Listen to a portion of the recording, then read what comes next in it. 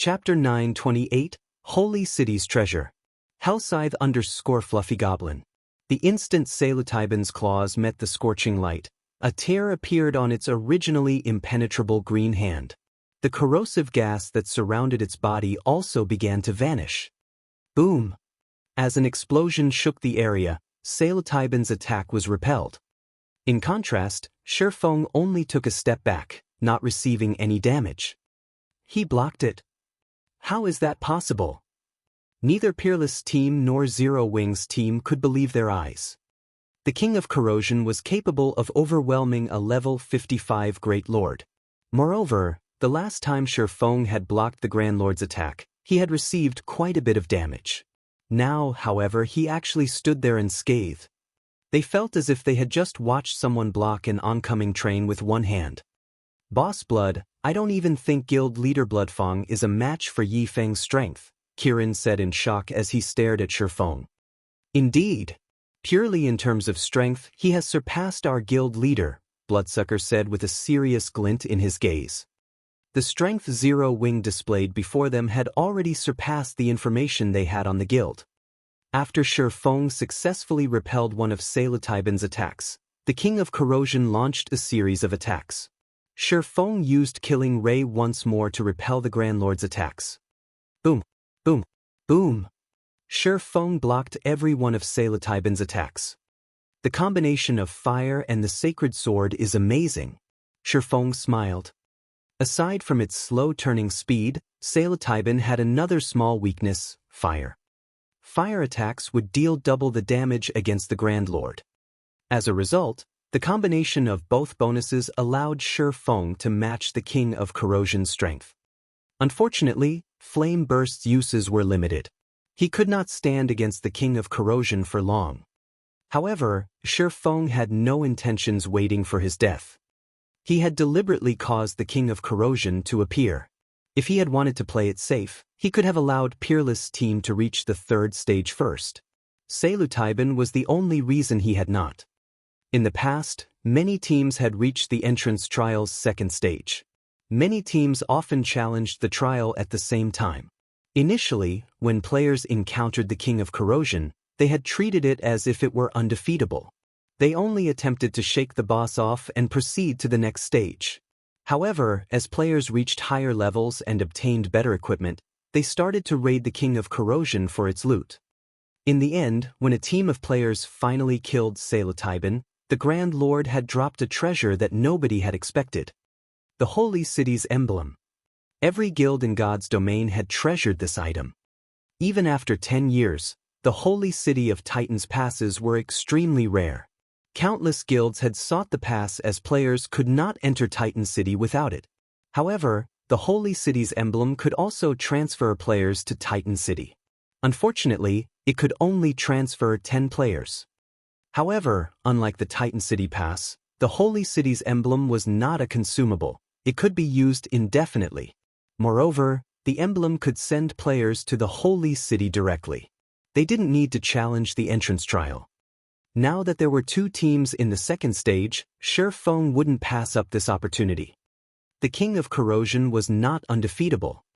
In the past, through countless teams' experimentation, players finally discovered an effective way to defeat Psilocybin.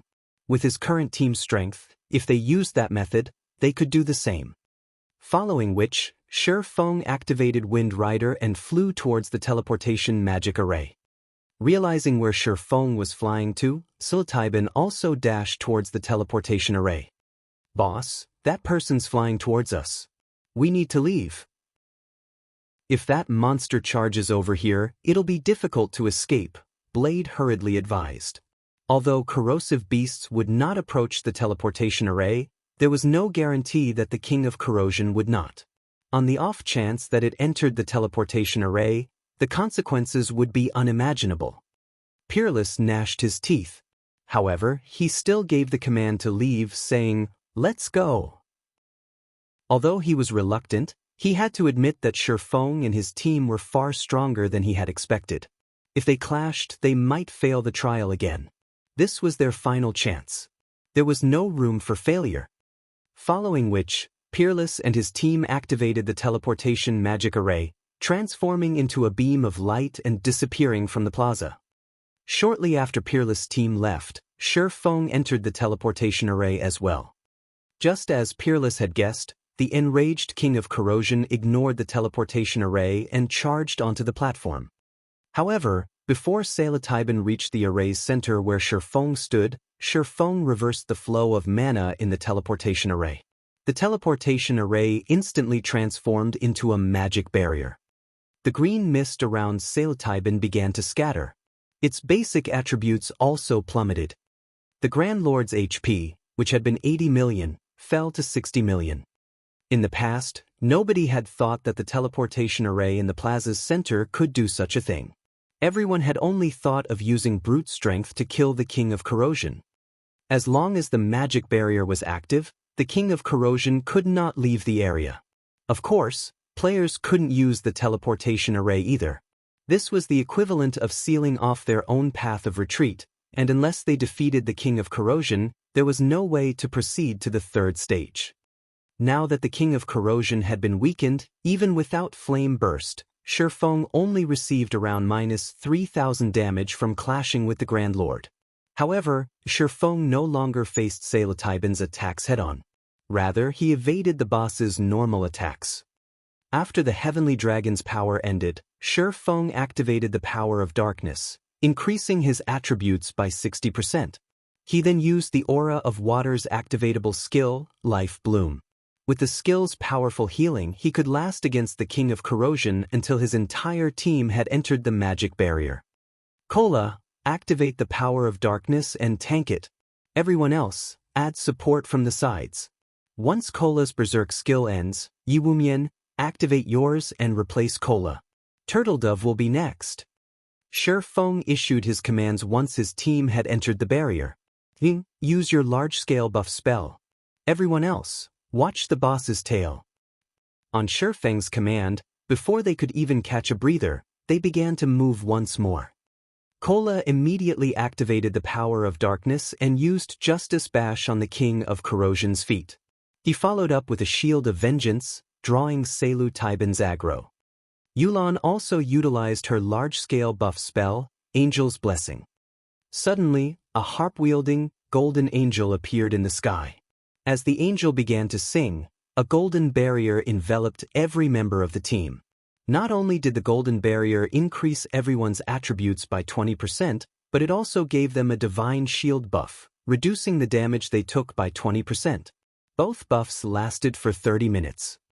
Although everyone's attributes had risen significantly, their damage against the King of Corrosion was still quite low, with most attacks dealing around -1,000 or so damage. Only Elementalists could deal almost -3,000 damage with Fire-type spells. However, Salataiban had 60 million HP. Its battle recovery alone healed it for 600,000 HP every 5 seconds. Raiding the King of Corrosion was far more difficult than they had imagined. The team members finally realized just how terrifying Shi Feng was to hold off the Grand Lord for as long as he had.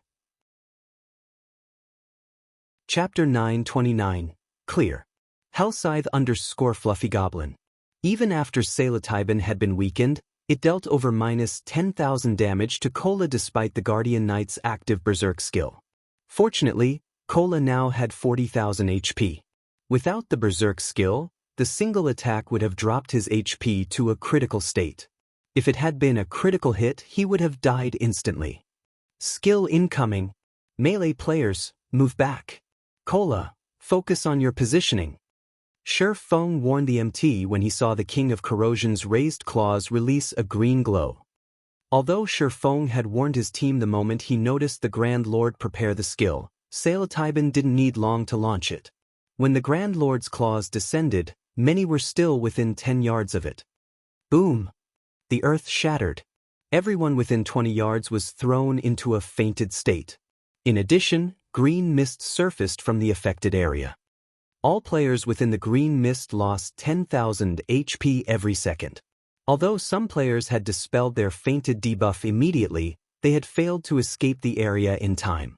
In the blink of an eye, the mist claimed 3 lives. What a powerful skill! Although 5 healers focused on him, Kola only had around 14,000 HP by the time he broke through the green mist. Even the healers couldn't keep up with his diminishing HP.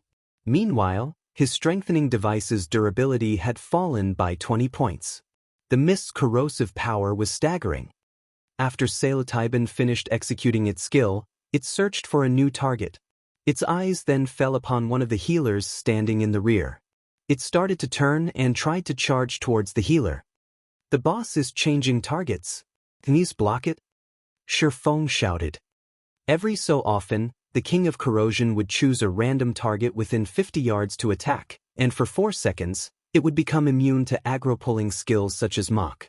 During these 4 seconds, players could only do their best to hinder the Grand Lord. Although 4 seconds might seem like a short time, to Psilocybin, it was more than enough to cross 50 yards. After Shifeng issued his orders, Turtledove executed Steel Impact and smashed her shield into the King of Corrosion. Ping! After a 300% boost to her strength attribute surpassed even Shifeng's while the swordsman had Heavenly Dragon's power active. As a result, the attack forced the King of Corrosion back by 2 steps, a damage of over -10,000 points appearing above its head. Shock and admiration filled the team when they saw the Grand Lord stumble back. This move had delayed Psilocybin for 2 seconds. After including the 10 MT's blockade, the team foiled the King of Corrosion's attempt to eliminate one of the healers.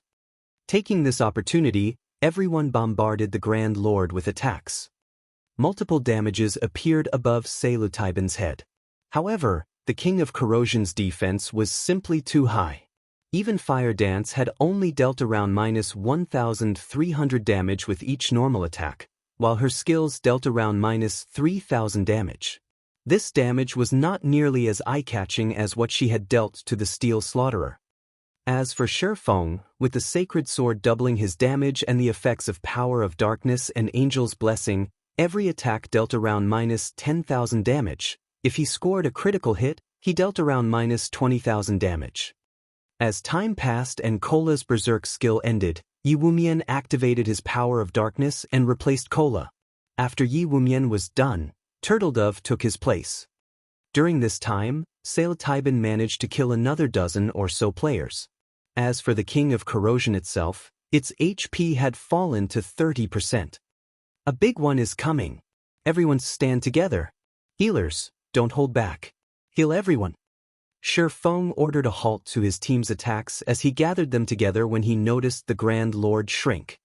When its HP fell to 30%, Psilocybin would randomly launch powerful AoE attacks around itself. Every player within range would share the damage from these attacks. If only one person were within a targeted area, the attack would even deal enough damage to kill Shifeng with Heavenly Dragon's power active. Hence, everyone needed to stand together to receive this attack. After the team had huddled together, pillars of green light began to descend from the sky, one after another. These pillars created large craters when they struck the ground. It was clear that these players would die if they were stuck. In the blink of an eye, Shifeng's team received a blast. Everyone lost over 10,000 HP on the spot. Before the healers could restore their HP, another pillar struck the team. The players lost another 10,000 HP. The pillars of light descended for over 20 seconds. Throughout this time, a total of 5 pillars bombarded Shifeng's team. Many had died partway. In the end, less than 50 people remained. Unfortunately, while Psilocybin cast its skill, its HP had recovered, climbing from 30% to 50%. It now had 30 million HP remaining.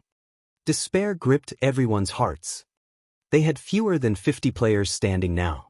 Moreover, the surviving members were worse for wear, yet they still needed to burn away 30 million HP from the King of Corrosion. Had they not activated their Berserk skills, the Pillars of Light would have killed them. If the King of Corrosion used this move again, their deaths would be imminent. Don't panic. The boss is now weakened, Shifeng said as he pointed to the King of Corrosion. Psilocybin kneeled on the ground, a tired expression on its face. Seeing this renewed everyone's confidence. Immediately, everyone launched a bombardment at the Grand Lord. Sure enough, as Shifeng had said, Everyone's attacks were now dealing 50% more damage to the King of Corrosion. Moreover, both the Grand Lord's strength and speed had decreased by 30%. This significantly reduced the burden on the MTs. Sailatiban's HP rapidly fell. In just a few moments, its HP dropped from 50% to 30%. Soon, it fell from 30% to 10%. However, as time passed, the King of Corrosion slowly regained its vigor. "Don't hold back. Throw everything you have at it," Shifeng anxiously shouted. The King of Corrosion was too difficult to deal with. By the time Sailatiban had 6% HP remaining, it had recovered from its weakened state. Despite having used their berserk skills, the team had failed to finish off the Grand Lord while it had been weakened. Now that their berserk skills were no longer an option, it was practically impossible to defeat the recovered King of Corrosion. Suddenly, Kola activated Dragon Scale Body and ran in for a final bout. Shifeng also activated Blade Liberation, his attributes instantly doubling. With the Sacred Sword's effect, each of his attacks dealt over -20,000 damage. The others began to activate all sorts of magic scrolls as well, bombarding the King of Corrosion with various spells. Once Sailatiban's HP fell to 5%, it started to attack players randomly. To make things worse, none of their aggro-pulling skills were effective. As a result, the team rapidly lost players. When there were only 20 or so players remaining, Sailatiban's HP finally reached 1%. Die! Watching their teammates die, one after another, the survivors grew anxious. However, although everyone used every skill they had against the King of Corrosion, the effects were minimal. They had long since exhausted their options, so their damage was now limited. When there were only 14 players standing, Shifeng's Flame Burst finished its cooldown. Using silent steps, he arrived behind Sailatiban's neck. He then began brandishing Killing Ray. 15 dazzling white lights flared. The King of Corrosion's final 300,000 HP vanished instantly, its massive frame crashing before the team. Chapter 930, Siege Tool. Hellscythe _ Fluffy Seeing the King of Corrosion fall to the ground, the survivors released a sigh of relief. A moment later, everyone burst into cheers. Sailatiban's death allowed the survivors' levels to increase rapidly. For example, Fire Dance and Aqua Rose, who were level 40, reached level 42. Yulan also climbed from level 39 to level 42. As for Shifeng, White Knight, and Frozen Dream, they shot from level 42 to level 43. So much EXP. The corners of Bloodsucker's lips twitched slightly when he saw 2 consecutive lights wrap around his body, his level rising to 42. The King of Corrosion had nearly annihilated them. Not a single MT on the team was still alive. Among the healers, only Violet Cloud still stood. Without any life-saving skills, the King of Corrosion could kill a player with each attack. The battle's intensity had left a lingering fear among the survivors. Rest up. Violet, after you recover your mana, revive the other healers, Shifeng ordered after glancing over everyone. The King of Corrosion's might hadn't particularly surprised him. After all, Sailatiban was an archaic species. In fact, this outcome had been excellent since he hadn't used his trump cards. If they had been any other team, Sailatiban's ultimate attack would have annihilated them. They would not have survived until the Grand Lord entered a weakened state. The King of Corrosion didn't drop much after it died. Even after Shifeng had used Divine Providence, it had only dropped 9 items and some coins. Among the items, 5 were materials. After splitting the coins among the team, each person only obtained around 40 silver. They did not even have enough to pay for their repair fees. However, among the loot, Shifeng only had eyes for a flashing, silver emblem. This was none other than the Holy City's emblem. With this emblem, he didn't have to worry about finding a pass to the Holy City in the future. Of the 3 remaining items, 1 was a piece of growth-type equipment, 1 was a piece of epic equipment, and the last was a miniature ballista design.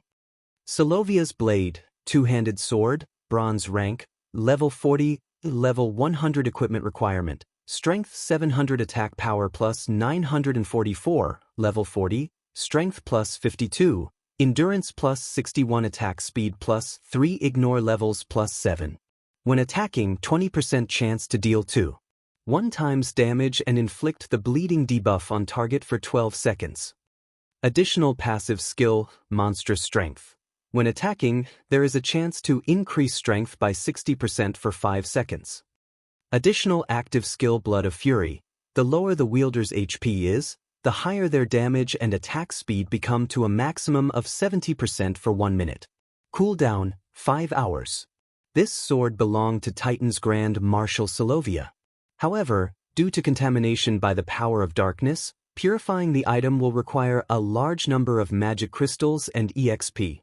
First purification requires 200 magic crystals and 400 million EXP. This sword, which had once been used by a Grand Marshal of Titan City, caused the team's berserkers to drool. The weapon even tempted Bloodsucker. Although his current weapon was epic rank, when comparing additional skills, Solovia's blade was much suited for berserkers. Solovia's blade was almost tailor-made for the class. Unfortunately, purifying the weapon 5 times would require a lot of magic crystals and EXP. The other epic item also left everyone speechless.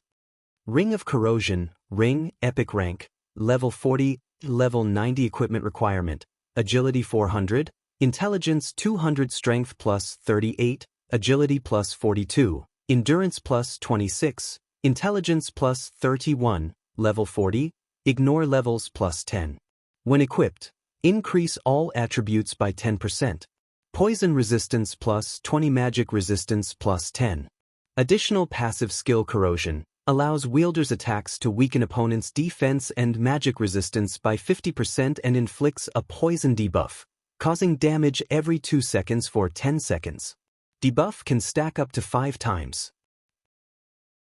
Additional active skill, Poisonous Miasma, release a poisonous mist in a radius of 20 yards, causing damage equal to 500% of wielder's main attribute every second. Enemies within this poisonous mist suffer a 10% defense and magic resistance decrease for 10 seconds. Cooldown, 30 minutes. Ornaments were already extremely rare in God's domain, much less an epic ranked ring. A ring that improved a player's DPS was even rarer. Overall, the Ring of Corrosion was even more valuable than Solovia's blade. The instant Shi Feng revealed the Ring of Corrosion's information, the players gasped. After everyone had revived, Shi Feng looked to Yulan and asked, "I choose the Holy City's emblem. Which item will you choose?" Overwhelming smiles. Members wished they could walk away with it all. The 2 items and the miniature ballista were extremely valuable items to a guild. As for the Holy City's emblem, Shi Feng had not shared its attributes. He had specifically exercised his right to choose the first item to avoid revealing its information. Nobody called Shi Feng out on his actions either. After all, they had only won this battle because of Shi Feng's commands. However, Yulan was somewhat hesitant, her gaze shifting back and forth between the 2 items and the miniature ballista. The miniature ballista was a powerful siege tool. Now that players were reaching higher levels, the various guilds had begun to prepare for conquering towns. They had already learned the benefits of mastering a town from the situation in Stone Forest Town. That little town raked in thousands of gold each day for 0 wing. Hence, the various large guilds prioritized capturing their own.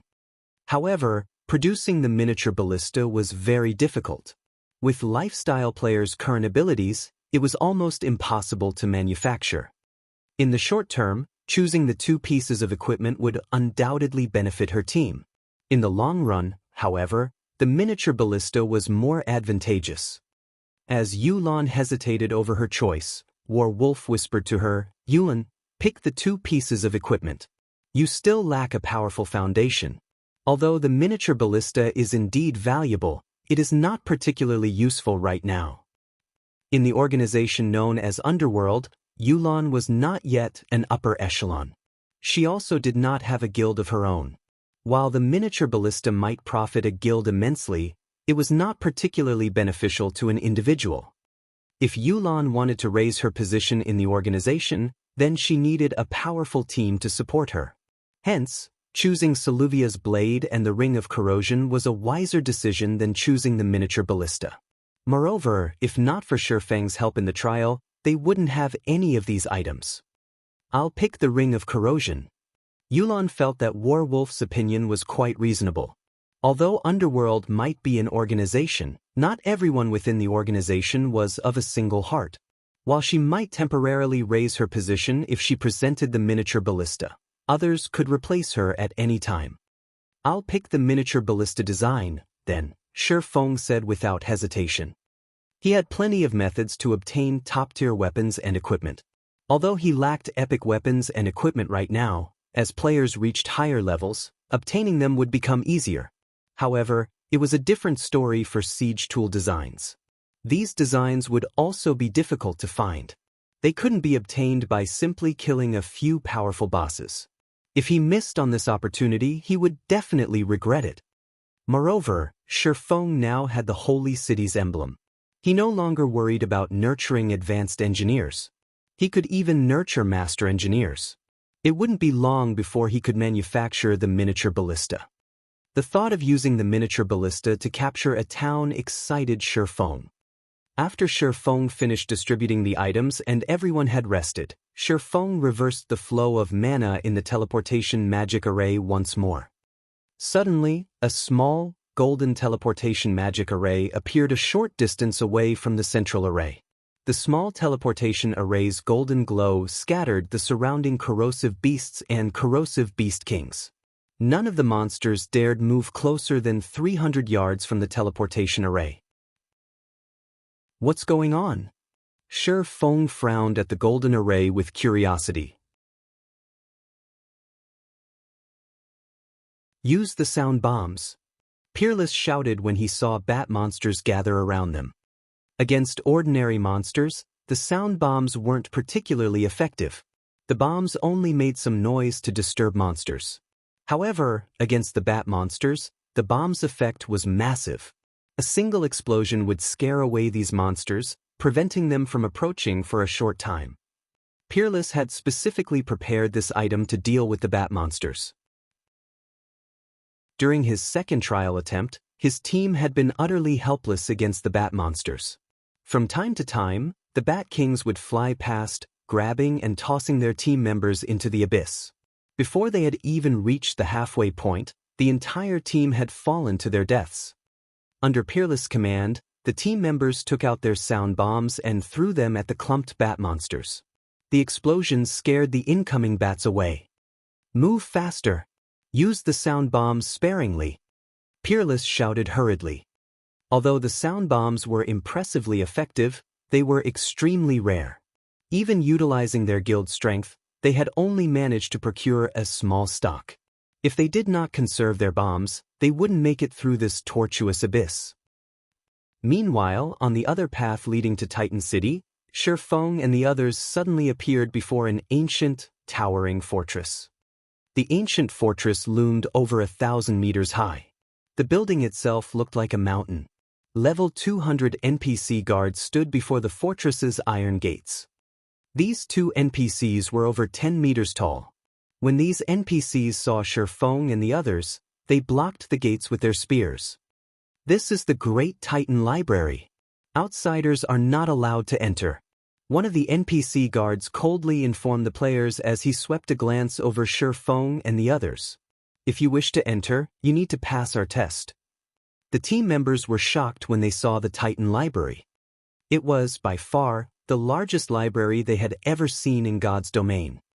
Players were not strangers to God's domain's libraries. It was especially true for magical class players.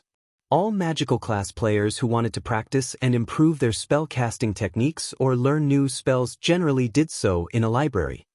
However, gaining entrance into NPC cities' libraries was a difficult feat. One typically needed to be a noble or a friend of the city's NPC nobles to gain access. Aside from allowing players to learn spells, libraries' greatest purpose was information gathering. In truth, players could find information on many quests in God's domain in libraries. For example, The information Yulan had regarding the holy city of Titan was available in libraries in NPC cities. However, the libraries in God's domain varied in size. Each library also contained different information. Hence, the various large guilds usually created their own intelligence departments specifically to gather information from various libraries and compile their own information databases. This made it easier for their guild members to find information on their quests. As for Shi Feng, who had the Demon Hunter title, he was considered a world noble in God's domain. Hence, utilizing his privilege as a world noble, he had led Zero Wings members into God's domain's various libraries. Unfortunately, the Demon Hunter title only gave him access to libraries in ordinary NPC cities. It did not give him access to kingdoms and imperial capitals' libraries. Players had to rely on their own capabilities to gain entrance. Even so, the information Zero Wing had collected was even more comprehensive than first-rate guilds. "We will accept the test," Shi Feng announced as he stepped forward. "Very well. You only have one chance. If you pass the test, you may learn from our library." Chapter 932, Advantage of Tier 1 Players. Hellscythe_Fluffy Goblin. When the team heard that they could enter the Titan library if they passed the test, elation colored their expressions.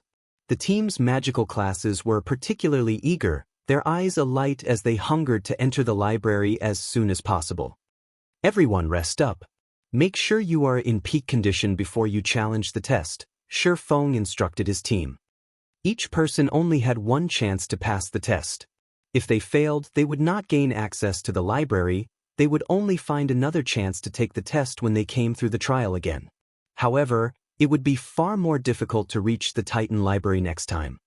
While Shi Feng was confident in leading everyone to Titan City, the same could not be said for the Titan library. In the past, many independent players had chosen to take the library's test whenever they got their hands on a pass. However, since reaching the Titan library was more difficult than the direct path to Titan City, very few players had passed the test. Even so, everyone wanted to try. This was all because players could learn extremely rare skills in the Titan library. These rare skills could improve a player's combat power significantly. For example, Shi Feng's Flame Burst was one such rare skill. Moreover, these skills generally did not require proficiency to level, only EXP. Hence, a player could dump a large sum of EXP into leveling these skills during a crucial moment with the hope of turning the situation around. Your test is simple. Because you are all Tier 1 classes, you just need to kill a chieftain of the same level within a certain time. If you fail to defeat your opponent within the given time, you fail the test. After the Titan NPC finished explaining, the spear in his hand trembled. Suddenly, a golden magic array with a 5-yard radius appeared a short distance away. That is your arena.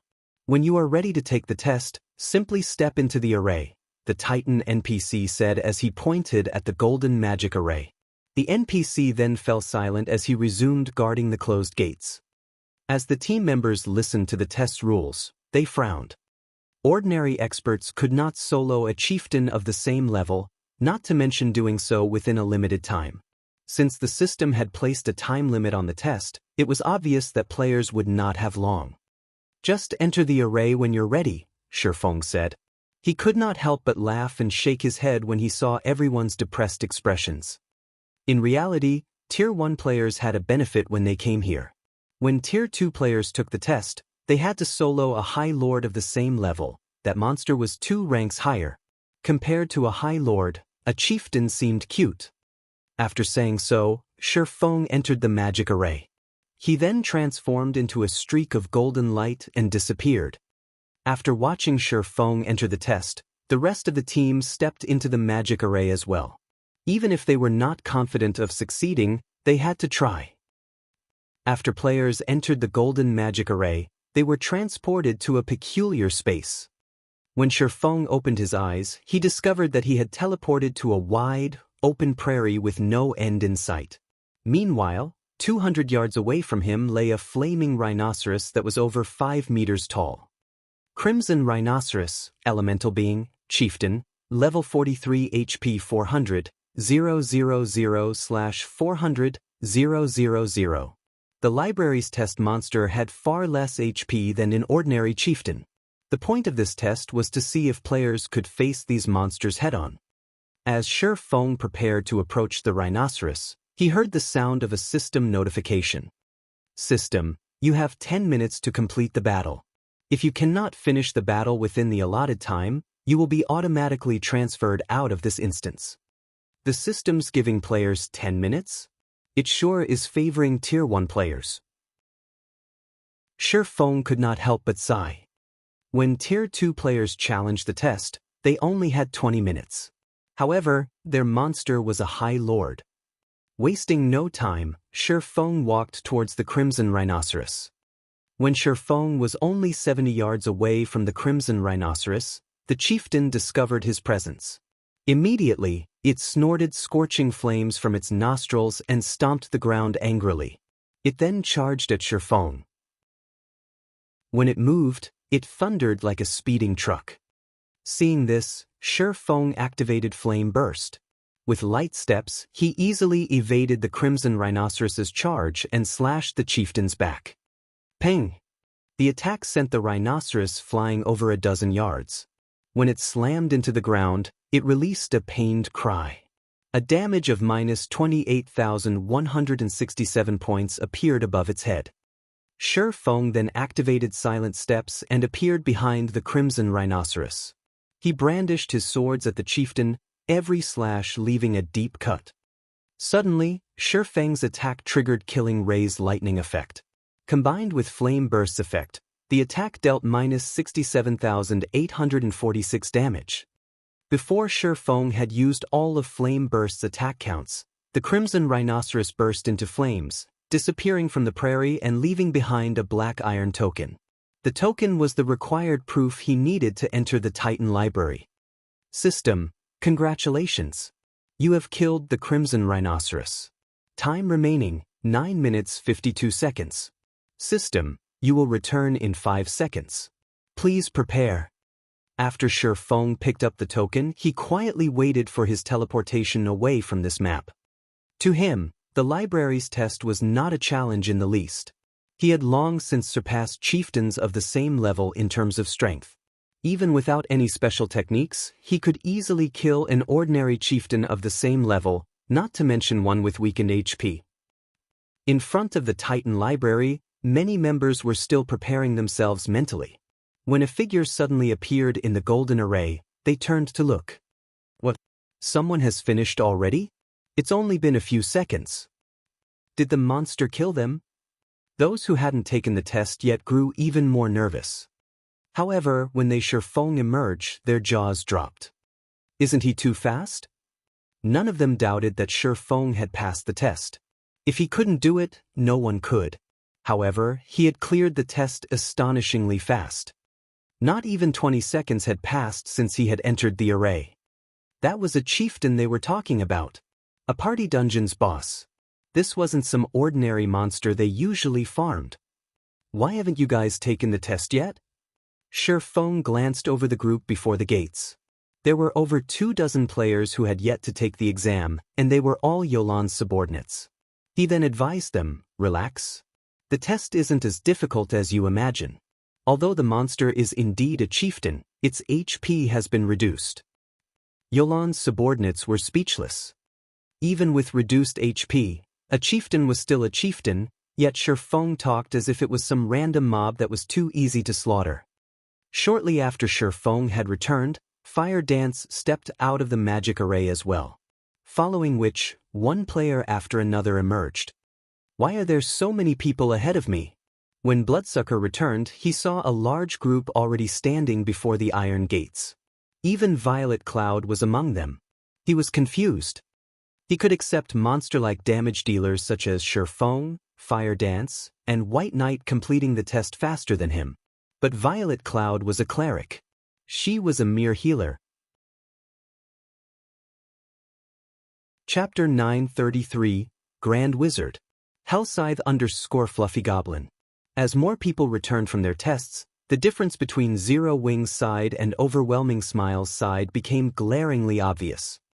In the end, 21 of the 30 Zero-Wing members had cleared the test. As for overwhelming Smile's 50 members, only 15 had passed. All of Owl and Raven's members had cleared the test. Why does Zero-Wing have so many experts? Yulan was shocked when she saw how many players from Zero-Wing's side had passed. Although she knew that there was a huge gap between their teams, she had not realized how massive that gap was. Yulan wasn't the only person caught by surprise. Even an expert like Warwolf was astonished. They had formed their team by poaching experts from various sources. Overall, their team could rival even first-rate guilds' main forces. On the other hand, Zero-Wing had only developed in Star Moon Kingdom, yet regarding the quality and quantity of experts, Zero-Wing's team was far greatly superior to theirs. Since everyone has finished the test, those who did not pass will wait by the entrance. Those who passed can head inside, Shifeng said as looked over the team. He had sensed Yulan and her group's confusion. However, he simply smiled at their actions. He then arranged for everyone to enter the library. Naturally, it was impossible for Zero-Wing to surpass first-rate guilds in terms of quantity of experts. First-rate guilds had been developing in the virtual gaming world for a long time. In addition, these guilds weren't limited to developing in just one country, but multiple. In terms of member count, they exceeded Zero-Wing by many times. Zero-Wing was no match for them. Zero-Wing's only advantage over these guilds was their number of top-tier experts. This was also why Shifeng wanted to develop in other countries. There were only so many top-tier experts in Star Moon Kingdom. Unless they nurtured their own, they couldn't continue to build their forces of top-tier experts. Furthermore, they needed to recruit far more elite and ordinary expert players. Following which, under Shifeng's lead, all those who passed their tests began entering the Titan Library one after another. The Titan Library was relatively ancient in God's domain. It was far older than any kingdom or empire's library. Those libraries could not compare to the information it contained. Suddenly, a gray-robed man with a blurred face appeared before the team and said, "Young adventurers, welcome to the Titan Library. I am Warren, the manager here." Warren was not a Titan. He was the same size as an ordinary human. As if he were a robot, he spoke without emotion. However, the instant this man appeared, everyone felt as if they were suffocating. Warren's powerful aura rendered these players helpless. Although they couldn't accurately guess the library manager's strength, they did not doubt that the man could end their lives as easily as blowing out a candle. Shifeng, however, knew exactly how powerful Warren was. He was a Tier 5 Grand Wizard. Moreover, Warren wasn't an ordinary Tier 5 class. He was a Grand Wizard who had mastered all 4 major elements. A Grand Wizard with mastery over 2 elements was already impressive. Tier 5 players generally only mastered 1 element, and it was exceedingly difficult to master another. In Shifeng's previous life, disaster had befallen Titan City, and it was only thanks to manager Warren that this disaster had been mitigated. Warren had fought 3 Tier 5 abyssal monsters. Normally, it would take a small army of Tier 5 players to defeat just 1 Tier 5 abyssal monster, yet Warren had single-handedly defeated all 3. The news had spread through God's domain like wildfire. It was also then that players had realized just how frightening a Grand Wizard, who had mastered all 4 major elements, was. Now that you have come this far, you are allowed to search for 1 skill book to learn from. The Titan Library has stood for many years and has collected various skill books from all across God's domain. One can even find legendary Tier 6 skill books on these shelves. However, you only have 3 hours to find a skill book, and you only have 3 opportunities to learn from this library throughout your lifetime. There are also various restrictions in the library. The stronger the skill book is, the stronger the restriction will be. What kind of skill book you obtain will depend on your own abilities. Do not waste time out of greed over a powerful skill, Warren explained slowly. Hearing this, the player's eyes lit up with excitement. In God's domain, a skill's rarity increased with levels and tiers. Currently, even Tier 2 skill books were beyond players, let alone Tier 6. Only someone like Shifeng understood how precious a Tier 6 skill book was. Its value could even rival that of a fragmented legendary item. Tier 5 skills and spells weren't easy to obtain either. One had to be lucky to find one. Even after reaching Tier 4 and 5, many players in the past had only possessed a few skills or spells of the same tier. Meanwhile, Titan Library just happened to allow players access to these rare skills and spells. Hence, players constantly fought to challenge the Titan Library's test. Unfortunately, very few players had ever come this far. This opportunity to grasp a high-tiered skill or spell was far more valuable than an epic weapon. Warren had vanished after he finished his explanation of the library. Without wasting any time, Shifeng and the others split up to search for their own skill books. The Titan Library was colossal and had many sections. Finding a suitable high-tiered skill book within 3 hours would not be easy. Hence, they needed to cherish every second they had. Following which, Shifeng dashed towards the section for melee skills. In the Titan Library, skill and spell books were not categorized by class. Rather, they fell into 4 main groups: melee skills, range skills, healing spells, and destruction spells. Melee players like Shifeng had to head towards the melee skill section. Of course, one could also choose a skill from the ranged skill section. Once Shifeng reached the melee skill section, he delved deeper into the section. Every library section was divided further into 4 areas: the outer area, the inner area, the central area, and the core. There were thousands of skill books in the outer area. Shifeng could waste his 3 hours just skimming through those books. Meanwhile, as one ventured closer to each section's center, they would find fewer and higher quality skill books. However, based on what Shifeng had heard in his previous life, even the core housed over 100 skill books. The Titan Library's wealth of information would shock any player. As Shifeng left the outer area and approached the inner area, a barrier appeared, blocking his path. Chapter 934, Tier 3 Surekill Skill. Hellscythe _ Fluffy Goblin. The barrier against Tier 1 classes is stronger than I expected. Shifeng lifted a hand to the invisible wall. The wall acted like a massive repulsion field that enclosed the 3 innermost areas. Players could not force their way in. This was also why Warren had warned them not to be greedy. There were too many skill and spell books in the Titan Library, and it was very difficult to find a book that suited each player within a limited time. If they focused on breaking through these invisible barriers, they might leave empty-handed. Players could not rely on their strength to break through the library's barriers. They could, however, rely on techniques. Upon reaching the repulsion field, players' every aspect would be suppressed to a certain extent. Even Tier 4 and Tier 5 players were not exempt. Inside the repulsion field, there were countless air currents. These air currents would barrage anyone within the field. If players did not respond appropriately, they would be thrown from the repulsion field. As Shifeng entered the field, many others also began to move. None of them were interested in the outer area's skill books. However, the moment these people entered the repulsion field, they slowed to a crawl as if they had been submerged in mud. With their speed crippled, several streams of air rushed at them. Failing to dodge in time, these people were expelled from the repulsion field. One of Raven's members, Masked Angel, rushed into the repulsion field. "You think you can stop me with this little trick?"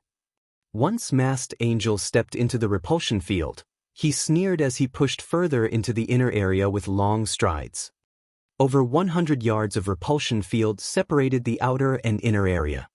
Masked Angel quickly crossed over a dozen yards through the field, moving as if the air currents were non-existent. "Amazing!" A few people who had been thrown from the repulsion field exclaimed. When they had entered the repulsion field, they hadn't been able to move normally at all, yet Masked Angel did not seem to have any issues. As a few streams of violent air tore towards Masked Angel, he dodged everyone with a mysterious footwork technique. He then continued forward. What? How are his movements so smooth? Does the suppression strength depend on the player? That shouldn't be the case. These players watched Masked Angel reach the halfway point with envy. As long as Masked Angel passed through this restricted area, He could search the inner area's skill books. Even a fool could guess the difference between the outer area's skill books and those in the inner area. They had already flipped through a few skill books in the outer area, and all they found were Tier 1 and Tier 2 books. While these skill books were very valuable, they would be of little use in the future. Only the inner area skill books could give them an edge as they leveled. As expected of an expert of Raven, he discerned the repulsion field's rules as soon as he entered. Shi Feng was not particularly surprised when he saw Masked Angel move through the repulsion field with ease. After all, Masked Angel was a refinement realm expert. The resistance players encountered in the repulsion field was not monotonous. Rather, it changed randomly. Players might encounter weaker resistance in some areas and stronger resistance in others. It was like firing an automatic machine gun from a long distance. One or multiple bullets might cross some areas, while others wouldn't see any bullets. If someone attempted to charge through the repulsion field while ignoring this fact, they would quickly be expelled to the outer area. However, if one knew where the bullets would fly, traversing the repulsion field would be a simple matter. Unfortunately, adapting to the various resistances wasn't so simple. Once Masked Angel had ventured over 50 yards through the repulsion field, his expression darkened. He also began to stiffen. More air currents began to assault him simultaneously, going from the initial 3 to 5 to 7 or 8. The repulsion field began to grow more difficult. Finally, when Masked Angel was 70 yards deep, an air current struck him and threw him from the field. The spectating players in the outer area were dumbfounded. Masked Angel had been doing fine up until this point. Why had he been suddenly thrown from the field? Why did the difficulty increase so dramatically? Masked Angel's expression had twisted into something ugly. Do they even want us to pass through this thing? Others might not have realized what had just happened, but he was very aware. The moment he reached the 50-yard mark, the repulsion field rapidly grew stronger, going from strong to weak and weak to strong more quickly. Even Masked Angel found it difficult to cope with the changes. Furthermore, he faced far more attacks, making it more difficult to follow the resistance change. In the end, even after drastic evasive maneuvers, he had been removed from the field. After Masked Angel had been thrown out, Shi Feng entered the repulsion field. To others, it might be difficult to cope with the constantly changing resistance, but to Shi Feng, it was a walk in the park. He didn't even need to employ any techniques to avoid the incoming currents. Impossible! Masked Angel was momentarily stunned. It looked as if Shi Feng strolled casually down a road. Even after the 50-yard mark, Shi Feng continued comfortably. After a short moment, he had left the repulsion field behind and reached the inner area. What Masked Angel did not know, however, was that neither the resistance's strength nor the air current's attacks were effective against Shi Feng's perception. After reaching the inner area, Shi Feng casually browsed a few skill books. He did not hurry towards the central area. The barrier between the inner area and central area was many times stronger than the barrier separating the outer and inner areas. This barrier had even troubled God's Domain's apex experts of the past. Extremely rare Tier 4 skills could be found in abundance in the inner area. Shi Feng could also see plenty of Tier 3 sure kill skills. These sure kill skills were similar to Shi Feng's Flame Burst. Flame Burst was a Tier 2 sure kill skill that players could learn at Tier 0. Meanwhile, the skill could be upgraded by sacrificing EXP. However, it could only reach Tier 2. Even with this limitation, though, its advantages were obvious. Learning Flame Burst did not require a particular tier. It did not require skill proficiency either. Sure kill skills were extremely rare in God's Domain, much less a Tier 3 sure kill skill. In the auction house, it would sell for more than an epic item. After all, many players in God's Domain would hit their limit after reaching Tier 3. It was incredibly difficult to advance. For these players, their Tier 3 sure kill skills would never grow old, allowing them to hold their top ranks among Tier 3 players. However, this would not satisfy Shi Feng. He still had plenty of time. He could attempt to reach the section's central area. God's Domain's apex experts dreamed of the Titan Library's central area. Not only did the central area house Tier 5 skill books, but it also held Tier 4 sure kill skills.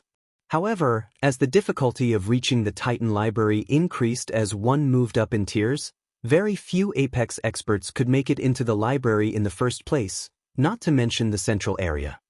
Since he was already here, he had to try. If it really were not possible to proceed further, he would simply choose a Tier 3 sure kill skill that was suitable. Following which, Shi Feng arrived before the next barrier. Unlike the inner area, there was no powerful repulsion field preventing him from reaching the central area. Instead, everything before him was shrouded in darkness. He could not see inside the central area whatsoever. Suddenly, someone flew out of the darkness and slammed into the ground. This person was none other than Raven's bloodsucker. However, Bloodsucker was extremely pale, his face empty of blood. He seemed sapped of all energy. He looked like as if he had just fought through a long life-or-death battle, completely exhausted. You need to be careful. It's very dangerous in there, Bloodsucker smiled bitterly as Shi Feng walking over. I'll be logging out to rest now. Chapter 935, Sword Trajectory. Hellscythe _ Fluffy As soon as Bloodsucker finished speaking, he logged out of the game. Is the mental burden really so heavy? Shi Feng frowned as he watched Bloodsucker vanish.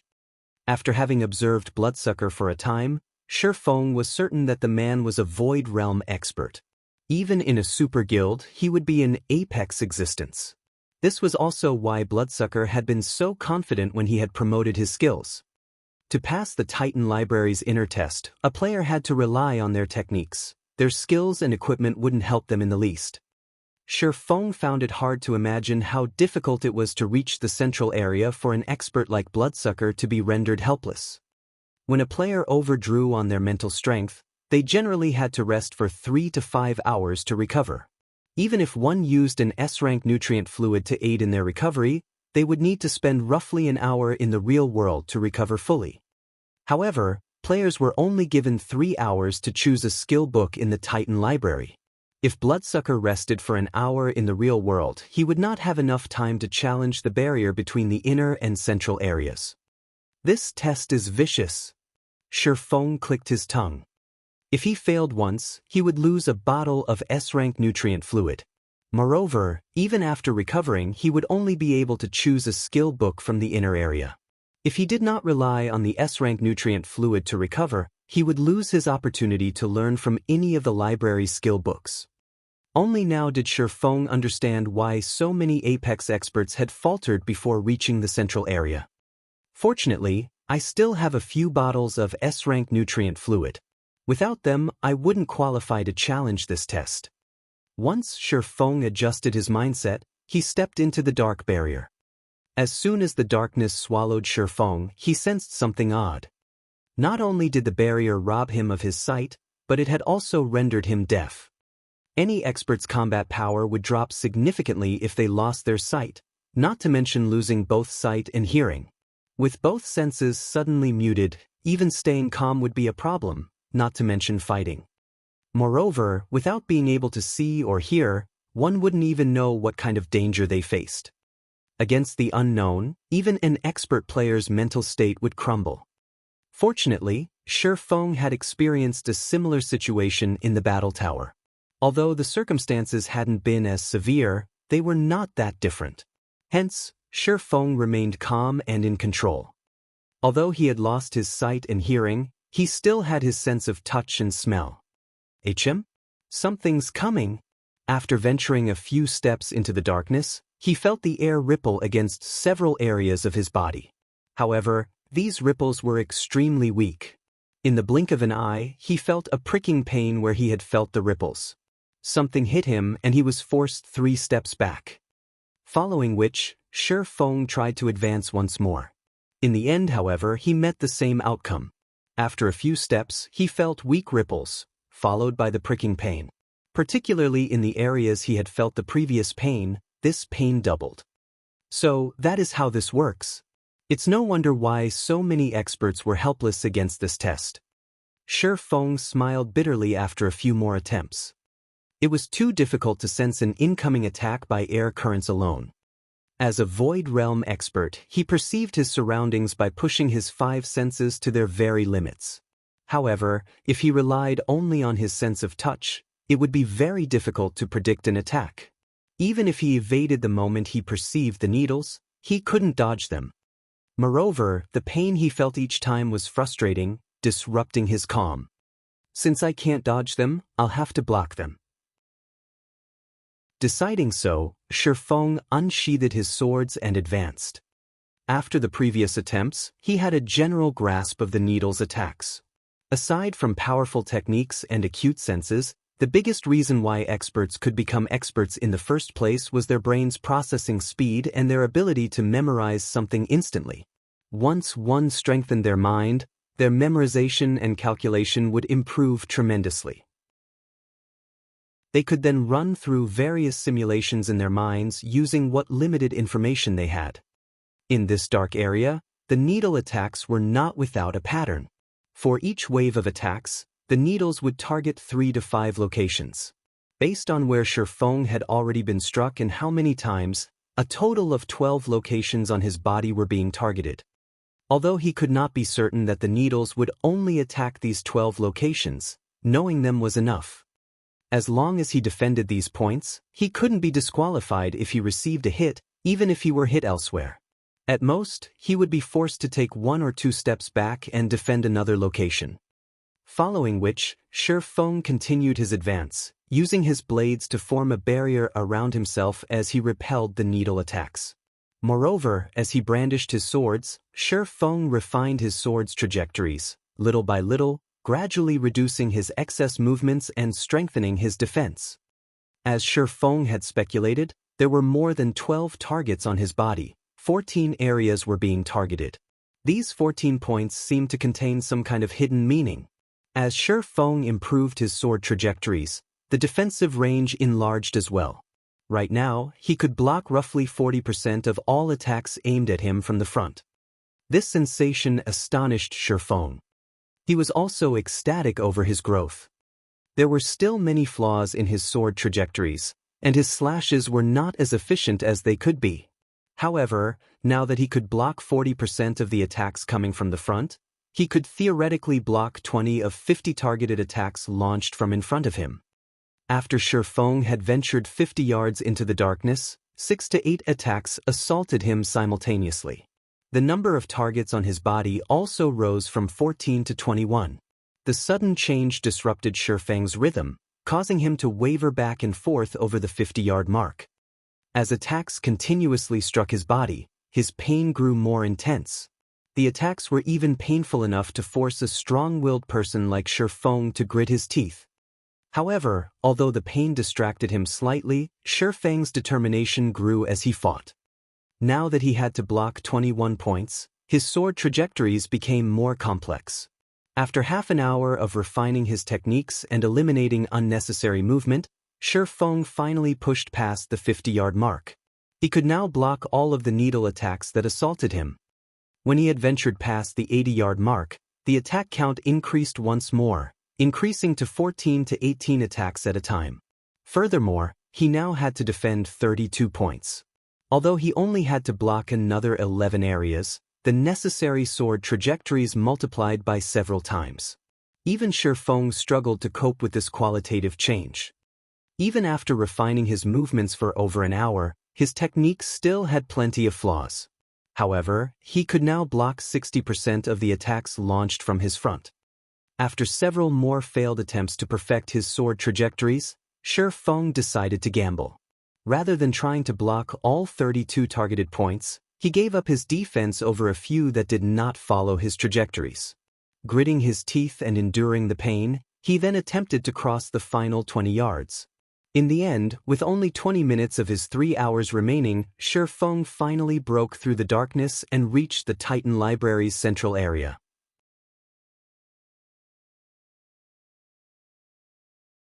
Chapter 936, Lightning Edge. Hellscythe_Fluffy Goblin. Unlike the library's inner area, which contained many ancient bookshelves lined with books, The central area had various globes of blue water rotating around a 3-story tall water globe. As soon as Shi Feng set foot into the central area, he felt his consciousness waver. The constant pricking pain he had felt in the darkness had pushed him to his limits. The Titan Library really is a special place. Shi Feng sat down and took several deep breaths. Although he was very tired, he was ecstatic. However, his excitement was not due to his success in reaching the central area.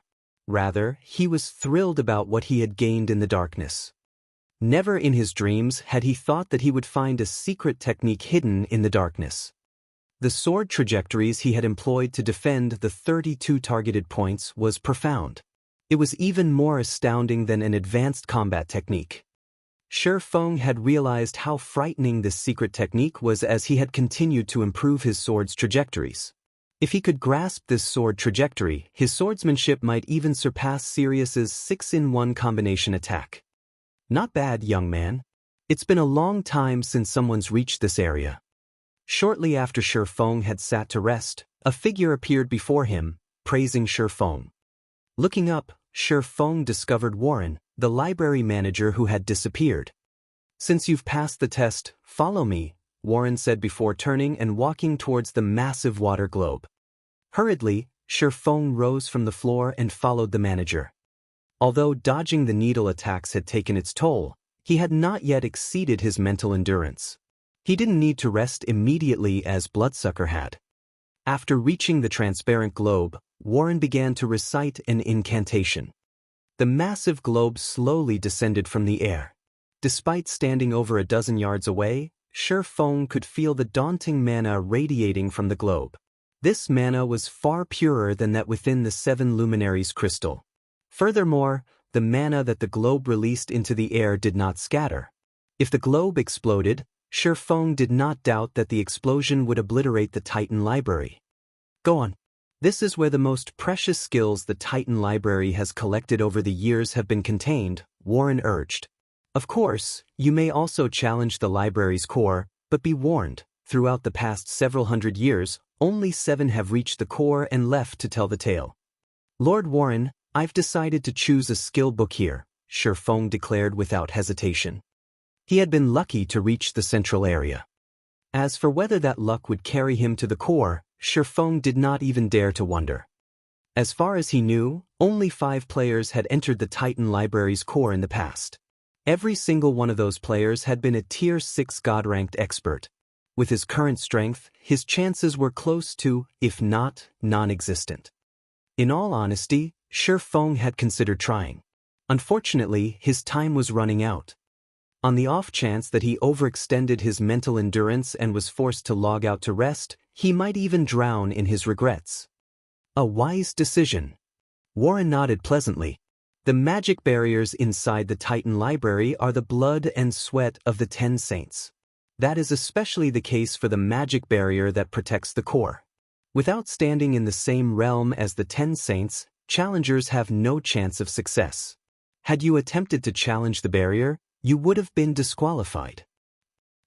Shi Feng rolled his eyes at the manager. "You're only telling me that now?" Following which, Shi Feng disappeared into the massive water globe.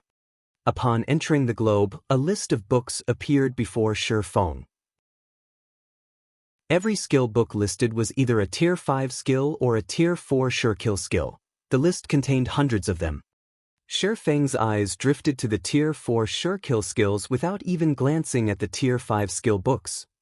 Although Tier 5 skills were much stronger than Tier 4 sure-kill skills, one could only learn the former after reaching Tier 5.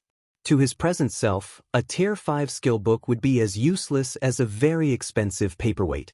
It was not nearly as practical as a Tier 4 sure-kill skill. There were a total of 133 Tier 4 sure-kill skill books on the list, and Shi Feng rejoiced at the sight. If he could learn them all, every Tier 4 player would be no more than a punching bag. There was a wide variety of skills to choose from.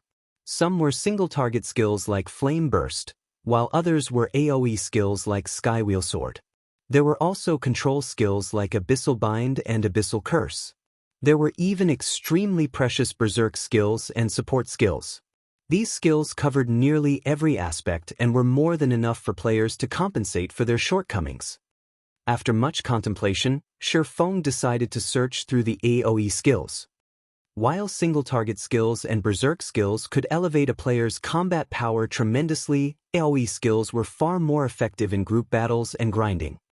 Shifeng was currently in a rush to reach level 50. An AoE skill was, without a doubt, his best choice. There were a total of 5 AoE attack skills. Some dealt physical damage, while others dealt magical damage. Some even dealt a mix of each. Having both would be the best choice. Shifeng dismissed the first 2 varieties. While the pros of a physical or magical skill were obvious, the cons were just as clear.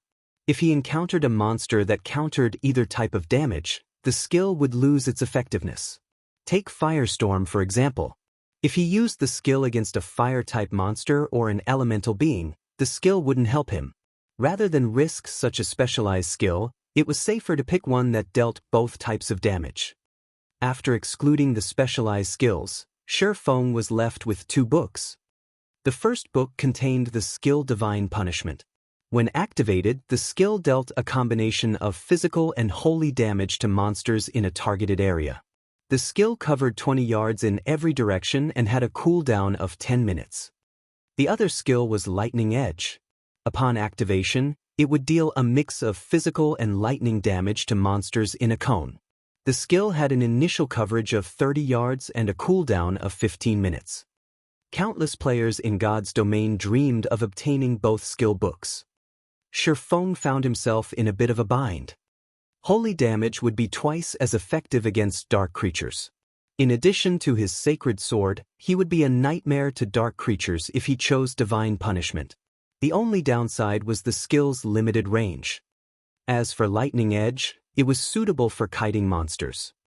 Noticing that he was running out of time, after a moment of hesitation, Shifeng chose Lightning Edge. He had chosen this to help him level faster. Following which, Shifeng clicked to learn Lightning Edge. As soon as he did, a stream of energy emerged from the water around him and surged into his body. System, congratulations! You have learned Lightning Edge. Lightning Edge, Action Type, Tier 0, Level 1, requires 200,000 EXP to upgrade to Tier 0, Level 2, Channeling Time, 0. 5 seconds deals 300% physical and 300% lightning damage in a cone in front of user.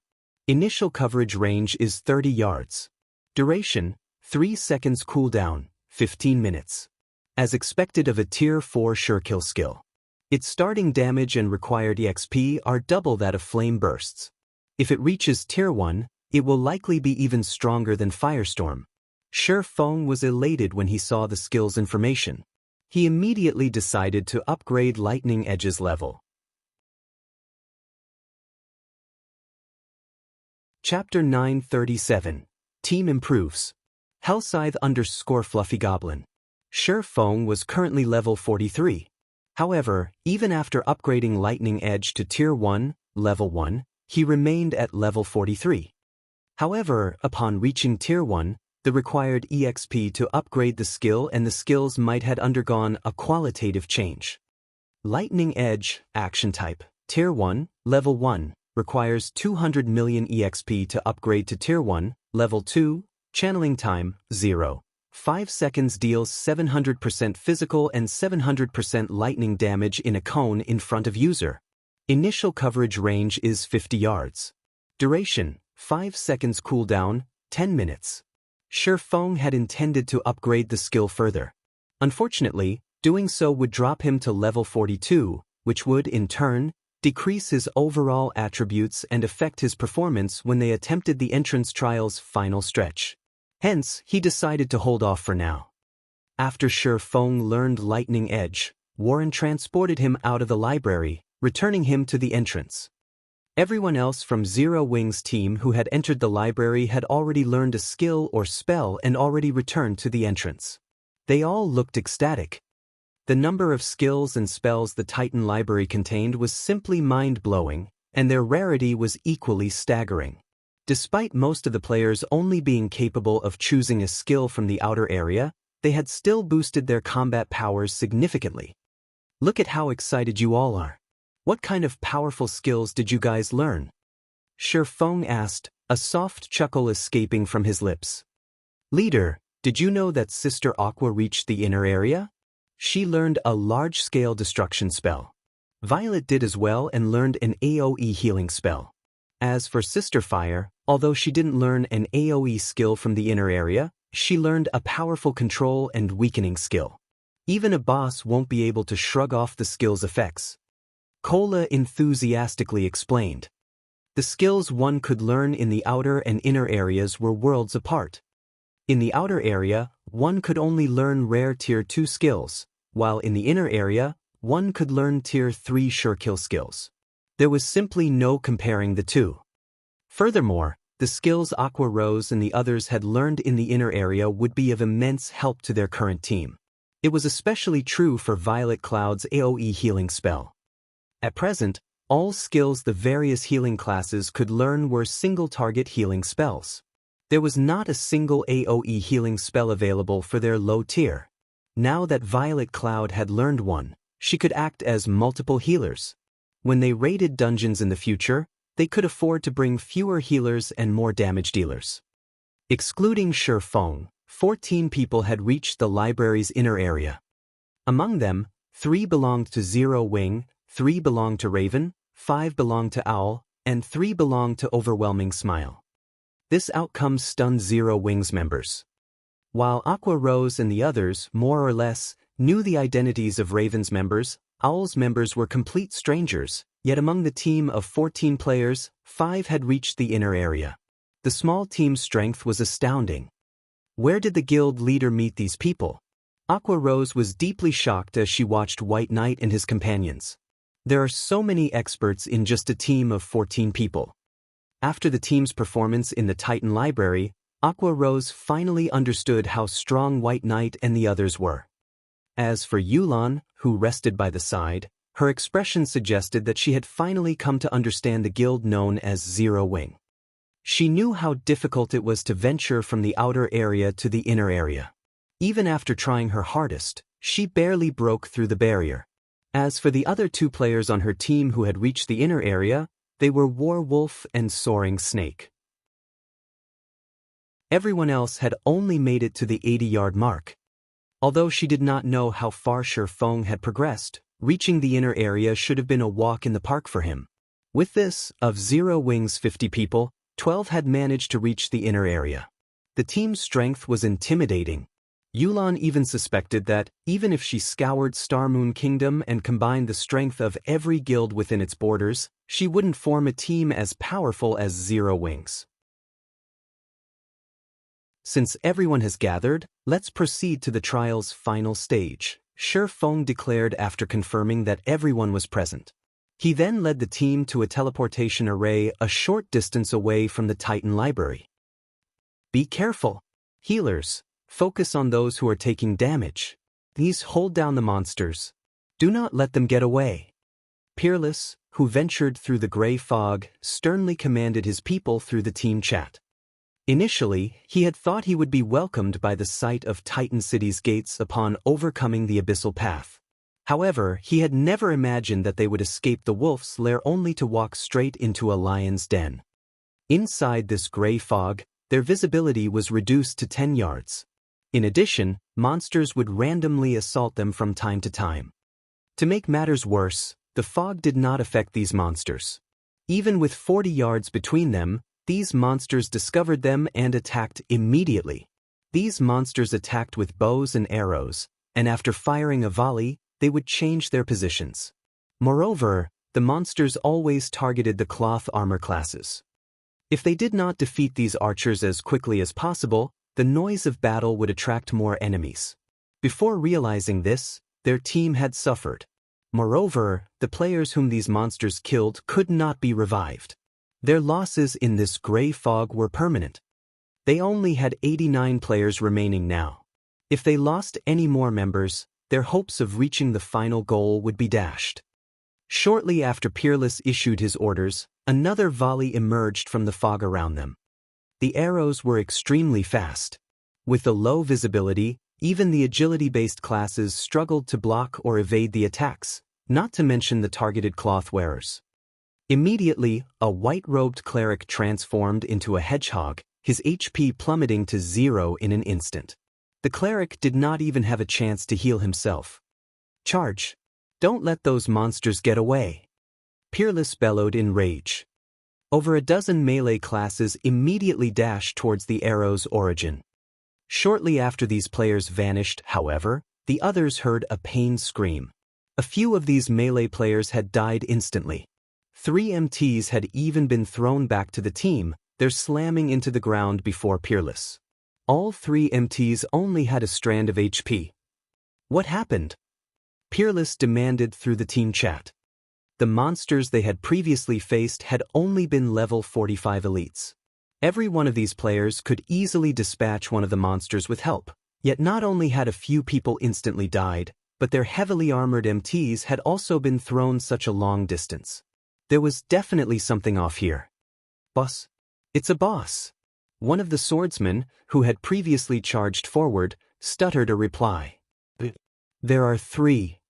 Before the swordsman could finish his words, his name in the team's status window faded to gray, signifying that this player had died. However, the swordsman wasn't the only one dead player. Those who had charged with him had died as well. Before Peerless could respond, 3 tall figures suddenly emerged from the fog accompanied by over 100 bow-wielding, 4-armed demonic monsters. Every player on the team tensed, feeling stifled. Of the 3 bosses before them, one was a Grand Lord, while the other 2 were Great Lords. With this combination before them, the players crumbled in despair. As the 2 sides threw themselves into the battle, a golden radiance suddenly dispersed the dense fog. People then began to appear, one after another. How? Peerless' jaw nearly hit the ground when he saw the distant figures. These figures were none other than the members of Shifeng's team, who he had seen before. However, unlike their battered players, Shifeng's team appeared unharmed, every member brimming with energy as they stood on the path towards Titan City.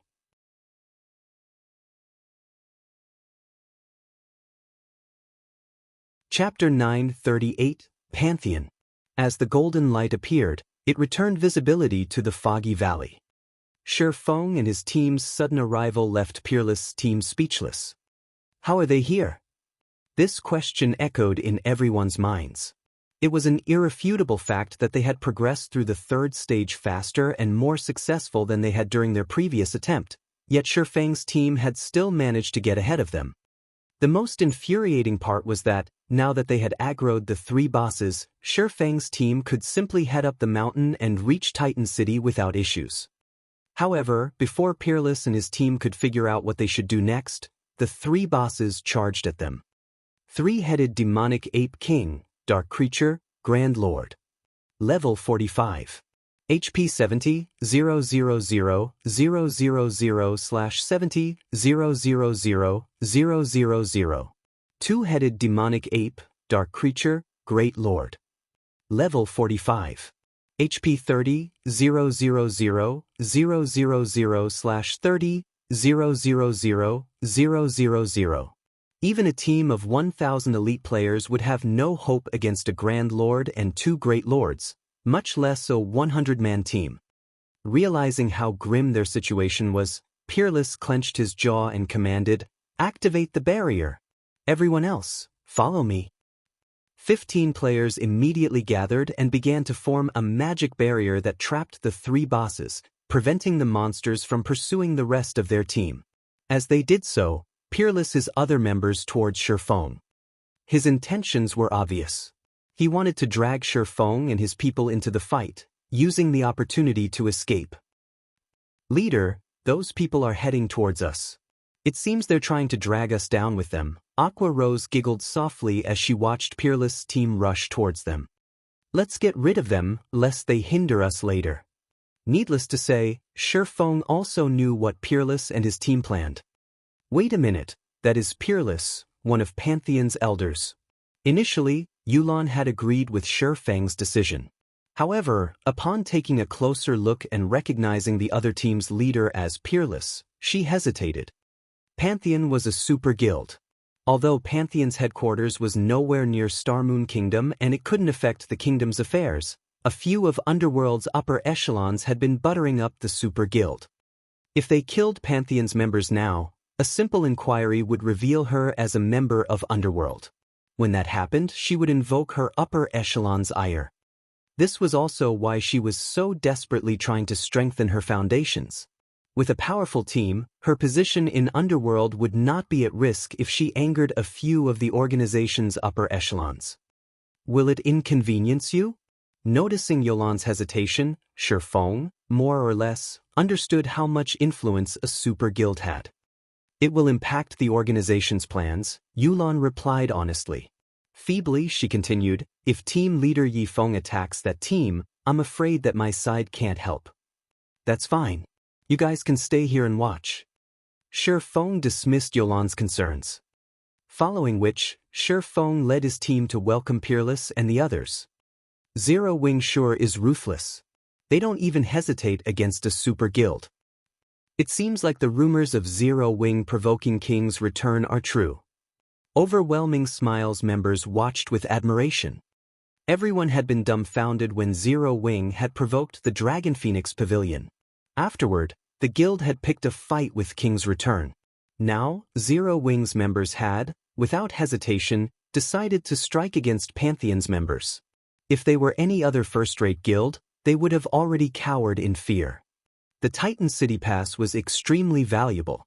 Based on how prepared Peerless and the other Pantheon members appeared to be, it was obvious how much the Super Guild valued the holy city of Titan. If Shifeng and his players killed Peerless' team, Pantheon would undoubtedly hold a grudge against Zero Wing. Boss Peerless, those people are heading this way. From the looks of it, I think they're trying to block our path. Perfect. They've ruined my plans once already. Now, I'll teach them to fear Pantheon. When the bosses get here, head up the mountain. Joy fluttered in Peerless' eyes as he watched Shifeng's team approach.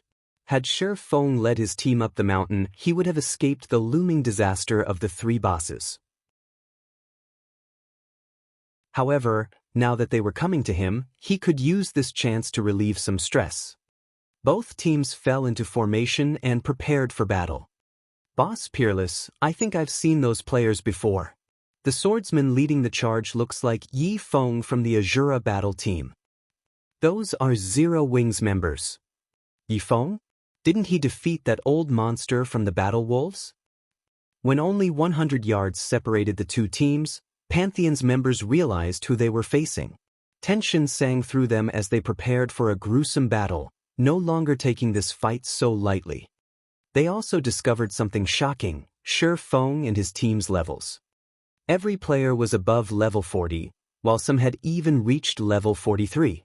It was impossible to find such a high-level team, even in God's domain's empires. As the teams grew closer, although Peerless' side had the numerical advantage, his team members' expressions were grim. Previously, as both teams had been too far from each other, they hadn't noticed anything special about Zero Wing's team. However, as they closed the distance, fear began to grip their hearts. Shifeng, White Knight, Fire Dance, and a few others leading the team, in particular, radiated an even stronger pressure than a lord. Why do they have so many experts? Peerless frowned, shock filling his gaze. Among Zero Wing's 50-man team, at least 9 of them felt threatening. Of the 9, he trembled in fear as the pressure of 4 specific players swept over him. He even began to wonder if he were facing another Super Guild's raid team. Why else would there be so many experts on a single team? I am Peerless, an elder from Pantheon. You must be Elder Yifeng from Zero Wing, correct? Why don't we work together to defeat the bosses? Peerless shouted his suggestion as he watched Shifeng. Although he was arrogant, he knew when the odds were against him. His current team stood no chance against Shifeng's people. If his team were annihilated now, they would lose their third chance of reaching Titan City. There was also no telling when their guild would obtain another pass, either. He did not wish to watch his hard-earned opportunity go to waste over a little squabble. Peerless' suggestion surprised Yulan and Overwhelming Smiles members. Am I hearing things? Pantheon's members are actually suggesting that we cooperate? I have heard that Peerless is a particularly arrogant elder in Pantheon. Not only does he lack respect for guild leaders from first-rate guilds, but he has also insulted them publicly. I must have misheard him. A commotion swept over Overwhelming Smiles members. Super guilds were the virtual gaming world's overlords. Normally, people would do everything they could to gain their favor, yet they rarely expressed goodwill. Suggesting cooperation was even more unlikely. Peerless and the others had already prepared to fight. However, they had suddenly suggested that the two teams work together. Even if news of this spread, no one would believe it.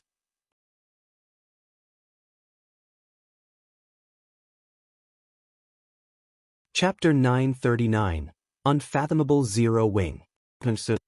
Peerless' sudden suggestion had stunned not only Yulan and her group, but it had also surprised Zero Wing's vice leader, Aqua Rose. Aqua Rose had to admit that Peerless' suggestion was tempting. Both Pantheon and Zero Wing's teams would struggle to take down 3 level 45 bosses simultaneously. If not dealt with properly, a team wipe would not be surprising. If the two teams joined hands, however, their chances of defeating the 3 bosses would increase tremendously. Although Aqua Rose was not at all familiar with the strength of Pantheon's team, the fact that they had made it this far proved that it should not be underestimated. Peerless also firmly believed that his proposal would interest Shifeng. After all, the team's ultimate goal was to enter Titan City. Moreover, more than one team could reach the Holy City as long as they cleared the entrance trial. There was no conflict between them in terms of profit. Moreover, befriending a super guild was far more beneficial than creating a new enemy. However, Shifeng replied with 3 indifferent words. No, thank you. After responding, Shifeng swung Killing Ray. Lightning Edge. After reaching Tier 1, Lightning Edge's range had extended to a maximum of 50 yards. The damage spread could envelop over half of Peerless' team. Strike after strike of blue lightning arced towards Pantheon's members. Shifeng's attributes were already exceptional. Even Kola could only endure a few of his normal attacks. In the blink of an eye, the lifeless bodies of over half of Peerless' team members fell to the ground. Even the MTs, who had activated their life-saving skills, had lost their lives. Only those who had been outside of Lightning Edge's attack range and those who possessed skills that provided a brief invulnerability had escaped with their lives. However, these players were only a minority of Peerless' team. After Lightning Edge ended, less than 10 players remained standing on Peerless' side. Lightning Edge was in no way weaker than a boss's team wipe skill. What is he doing? Yulan was flabbergasted. Initially, she had agreed with the proposed cooperation. Not only would this eliminate the possibility of earning Pantheon's ire, but they might also have the chance to form a friendship with the Super Guild. Both she and Zero Wing would benefit greatly from an amicable relationship with Pantheon. Furthermore, their chances of clearing the entrance trial would increase. Yet, Shifeng had rejected the offer. Moreover, he annihilated the majority of Pantheon's members without a second thought. Yulan even began to wonder if Shifeng had some sort of unresolvable grudge against Pantheon. Shifeng's actions had even stunned Aqua Rose. Bloodsucker was gobsmacked as well. No matter what was said or done, these people were still Pantheon members, yet Shifeng had killed them without any hesitation. Shifeng's decisiveness to kill another player even made a dark player like Bloodsucker involuntarily tremble. He was now even more afraid of Shifeng than he was of a bloodthirsty killer such as himself. However, Shifeng did not bother to explain his decision. Or rather, he could not. Only the first team to enter the holy city of Titan would be awarded reputation. He would not give up the guarantee of gaining the holy city's reputation just to gain a dispensable partner, not to mention a partner that had initially planned to use his team to distract the bosses. In God's domain, only one's strength mattered. Everything else was secondary. I'll butcher you. A vein popped in Peerless' eyes when he saw his dead companions. If hatred were tangible, his would have drowned Shifeng. These players were the capital he needed to clear the entrance trial. Now, Feng had annihilated them. Peerless then activated his berserk skill. He raised his silver greatsword and charged at Feng. However, before Peerless, whose body had grown slightly, could reach Feng, a figure appeared between them and forcibly stopped the berserker's charge. This person was none other than the guardian knight Turtledove. Scram! Peerless boiled with rage. He swore to himself that he would fight Feng to the end. Without hesitation, he sent a horizontal slash at the guardian knight in his way, intending to take advantage of his enhanced strength to send Turtledove flying. In response to the vicious attack, Turtledove swung her long sword to meet the berserker's blade, activating steel impact before the two weapons collided. Ping! The counterattack sent Peerless flying 10 yards away. It had also forced him into a fainted state. His 26,600 HP dropped by more than 3,000 as well. Turtledove's immense strength stunned Pantheon's members. They all knew just how powerful Peerless was. Although he could not compare to the battle wolf Sirius, he was one of Pantheon's apex experts who had reached the Void Realm. He even wore a piece of epic equipment, while the rest of his gear consisted of level 40 dark gold equipment. In terms of basic attributes, few people were capable of matching the berserker. The berserk skill Peerless had activated also boosted his strength, agility, and endurance. In this state, he could even stand against a high lord of the same level without giving way, yet a tall, slender female guardian knight had sent him flying. Their shock was indescribable. "Boss Peerless, I'll help you." A level 40 burly assassin dashed forward to assist Peerless, who had removed the control effect plaguing him as soon as he had received it. However, before this level 40 assassin could reach the berserker, numerous arrows flew towards him, forcing him to block the attacks. His actions, however, broke his stealth. "Isn't that Pantheon's 3 tigers? Why is he here?" Yulan was surprised upon seeing the assassin. It seems Pantheon really wants into Titan City. After this incident, Zero Wing and Pantheon will definitely be mortal enemies. The exposed assassin was 3 tigers, an apex expert from Pantheon. He was also the Super Guild's 5th-ranked assassin. His attacks were famed for their violence. Others often called him the manslaughtering tiger. However, the instant the manslaughtering tiger was exposed, he felt death loom over him. Hastily, he used wind steps and threw himself to the ground. Unknown to him, the sharp blade of a short sword had sliced across his back. If not for the brief invulnerability that his skill provided, the blade would have ripped through his body. What is that style of footwork? Even so close, I didn't detect her at all. 3 tigers felt his body grow cold when his gaze fell on Fire Dance, who had appeared behind him suddenly. If not for his ability to exert his 5 senses to their limits, which allowed him to sense the subtle fluctuations in the air as Fire Dance launched her attack, he would have fallen prey to the female assassin's attack. As expected, my void steps are still rough and crude. Fire Dance inwardly berated herself after 3 tigers dodged her blade. After evading Fire Dance's ambush, 3 tigers discovered an incoming volley. White Knight had fired these arrows and did so from the male assassin's blind spot. As a result, 3 tigers didn't notice them until it was too late. Damn it! Why are there so many experts? 3 tigers instinctively activated Vanish, repelling the arrows and remaining unharmed. He had just been forced to use 2 of his major life-saving skills in a row.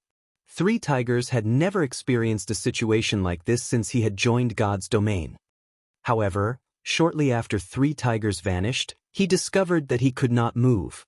Before he realized it, pitch-black walls rose from the ground and surrounding him. This attack was none other than Violet Cloud's Black Coffin, and she had timed the spell to activate just after Vanish 1. 3 seconds of invulnerability had ended. Chapter 940, Hell's Gatekeepers. Despite the fact that 3 Tigers was a top-tier assassin from a super guild, he could not think of an appropriate response to the seamless combination attack. Only when the Black Coffin began to close did 3 Tigers activate a control removal skill. Unfortunately, The half-second delay before he made a decision was more than enough time for Fire Dance to catch up to him, executing Absolute Strike. Suddenly, Fire Dance transformed into a shadowy streak that pierced through the male assassin's body. With little effort, Fire Dance, Violet Cloud, and White Knight had taken out a Super Guild's top-tier assassin. The surviving Pantheon members were stunned. Three Tigers was in no way weaker than Peerless. The assassin could move about unhindered even against hundreds of elite players and dozens of experts. In a large-scale war, he could even take the enemy commander's life while surrounded by thousands of enemies. Yet, now, the combination attack of three people had killed him almost instantly. Their cooperation is seamless. Without skills that provide invulnerability, there is simply no escaping that attack. Warwolf sighed as he watched this scene play out. The difference between the two teams' experts is massive. Pantheon doesn't have a chance. As a matter of fact, Warwolf knew that, even without Violet Cloud and White Knight, Fire Dance alone could render three Tigers helpless. Although Fire Dance was an assassin, her attributes were outrageous. Moreover, only MTs could block the female assassin's mystifying attacks with their shields. Other classes had no hope of blocking or dodging her attacks. Their only option was to maintain a distance from the assassin. Letting her get close was the equivalent of welcoming death into their homes. Yulan nodded her agreement with Warwolf's evaluation. While it might seem as if Peerless had an advantage after activating his Berserk skill, Zero Wings people had many of their own, terrifying skills. After all, they had just come from the Titan library. Yulan also understood just how powerful the skills were in the library's outer and inner areas. Even 5 berserked Peerless clones wouldn't be enough to change this battle's outcome, let alone one. As Yulan was lost in her thoughts, Shi Feng joined the battle. The instant Shi Feng stepped forward, he vanished. In the blink of an eye, he appeared before Peerless, arcs of blue electricity coursing around his body. He then slashed his blade down on the berserker. Tier 2 taboo skill, Instant Strike. Die. The instant Shi Feng appeared before him, Peerless sensed the swordsman's presence. A grin appeared on his face as he executed Whirlwind Slash. After watching 3 Tigers die almost instantly, he had worried that Zero Wings experts would pin him down and defeat him before he had the chance to confront Shi Feng. He had never imagined that the detestable swordsman would come to him and without activating a berserk skill. However, before Peerless' greatsword could accelerate, a blue streak of light bloomed from Shi Feng's hand. In the next moment, a critical damage of -27,684 appeared above Peerless' head, the berserker's HP plummeting to 0. Peerless did not even have a chance to realize what had happened before his vision faded to gray. How is this possible? As Peerless slowly fell to the ground, confusion filled his eyes as he stared at his body. A sword wound had appeared across his chest without his notice. The speed at which Shi Feng had drawn his sword had surpassed his perception. When Peerless' body hit the ground, a piece of level 40 dark gold equipment dropped beside him. Shi Feng's attack had dumbfounded the remaining Pantheon members. His sword strike had been way too fast. Aside from a gradually fading blue glow, they saw nothing. That strike may have even killed someone with an invulnerability skill before they could deploy it. After Peerless died, Shi Feng went after the remaining members, too lazy to pick up the equipment the berserker had dropped. By the time Pantheon's members realized what was going on, Shi Feng had darted past them all, and they were already falling to the ground, one after another. Without suspense, Shi Feng had killed everyone. Instant Strike was as strong as a Tier 3 skill. Even if they activated berserk skills that doubled their attributes, current players were nothing against this skill. Pick up the loot and prepare to face the monsters. Shi Feng commanded upon noticing the 3 bosses breaking free from their distant imprisonment. Although one could clear the entrance trial without defeating the 3-stage bosses, Shi Feng had decided that defeating them was necessary. Like the second stage's boss, they might earn an unexpected reward for the first kill of these 3 bosses. As for why he had killed Pantheon's members without a second thought, he had worried that these people would run for the city halfway through the boss battle. Should that have happened, all of the regret in the world wouldn't have given him his Titan City reputation back. Moreover, had they cooperated with Pantheon, they would have had to share the boss's loot equally. Since his team was more than capable of defeating the bosses by themselves, why should they share the bounty? After the three bosses had annihilated the Pantheon members that had trapped them, they shifted their gaze towards Shi Feng's team. Roaring angrily, the three bosses, followed by over 100 four-armed demonic monsters, charged forward. Cola, tank the Ape King. Wuxian and Turtledove, separate the other two apes. The farther, the better. The rest of the MTs will pin the demonic monsters down. Don't let them get away. Everyone else, kill the demonic monsters first. Shi Feng shouted. These bosses' powerful auras didn't affect him in the slightest. The team immediately did as Shi Feng had ordered. Yulan cast Angel's Blessing, increasing everyone's attributes slightly and decreasing the damage they received. Shi Feng also summoned the demonic Flame Tiger and had it cast Battle Roar and Darkness Blessing, increasing everyone's attributes by an additional 10% and reducing the damage they took by another 20%. The team also received a 100-point boost to their magic resistance. These buffs immediately rose the team's strength to a whole new level. When Cola was within range, he executed Justice Bash and attracted the three-headed demonic ape king's attention. Yi Wuxian and Turtledove lured the two-headed demonic apes away from each other as well. However, the demonic apes had absurdly high strength. This was especially true for the Ape King. Although the Grand Lord was not an archaic species, it still dealt over minus 10,000 damage to Cola despite the Guardian Knight's multiple damage reduction buffs. As for Yi Wuxian and Turtledove, they each took over minus 6,000 damage when the Great Lords hit them. Generally, players who had reached the third stage avoided fighting the three demonic apes. After all, like the second stage's King of Corrosion, killing them wasn't necessary to clear the entrance trial. Teams were simply not willing to take this risk. Moreover, in the past, the three demonic apes had been known as Hell's gatekeepers. Most teams that had reached this far would avoid them as much as possible. This was due to the three demonic apes' special ability. In reality, the three demonic apes were actually of one body. Although they were neither ferocious beasts nor archaic species, they were still a nightmare for players. When one demonic ape died, its strength would transfer to the remaining demonic apes. When only one demonic ape remained, the gates of hell would truly open. No team could survive the boss's devastating power. Even if Shi Feng activated twofold Berserk, he could do nothing about his impending death. Hence, the only way to defeat the three-stage bosses was to kill them simultaneously. If the last demonic ape even had 1% HP remaining, it would massacre the entire team. However, a team needed powerful MTs, and healers in particular, if they wanted to kill all three demonic apes at the same time. From time to time, the three demonic apes used an AoE skill. Every player on the team would lose HP when they did. These moments would put the team's healers to the test. If too many members died, it would wound their overall damage output. All three demonic apes possessed extremely high HP, so their battle recoveries were not to be trifled with. If the team could not maintain their damage above a certain threshold, a team wipe was inevitable. If not for Violet Cloud's new AoE healing spell, Shi Feng would not have dared to fight the three demonic apes.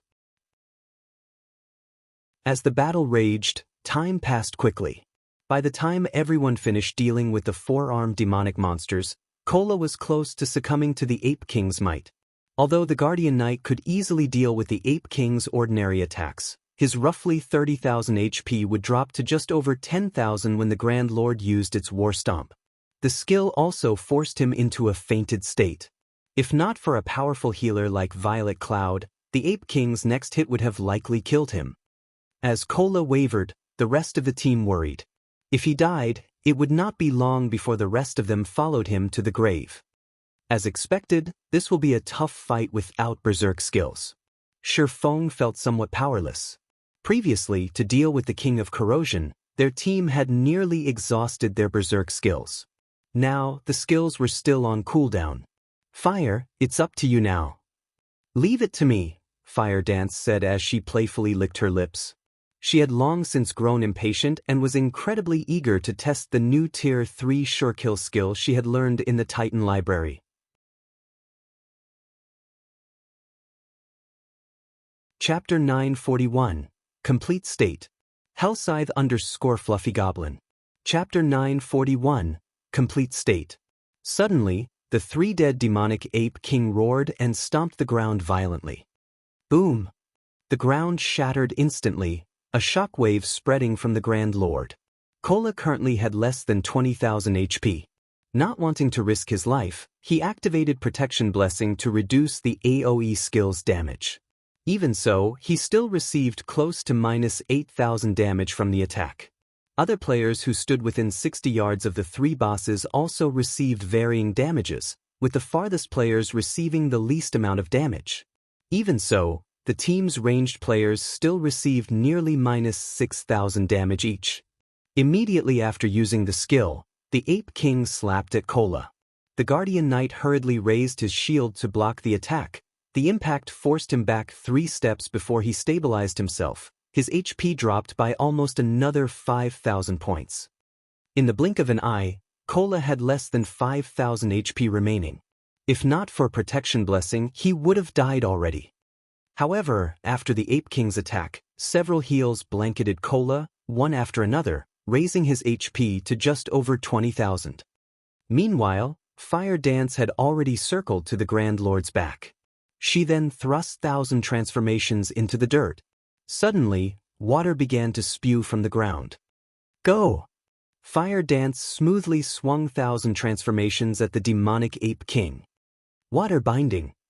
The water that had pooled around the Ape King's feet transformed into a rope, binding the Grand Lord's limbs and body tightly.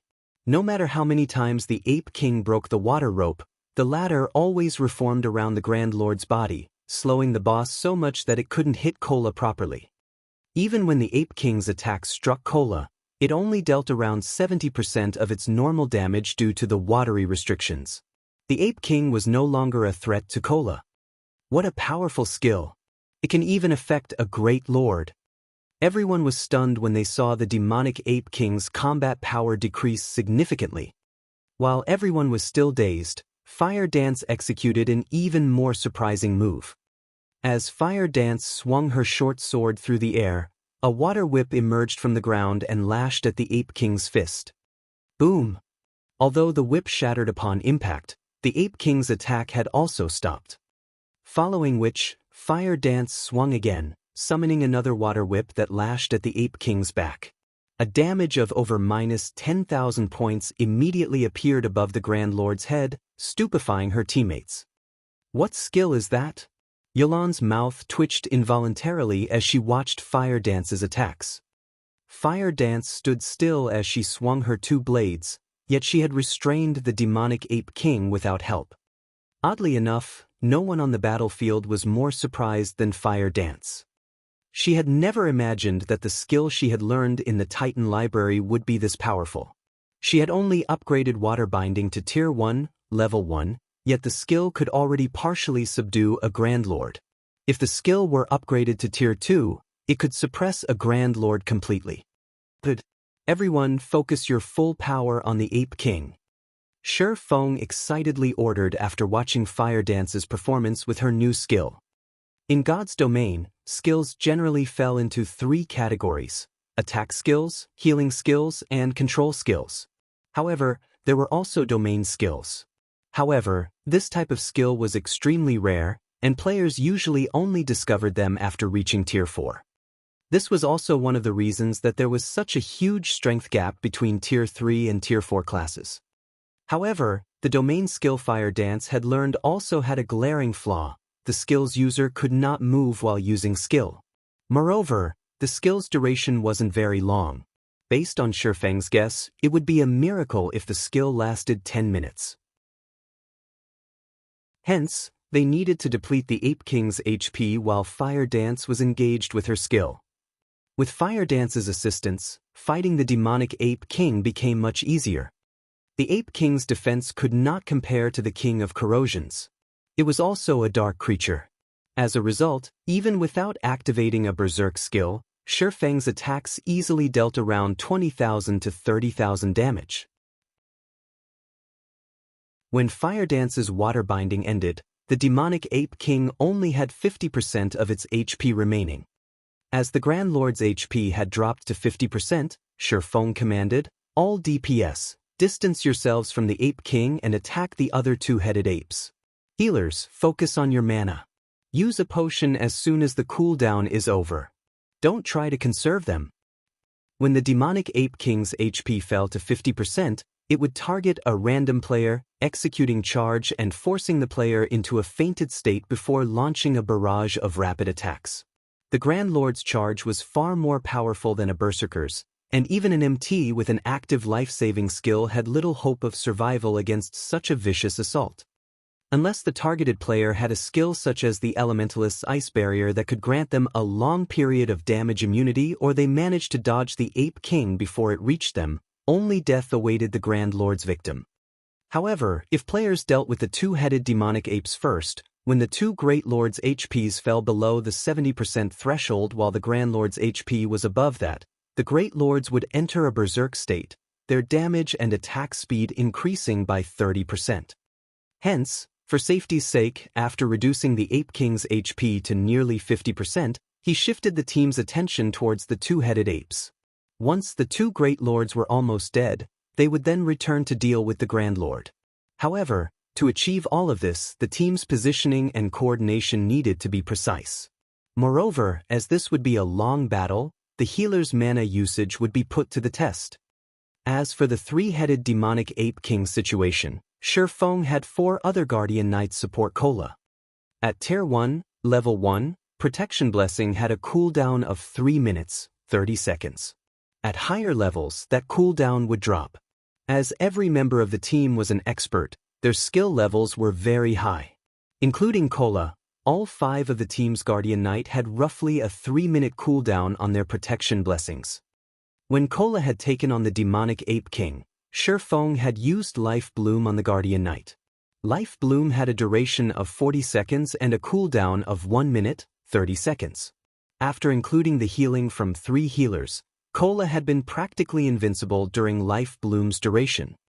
Once Life Bloom's cooldown ended, the other 4 Guardian Knights would take turns casting Protection Blessing on Cola. Protection Blessing had a duration of 20 seconds. So Cola only needed 3 to tide him over until Life Bloom was ready once more. With Protection Blessing, even without Shifeng's Life Bloom, Cola would not die. If necessary, Shifeng was also prepared to activate a life-saving skill to help Cola survive the Ape King's attacks, reducing the pressure on the Guardian Knight. With this, they formed a solid defensive cycle. Time passed quickly. The 3-headed demonic Ape King had been pinned down during the entire battle. As for the 2 level 45 Great Lords, they weren't a challenge for Shifeng's team in the least.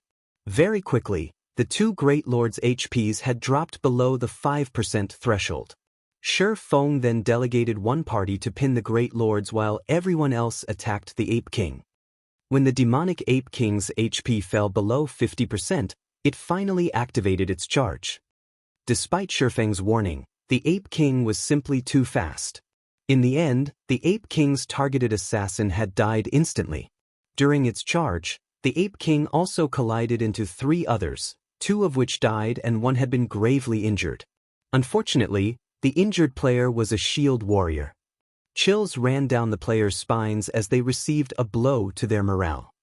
As the Ape King's HP gradually decreased, the team lost members. By the time the Ape King had 10% HP remaining, only 64 team members were standing.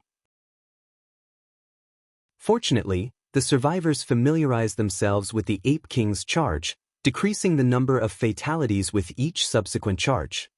Roar!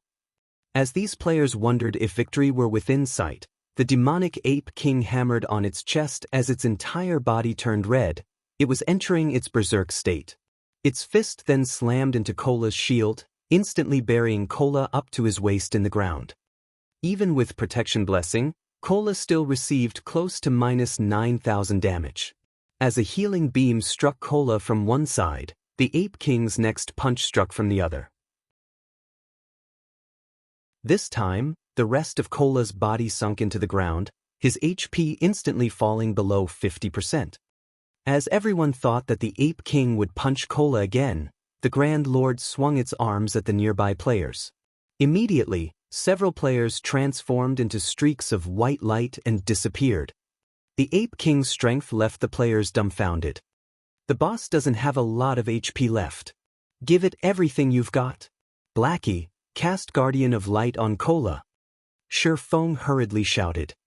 After saying so, Shifeng activated Heavenly Dragon's power and Thunder God's descent before attacking the Ape King with everything he had. Fire Dance also used illusory power. At this moment, the team went into a frenzy as they desperately fought to kill the demonic Ape King.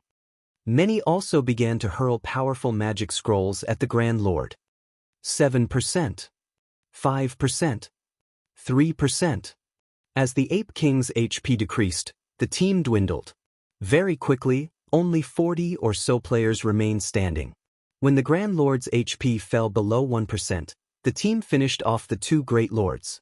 However, even with less than 300,000 HP, the demonic Ape Kings might rain despair over the team. Even with Dragon Scale body activated, the Ape King still killed Cola. Kill it! Shifeng used Flame Burst. However, in its complete state, the demonic Ape King's defense was too high. Both Shifeng and his doppelganger had only managed to deal a total of 120,000 damage. When the Ape King only had 100,000 HP remaining, there were less than 20 survivors.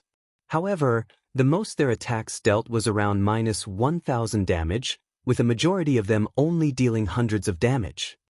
The Ape King's last 100,000 HP felt like an insurmountable wall. When the Grand Lord only had 50,000 HP, only 10 players were still alive. Even White Knight was beginning to lose hope. Suddenly, the Ape King's gaze fell onto Shifeng.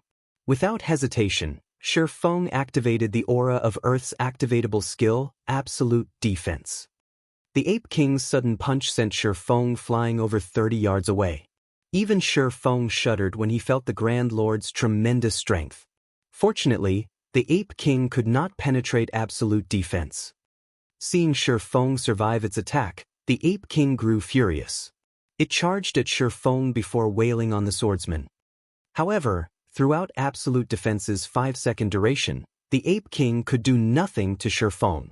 All its rage-fueled attack did was buy more time for the team's other survivors. Suddenly, Shifeng retrieved a pitch-black magic scroll from his bag. Sensing the horrific mana radiating from the ancient scroll, the Ape King shrunk back in fear, panic shining in its eyes. It seems that I will have to use this after all. Reluctance flashed in Shifeng's eyes as he looked at the black scroll. He had obtained this from the epic treasure chest he got from Phoenix Rain. He had spent a lot of mana stones to open that epic chest, yet it had only contained 2 items. Among them, one had been the black scroll in his hands.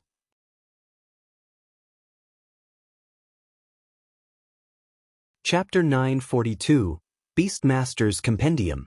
Hellscythe _ Fluffy Chapter 942, Beastmaster's Compendium.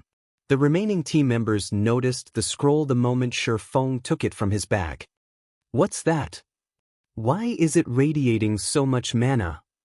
The instant the black scroll appeared, it released a daunting pressure. The flow of mana around them froze under this pressure.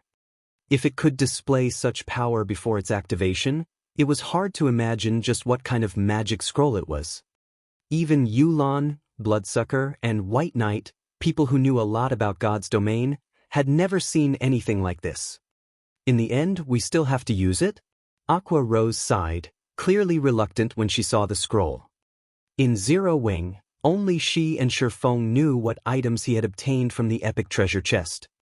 In God's domain, even fine gold treasure chests were extremely rare. Generally, they were only found in special hidden locations. As for dark gold treasure chests, it was unlikely for a player to stumble across one even in the most resource-rich hidden locations or ruins. Hence, one could just imagine how precious an epic treasure chest was. A magic scroll from an epic treasure chest would be just as extraordinary. Currently, the strongest known magic scrolls in God's domain were Tier 3 magic scrolls. However, the scroll in Shifeng's hands was a Tier 4 magic scroll. However, this scroll was not why Shifeng kept the epic treasure chest and the items he had obtained from it a secret. Rather, he had done so due to the other item the treasure chest had given him. The Beastmaster's Compendium. Although it was an ordinary parchment book, every guild dreamed of having their own. As guild players reached higher levels, their need for mounts would also increase by the day.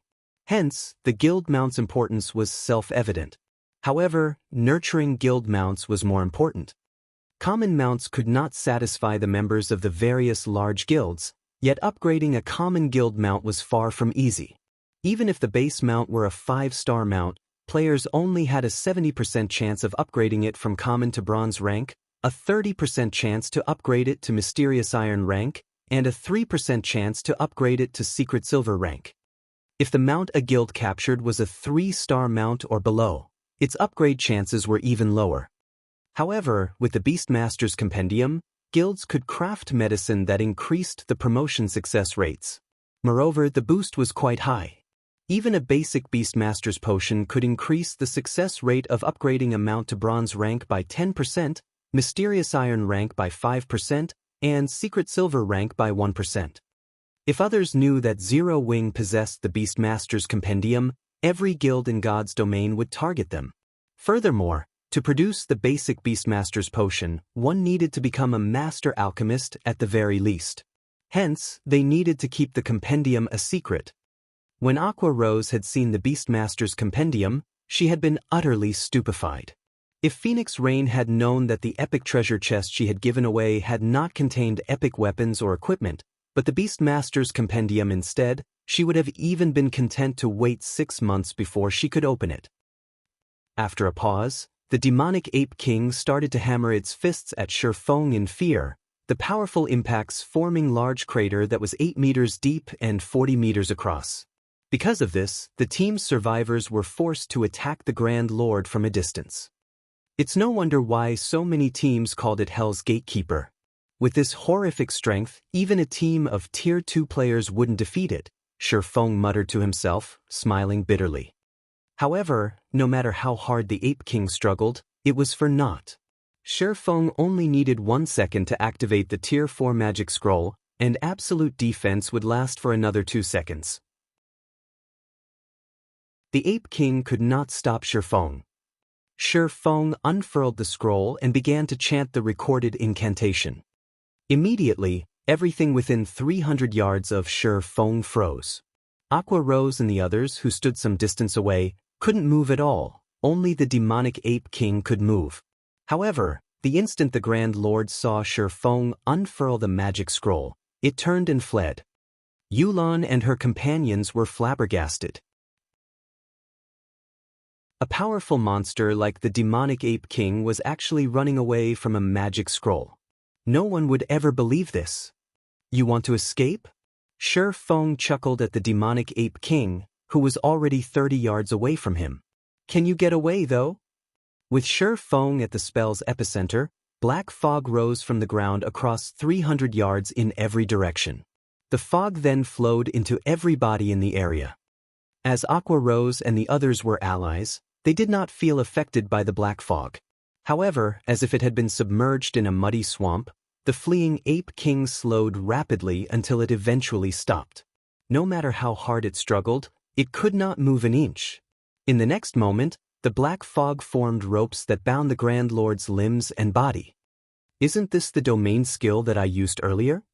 When Fire Dance saw the familiar ropes, her water binding skill came to mind. Only, water binding was significantly weaker than this black fog.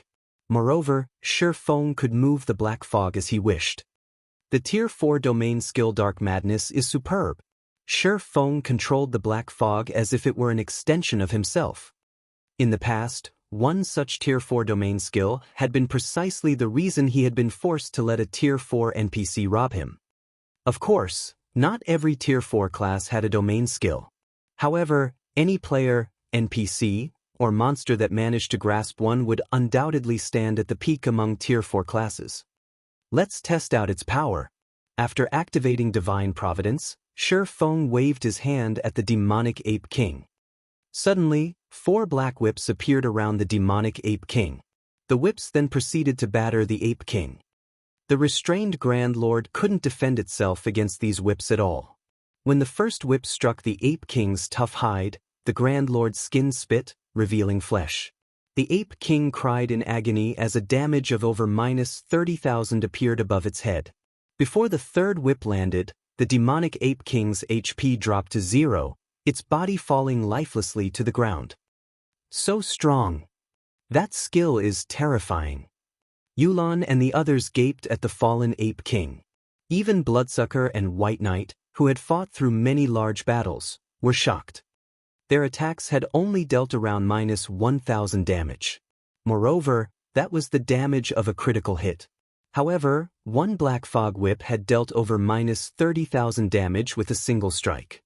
After the demonic Ape King died, the survivors' levels soared. Shi Feng and his companions rose to level 44 on the spot, with some even closing in on level 45. The demonic Ape King had provided far more EXP than the King of Corrosion. However, the remaining team members were far more interested in the demonic Ape King's loot. Despite Shi Feng's divine providence, the demonic Ape King had dropped fewer items than the King of Corrosion. In total, the Grand Lord had only dropped 5 items and some gold coins.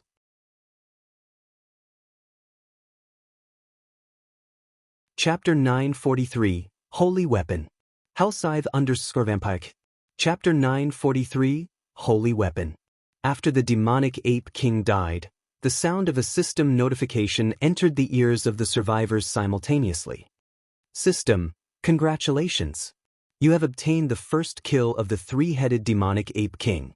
Rewarding Trials Hero, title. This is the reward for getting the demonic Ape King's first kill?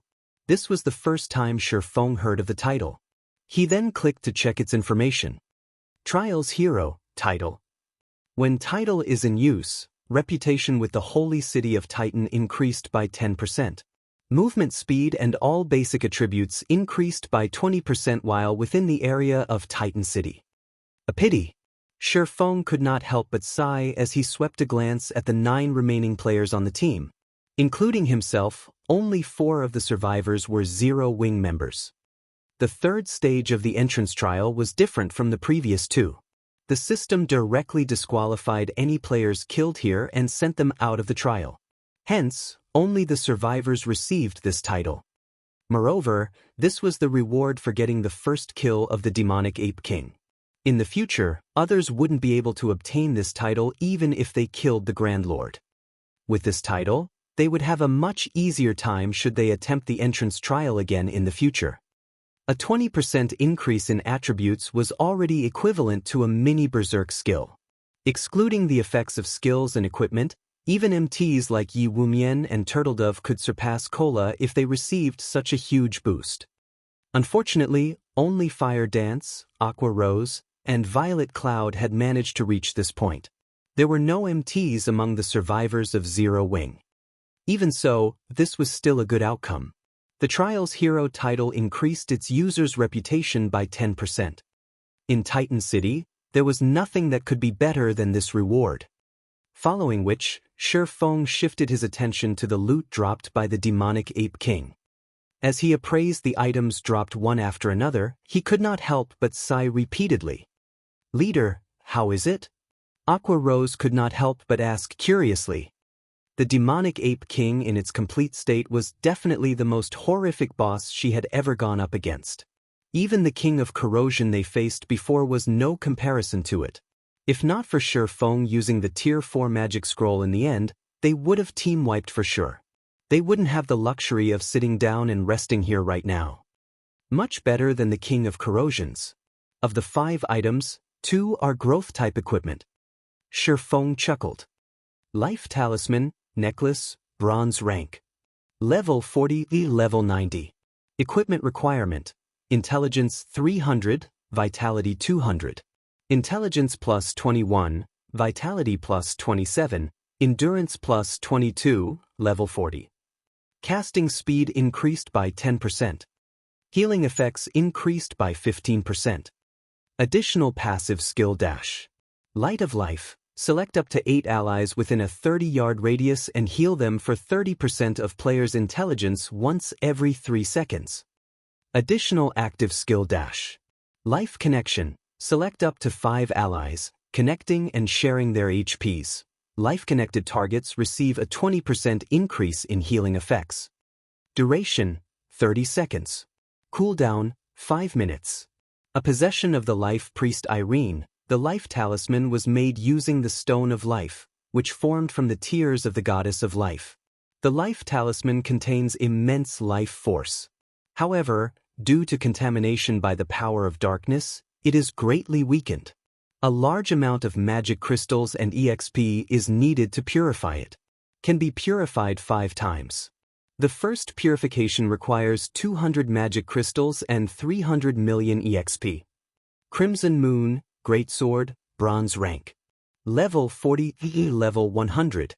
Equipment requirement, Strength 600, Agility 400.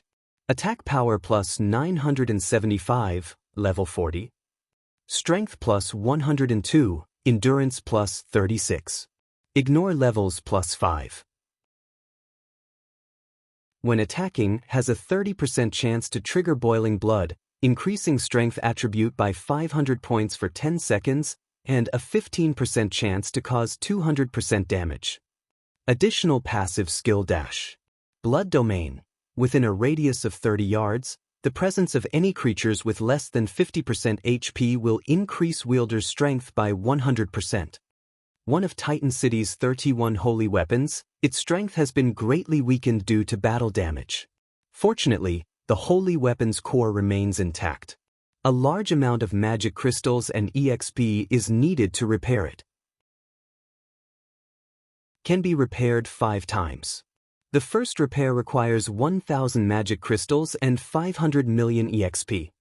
Everyone gasped upon reading the statistics of the items. Both pieces of growth-type equipment were clearly far from ordinary, particularly the Great Sword, Crimson Moon. Despite being only bronze rank, the strength attribute it provided surpassed even that of epic weapons. Crimson Moon was an entirely strength-oriented weapon made purely with destruction in mind. Strength-wise, not even Shifang's killing ray could compete with Crimson Moon. Most likely, only Fire Dance's 1,000 transformations was superior to it. However, the former was a fragmented legendary weapon, while the latter was currently still a bronze weapon. While these two items were indeed shocking, what truly grabbed Shifang's attention was a dilapidated crimson crystal ball. Despite its appearance, the crystal radiated faint divine might. Everything in the displayed information of the item was listed as unknown. The result was the same even after Shifang used omniscient eyes. However, Shifang knew what exactly this crystal was. This was no longer his first time to encounter such an item. God Crystal. This was something even a Tier 4 Sky Knight had died trying to obtain. It was simply not an item that ordinary mortals could control. If not for the God Crystal being damaged, causing it to lose most of its power, he wouldn't even be able to touch the crystal right now. Shifang had never imagined that he would encounter yet another God Crystal. The last time the blue crystal ball devoured a God Crystal, it had transformed into the legendary ranked Holy Grail. However, as the Holy Grail had been destroyed by the God of War, it was still in a damaged state right now. Even so, it was still a legendary item. The power it possessed was not something that a fragmented legendary item could compare to. One could see just how amazing a legendary item was from the fact that the current Holy Grail could upgrade an item up to a maximum of fragmented legendary rank. If he obtained this God Crystal, he would be able to repair the Holy Grail further. Obtaining growth-type equipment or an epic item would pale in comparison to being able to upgrade the power of a legendary item. The other 2 items that dropped, aside from the 2 pieces of growth-type equipment and the God Crystal, were extraordinary as well. One was a secret silver-ranked summoning flute, while the other was a Tier 3 summoning scroll. Currently, even bronze mounts were extremely rare in God's domain, not to mention secret silver mounts. The latter was most likely much more valuable than even an epic item. As for the Tier 3 summoning scroll, even super guilds would only have a few of these things. Its rarity was even greater than epic items. There are a total of 5 items. It won't be possible to split them equally. How about we bid for the last item? Shi Feng suggested to Yulan. Every single one of the 5 items was extremely valuable to a guild. It was natural for neither side to be willing to let the other side get an additional item. Hence, bidding for the last item would be the fairest solution. No need. If not for team leader Yi Feng using that precious magic scroll this time, we wouldn't have been able to defeat the Ape King. I'll let you choose 3 items first. Our side will be fine with taking the rest. Yulan shook her head, rejecting Shi Feng's goodwill. After witnessing Zero Wing's strength, she put much more importance to forming a friendly relationship with Zero Wing than to gaining these items.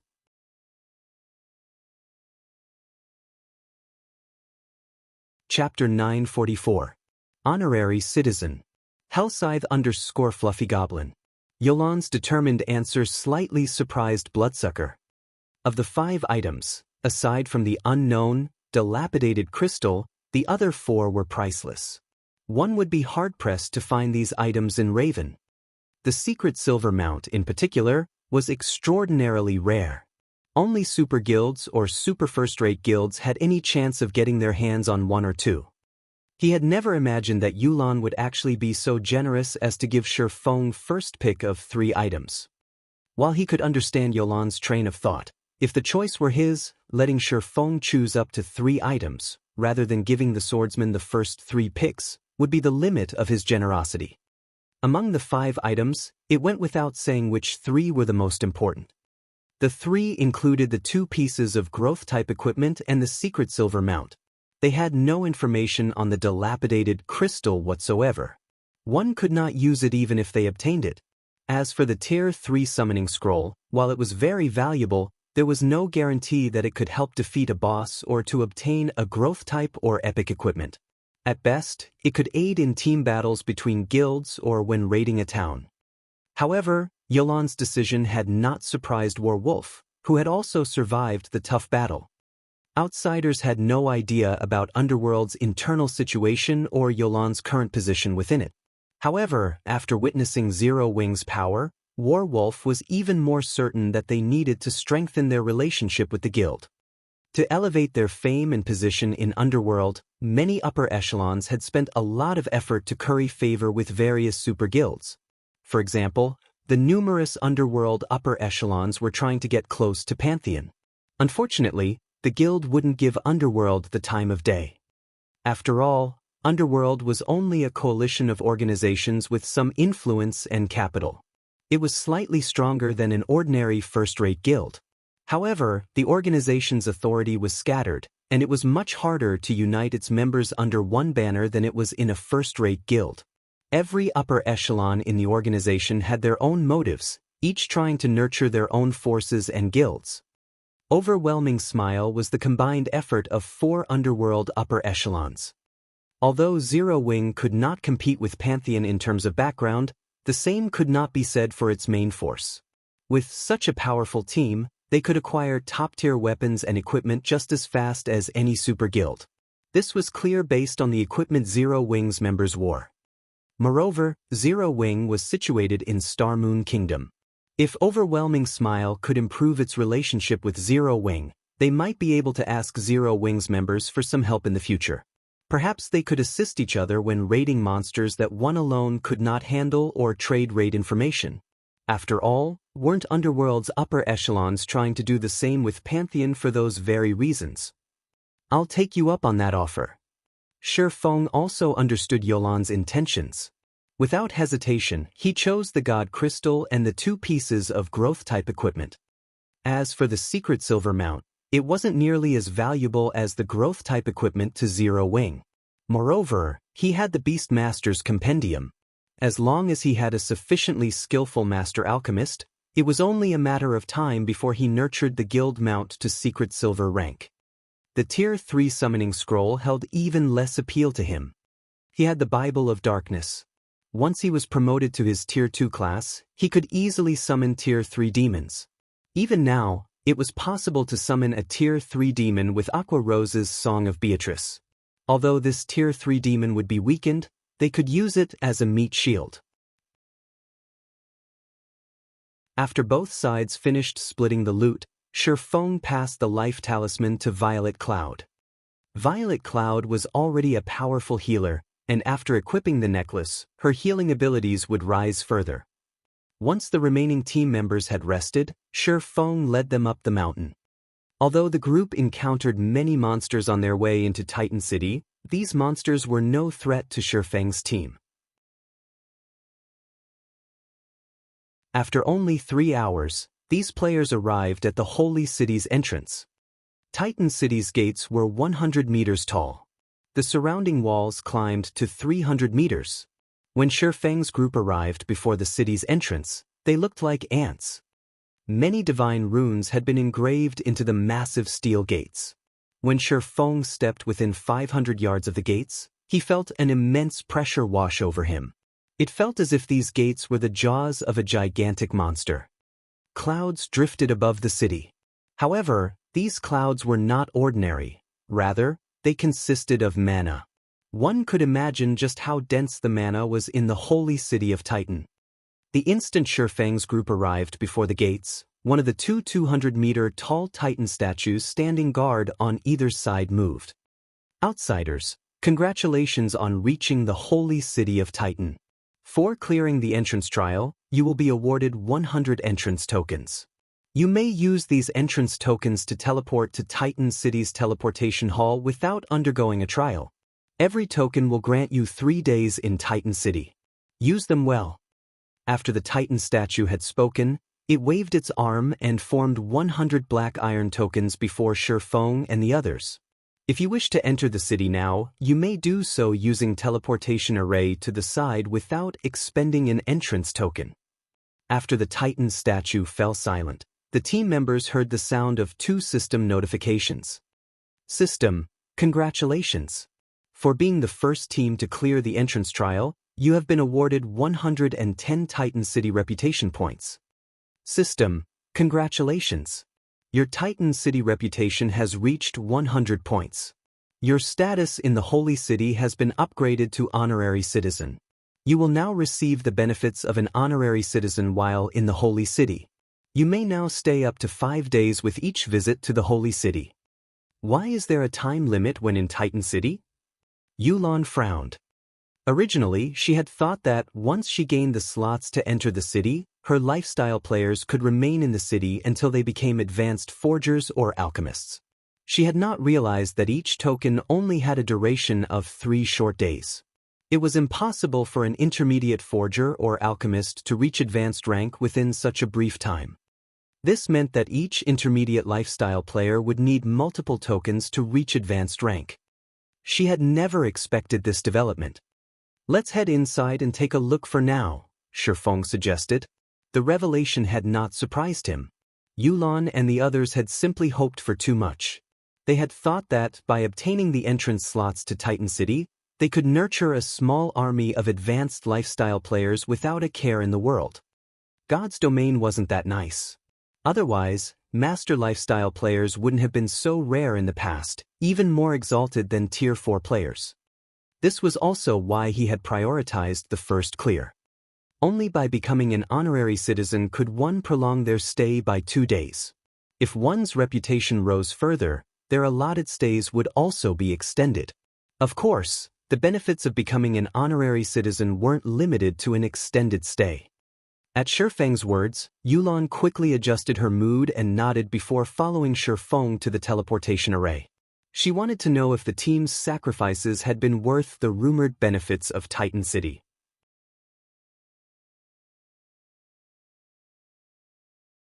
Chapter 945, Holy Land of Players. Hellscythe _ Fluffy The holy city of Titan was not like other cities. As soon as Shifeng and the others emerged from the teleportation hall, they were stunned by what they saw. Buildings that were hundreds of meters tall had been erected all over the city, looking very much like a modern city. Various lifestyle NPCs roamed about the streets. In God's domain's NPC cities, players did not often encounter master lifestyle NPCs. Here, however, it was hard not to. Yet, the mana density was the most shocking aspect of the city. Just by standing on the street, everyone felt an indescribable serenity. Their minds were astonishingly clear. This is a fantastic place to rest. This is a perfect place to relax and unwind after an exhausting day in the real world, Aqua Rose muttered to herself as she inhaled the pleasant air. Even a dark player like Bloodsucker found himself nodding in agreement. Alright, snap out of it. Let's investigate the Lifestyle Association first, Shifeng said, chuckling at his companion's reactions. In the past, many people had dreamed of vacationing in Titan City. Unfortunately, very few could afford such a luxury. Following which, the team rode an advanced horse carriage and headed for Titan City's Lifestyle Association. There were 3 buildings that stood out in Titan City, and one was the Lifestyle Association's floating island.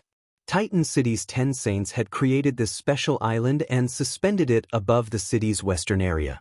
Players could take the floating elevator in the spire to reach the island. When Yulan and the others saw the massive island above the 400-meter-tall spire, they fell silent. Yulan had initially assumed that the Lifestyle Association in Titan City would only be slightly better than those in Kingdoms and Empire's capital cities. Now, however, it would seem that there were more differences than she had thought. Calling this Lifestyle Association the Holy Land for lifestyle players was an exaggeration. Shifeng could not help but smile at Yulan's shock. In the past, even Grandmaster lifestyle players had dreamed of visiting the holy city of Titan, and not without reason. Upon entering the spire, Yulan immediately approached an NPC to inquire about this place. "Hello, miss. How may I help you today?" The metal robot, which stood over 3 meters tall, asked from behind the front desk. "I wish to rent a workshop. Can you give me an introduction?" Yulan asked. Immediately, the front desk robot began to explain the various workshops available. However, the NPC robot's introduction was very brief.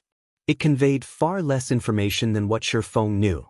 Even so, it was shocking enough the first time players heard it. The Lifestyle Association was divided into 3 areas, namely the lower layer, the middle layer, and the upper layer.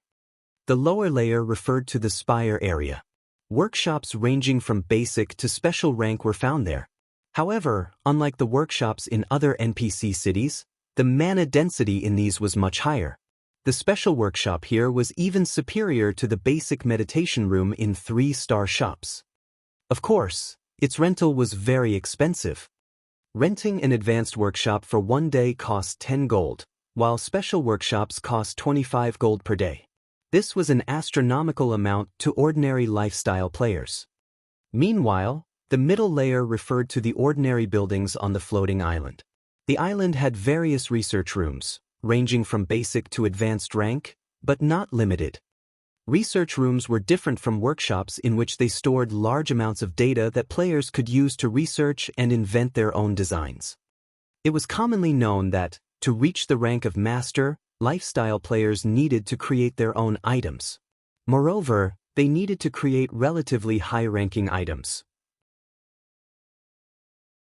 This was far more difficult than producing an item from an existing design. With these research room, advanced lifestyle players would have a much higher chance of becoming a master lifestyle player. It was also precisely this reason that the holy city of Titan had been known as the Holy Land for lifestyle players. In the past, countless lifestyle players had spent hundreds of gold to get a slot into the holy city. However, no guild would be foolish enough to sell their slots. Only those top-class adventurer teams would sell entrance tokens. However, the various guilds normally bought these tokens. Independent lifestyle players had no hope of obtaining their own. Of course, with such high benefits, the research room's rent wasn't cheap.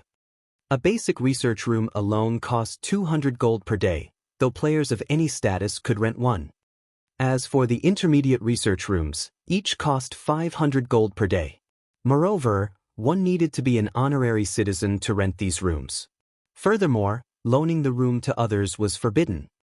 At advanced rank, The research room cost 1,200 gold per day. Only Titan City's nobles were allowed access to these rooms. This was one of the reasons that Shi Feng had been desperate for the Holy City's reputation points. Without sufficient reputation, he couldn't rent an advanced research room regardless of how much money he had. In reality, even without the reputation requirement, the rental cost was enough to deter most guilds at this stage of the game. However, if one calculated the cost carefully, they would realize how inexpensive the rooms were. If a guild nurtured a master lifestyle player as a result of renting one of these extortionate research rooms, that player could bring the guild far more profit than the rental costs. Above the middle layer area was the sacred tower in the island center.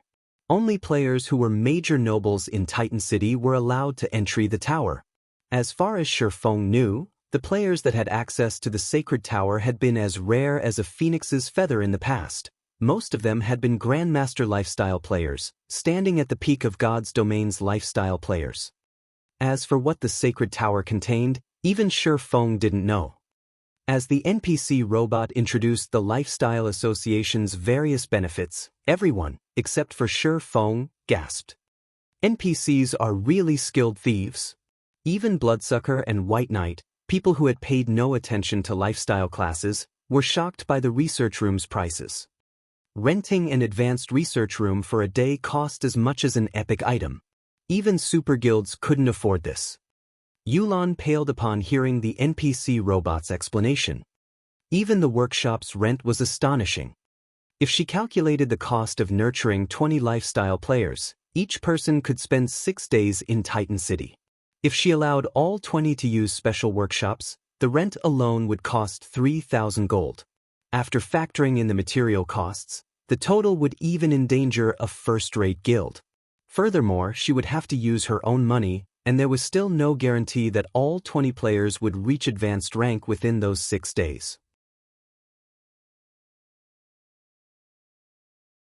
Chapter 946, Magic Light Set.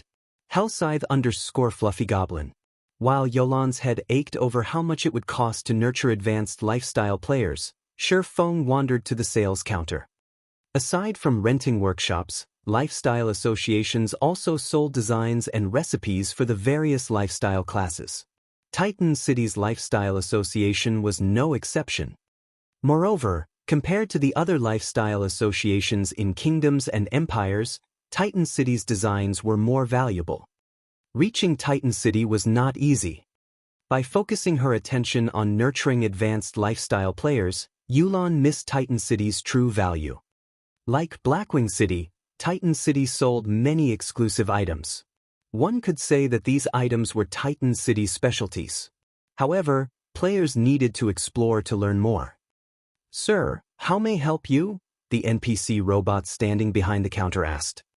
"I wish to purchase forging designs," Shi Feng stated. "Understood.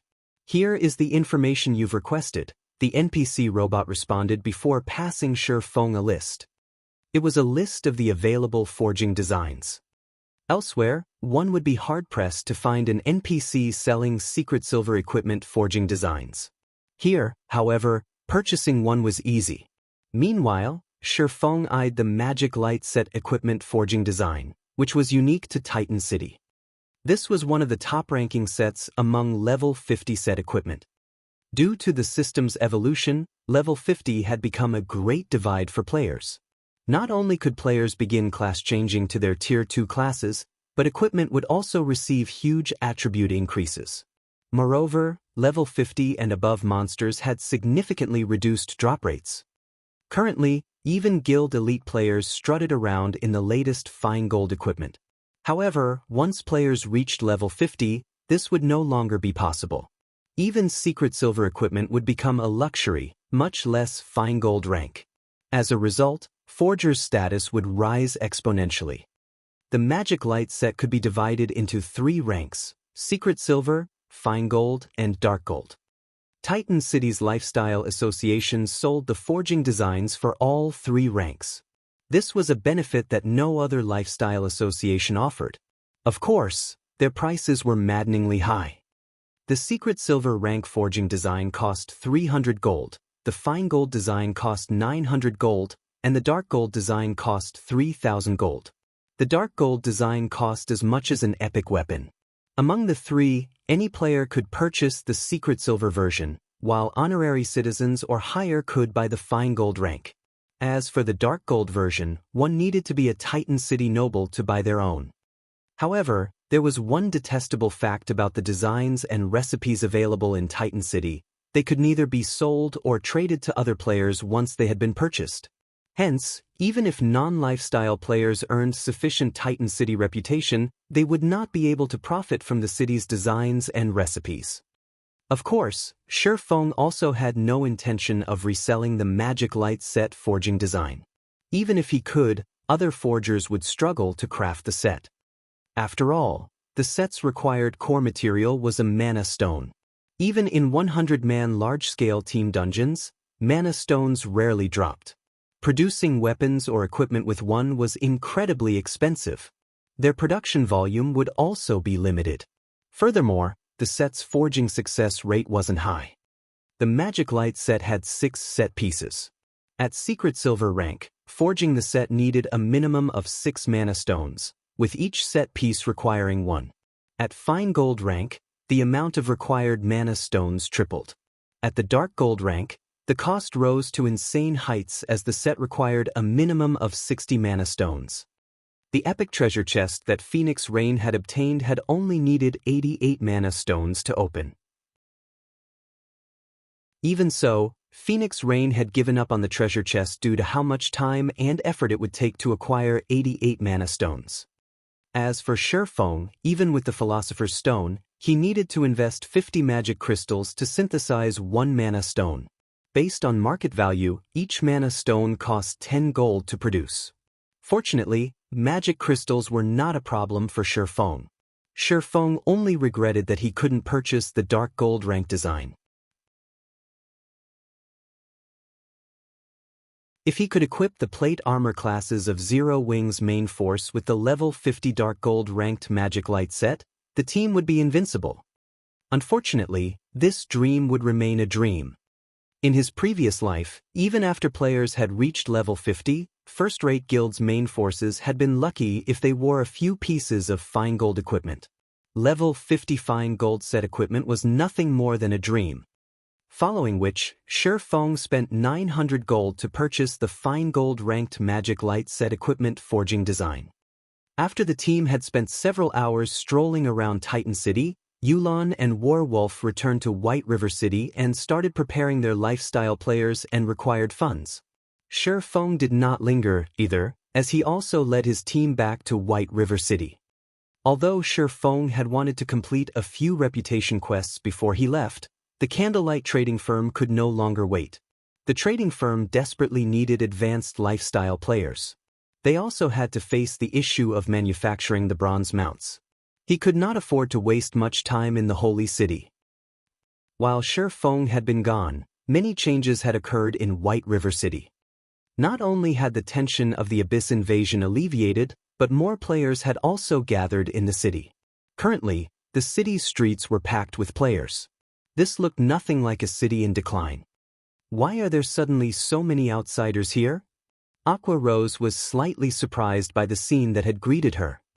Although Zero Wing and the Candlelight trading firm's recruitment campaigns had attracted quite a few of players to White River City, they hadn't attracted this many. She could even see guild players from other kingdoms and empires. Aqua Rose wasn't the only person surprised by this development. White Knight and Bloodsucker were also stunned. Players generally gathered in a city center, yet, rather than heading towards the central district, the players arriving through the teleportation hall rushed towards White River City slums. Regardless of which city, players avoided the slums. Yet, the opposite was occurring in White River City. While players flooded the city, White River City's guilds were in an uproar. They had all believed that White River City had been finished. Even if Zero Wing tried to utilize its recruitment campaign to increase the city's population, no one could change its fate. However, a new building had appeared in the city's slums, and it had changed everything.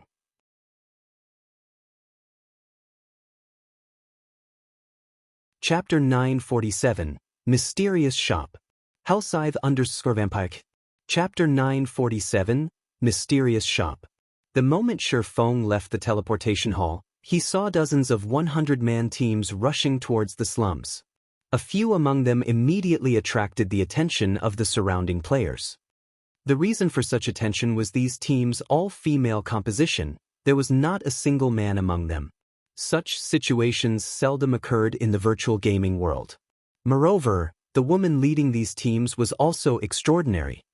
The woman was dressed in a set of crimson mage robes that gave off a faint impression of scorching flames.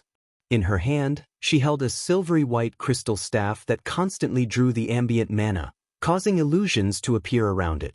She was even level 40, a level which could rank her at the very top even in empires. However, compared to her dazzling equipment and level, her appearance and bearing held an even greater attraction for the surrounding players. She carried herself as if she was the empress of this space. One could not help but want to submit oneself to her rule. Doesn't that guild emblem belong to the 100 Flowers Palace of the Dark Knight Empire? Lucky. I actually got to see the Frost Flame Goddess Cleansed Rue. This trip to White River City was definitely worth the money. When the male players on the streets saw Cleansed Rue, they all fell into a reverie. The title of Frost Flame Goddess was not one that Cleansed Rue had long possessed. Cleansed Rue herself was a female player who had become famous in God's domain just recently. However, due to her superb combat power and beautiful appearance, many male players treated her as a goddess. The reason why Cleansed Rue was known as the Frost Flame Goddess was her extreme skill in fire and ice spells, which she had used to defeat over a dozen well-known experts in the virtual gaming world. Recently, she had even triumphed over the guild leader of a first-rate guild, her victory instantly solidifying her guild's rule over Silver Pine City, the 7th most populous city in the Dark Knight Empire. After that famous battle, she received the rank of 173rd in the latest update of the God's Domain Experts list. Meanwhile, aside from the 100 Flowers Palace, Shifeng also spotted many teams belonging to other first-rate guilds. With just a single glance, he already noted 4 first-rate guilds, an impossible sight even in Star Moon City. Guild leader, I'll carry out an investigation right away, Aqua Rose hurriedly whispered to Shifeng. She, too, found this situation perplexing.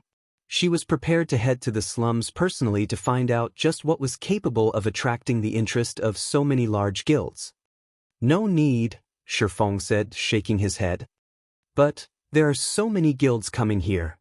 Aqua Rose was somewhat surprised that Shifeng would actually have so little interest in such a huge incident. All of this is part of my plan. Zero Wings members just need to watch from the sidelines, Shifeng explained secretly. Don't let others know of this matter. Before he headed to Titan City, he had sent Melancholic Smile to purchase some lands in the slums on the sly. The guilds and players in White River City paid practically no attention to the city's slums, and nearly all of the lands there were still ownerless. Hence, these lands were very cheap and easy to purchase. After purchasing the lands, he had constructed a shop there. He then had Melancholic Smile set up the teleportation magic array inside the shop. The location tied to the magic array was the teleportation point he had previously set up at the Twin Towers Kingdom. After that was done, he had hired a group of high-intelligence NPCs to manage the shop as well as ordered them to keep any information regarding the shop an absolute secret. To outsiders, all information regarding the shop would only appear as unknown, preventing players from finding out if an NPC or a player owned the shop. Afterwards, he had Melancholic Smile spread rumors of a shop that had appeared in the slums of White River City, a shop with a teleportation array that could send players directly to the Twin Towers Kingdom where players could freely kill low-level abyssal monsters to earn honor points. After that was done, he just needed to wait patiently for things to develop on their own. The ancient abyssal book was simply too dangerous. He absolutely could not allow others to find out he possessed the book. It would be very easy for others to make a connection between the teleportation array and the ancient abyssal book. Although not many should know about the secret of the abyssal book at the moment, Shifeng did not wish to take any risks. Keeping his identity hidden while earning money through the collection of teleportation fees would be much safer. As an extra precaution, he didn't set up a teleportation shop in just White River City.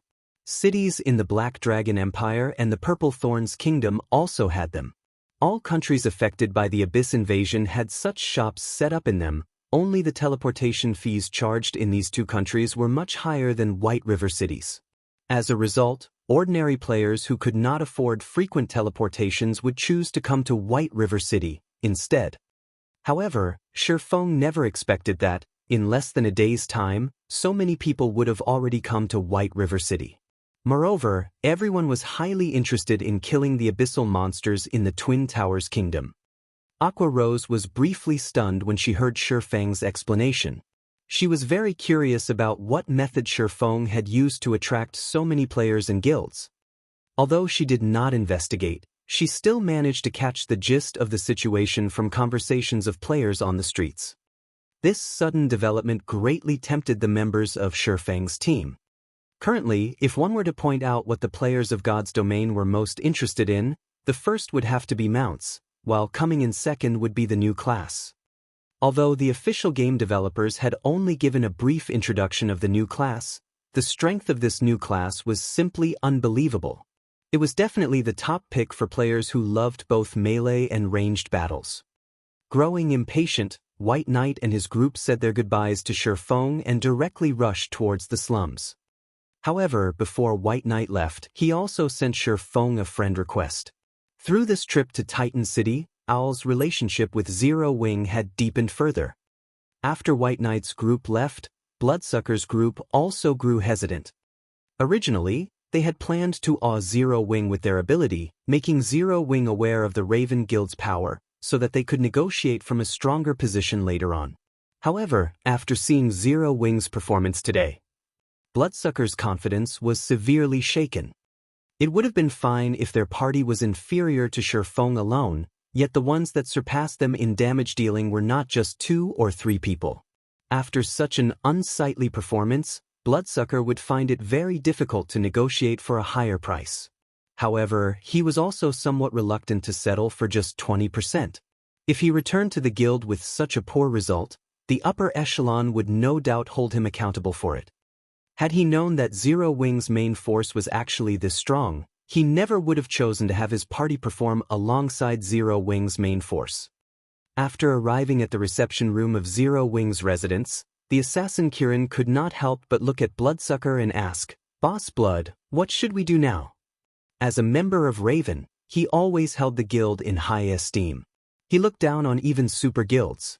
However, after witnessing Shifeng's horrific strength, for the first time ever, he felt an overwhelming sense of defeat. Before, they had confidently declared their strength to Shifeng.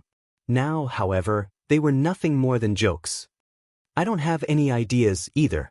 Let's just contact the guild leader for now," Bloodsucker replied, shaking his head. If possible, he really wished he could stop his past self from speaking so boldly. At the very least, he wouldn't be at a complete loss for words right now. Chapter 948, Rapid Development. Hellscythe_Vampire. Updated by Novelful. Calm. Due to the presence of the teleportation shop, a large number of players had gathered at White River City. In less than a day, White River City's player population skyrocketed past Star Moon cities, becoming the most populous city in Star Moon Kingdom. As soon as Shifeng returned to Zero Wing's residence, he received the statistics reports made by the guild members. These statistics drew on the latest information gathered from White River City's City Hall.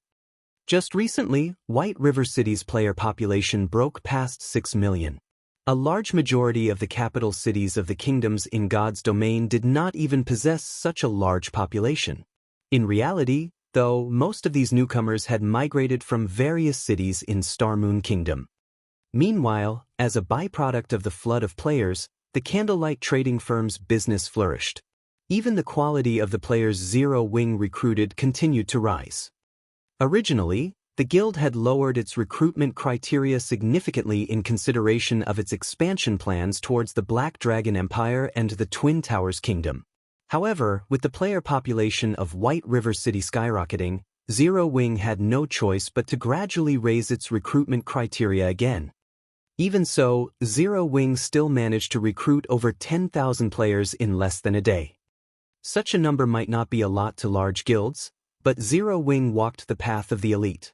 The overall strength of these 10,000 new recruits could easily surpass the 50,000 new recruits of other guilds. Due to this sudden increase in members, Aqua Rose was swamped with work as soon as she returned to the residence. She needed to arrange these newcomers right away into parties and teams as well as assign them dungeons to raid. Unlike independent players, guild players could not raid dungeons as they wished. Their team members would also change frequently. Generally, Zero Wing's guild teams consisted of a mix of veterans and new members. Such a combination allowed newcomers to get their equipment up to standards and integrate themselves into the guild quickly. Having veteran members guiding newcomers also gave Aqua Rose a better grasp of the strengths and weaknesses of these newcomers. After gaining a sufficient understanding, she would then have to assign them to more appropriate teams. Guild leader, at our current recruitment rate, if we don't move some members to other cities soon, our guild members' levels will lag behind other first-rate guilds before long. Aqua Rose had a huge headache when she looked at the report in her hands. Due to the Abyss invasion, abyssal monsters now occupied many high-resource areas in Starmoon Kingdom. This situation had severely affected the leveling speed of Zero Wing's guild members. The recruitment of so many players meant that leveling speed would become even slower. I understand. Start making the necessary arrangements to send 50,000 members to develop at the Black Dragon Empire's Lake Heart City. During this period, I'll try to have the guild residence at Lake Heart City constructed as quickly as possible. Once it's ready, they can use the guild transfer scroll to teleport there directly. Shi Feng also understood Zero Wing's current predicament. However, he also did not have a better solution. This was the problem with an upstart guild without any foundations. It was especially so for a guild that had developed as rapidly as Zero Wing had. Unlike other guilds that had already existed for several or even dozens of years, Zero Wing did not possess the luxury of starting its development in multiple cities. These long-established guilds could simply split a large and unexpected influx of new members among the various cities under their influence. Upon hearing Shi Feng's decision, Aqua Rose immediately started making the necessary preparations. It was going to be a huge job to decide which teams they would send over to the new branch guild. Seeing how busy Aqua Rose was, Shi Feng suddenly felt a little embarrassed. Although Zero Wing was gradually moving towards the top of God's domain, management of the entire guild depended mainly on Aqua Rose alone. Moreover, management of the guild involved the core secrets of the guild. He could not assign the job to some random person he did not trust. Although he wanted to help out, he was already bogged down with his own matters. Meanwhile, Fire Dance needed to manage the guild's main force, while Blackie had to deal with the matters of the workshop. Suddenly, Shi Feng discovered that he had nobody he could put to use. At this moment, the various flaws of an upstart guild were quickly coming to light. It seems that I'll need to find some trustworthy managers. Shi Feng had already considered this matter before. Although he had thought of having some of the core members manage the guild, none of them were particularly suited for the role. Moreover, all of them were busy improving themselves. After all, Zero Wing's internal competition was extremely intense. If one wanted to receive better treatment, they needed to earn it with their own strength. Anyhow, he had already set his sights on a suitable candidate. Liang Jing. During this period, he had occasionally let Liang Jing handle some matters relating to Zero Wing's workshop, and she always dealt with them excellently. She was much more amazing than even Shi Feng himself, someone who had served as the guild leader of a second-rate guild for many years. Not only was she knowledgeable, but she was also very efficient. Blackie would even often seek guidance from her on various problems. If he could have Liang Jing manage the guild, she would lighten Aqua Rose's burden as well. At the very least, Aqua Rose would not try to run away as soon as she saw him the way she did right now. However, there was one problem with having Liang Jing manage Zero Wing. Liang Jing was an employee of the Big Dipper Training Center. The guild's manager needed to be someone from Zero Wing. It seems I'll need to find time to have a chat with Liang Jing. When Shifeng considered the guild's present situation as well as the problems that would crop up in the future, he felt an even greater need to poach Liang Jing. While experts were necessary for a guild to develop, managers were similarly important. Otherwise, it would simply be impossible to operate a guild with so many members. In truth, aside from Liang Jing, he had another candidate in mind. White Knight. White Knight was strong not only in combat but also leadership capability, if not stronger. When they were fighting against the demonic Ape King, he had led the members of the team as if they were his own arms and legs. Even Shifeng had no choice but to admit defeat against him in that regard. In the past, under White Knight's management, Owl had gradually grown into one of the top adventurer teams in God's domain, in existence on par with the Midnight Tea Party. One could see just how capable White Knight was from this feat. If Shifeng could recruit White Knight into Zero Wing would definitely rise by another level. However, Shifeng could only take it slowly regarding White Knight's matter. In the past, White Knight had rejected even the offers of super guilds without hesitation.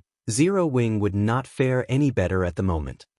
After Shifeng finished dealing with the various guild affairs, he hurried to the reception room of the residence. Sorry for the wait, Shifeng apologized when he saw Bloodsucker, who had been waiting for him for quite some time now. It's fine. I've also just received instructions from our guild leader, Bloodsucker said. May I know if Elder Yifeng has some time to spare right now? Time? Shifeng stared at him, somewhat confused by this question. Before giving a reply, Bloodsucker took in a deep breath. In a very serious tone, he then said, Our guild leader wishes to have a personal chat with you and hopes that you can come meet him. After reporting Zero Wing's information back to the guild, he had been shocked to hear that Raven's guild leader wanted to meet with Shifeng. Kirin had also been surprised by this news. Less than 10 people in the entire Raven Guild had ever seen the guild leader's appearance before. Even Kirin himself had never personally met the guild leader, his conversations with the man limited to voice calls. However, just the means displayed by the guild leader so far had already inspired a worshipful mentality towards him in everyone in the guild. Hence, Kirin found it truly inconceivable that their guild leader was actually willing to meet personally with Shifeng. Chapter 949, Entrance Token. Hellscythe_vampire. Updated by Novelful. Come right now? Shifeng asked, feeling somewhat curious as he looked at Bloodsucker. The guild leader of Raven, Bloodfang, was a mysterious existence in God's domain. Even in the past, Shifeng had only heard of the man's name. He had never seen a picture of the man. Yet now, the high and mighty guild leader Bloodfang had suddenly asked to meet him. If this situation had happened in the past, it would definitely trigger a huge commotion. Our guild leader has said that some things cannot be expressed in words. It will be more convincing if you see them with your own eyes, Bloodsucker explained, nodding. Back when Bloodsucker heard guild leader Bloodfang's request to meet, he himself had been shocked. As a top-tier expert of the Raven Guild as well as an upper manager of Raven, he had only ever spoken with the mysterious guild leader of Raven through voice calls. To date, he had never personally met the man. For an outsider like Shifeng to actually receive an invitation to meet for a discussion, one could see just how much importance the guild leader placed on Zero Wing. This situation made even Bloodsucker envy Shifeng slightly. Alright then. This reason is indeed tempting. Shifeng was also very curious as to what Bloodfang wanted to show him. However, I still need to deal with some matters first, before I can follow you all. It'll take me a few hours, roughly, to finish. No problem. Guild leader has already said that he is willing to wait for Elder Yifeng's visit. Bloodsucker unconsciously breathed out a sigh of relief when he heard Shifeng agreeing to the meeting. The guild leader had already stated that he wanted to meet with Shifeng no matter what. Moreover, the sooner, the better. It would be best if they could meet before the match between the Azura battle team and the Evil Dragons battle team. Although he did not understand why guild leader Bloodfang was in such a hurry, he did not try to delve into the man's thoughts. Following which, Bloodsucker left Zero Wing's residence, intending to stroll around the city while waiting for Shifeng to tie up his matters. Meanwhile, at the slums of White River City, the originally desolate streets of the area were currently packed with a sea of players. Well-equipped 100-man teams loitered everywhere, the members of these teams all wearing discontented expressions. Just how long are we supposed to wait? We've already been waiting for over half an hour here already. Half an hour? Our team has already been waiting for nearly an hour already. The various teams gazed helplessly at the simple house in the distance. While this house looked very simple, it contained the teleportation array that could send players straight to the heart of the Twin Towers Kingdom. However, the number of players this teleportation array could accommodate at a single time was limited, while the number of players wishing to earn honor points was a lot. Before long, the queue to use the teleportation array had already meandered through several streets. Among the teams waiting to use the teleportation array, a beautiful woman riding atop a black panther looked towards the level 39 female assassin who had just run up to her and asked, "Frozen, what did you manage to find out?" This black panther was over 2 meters tall and looked just like a large-scale jeep. It was a very eye-catching sight on the street. However, compared to this black panther, its owner commanded even more respect. The beauty riding atop the Black Panther was none other than the vice guild leader of the 100 Flowers Palace, Cleansed Rue. "I've already checked everything. All nearby lands suitable for constructing a guild residence have already been bought by someone. In addition, the few strategic locations that can be used to set up a store have similarly been bought by someone," the assassin named Frozen Pearl reported softly. "These people sure move quickly. Have you found out who bought them?" Cleansed Rue frowned slightly. After receiving news of this teleportation shop, she had immediately gathered a team and hurried over.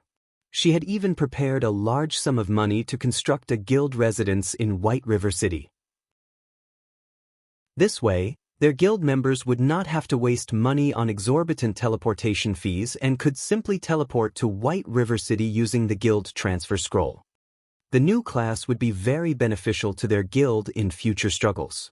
Hence, they need to nurture a large number of this new class. Moreover, aside from exchanging for a new class, honor points also had other uses.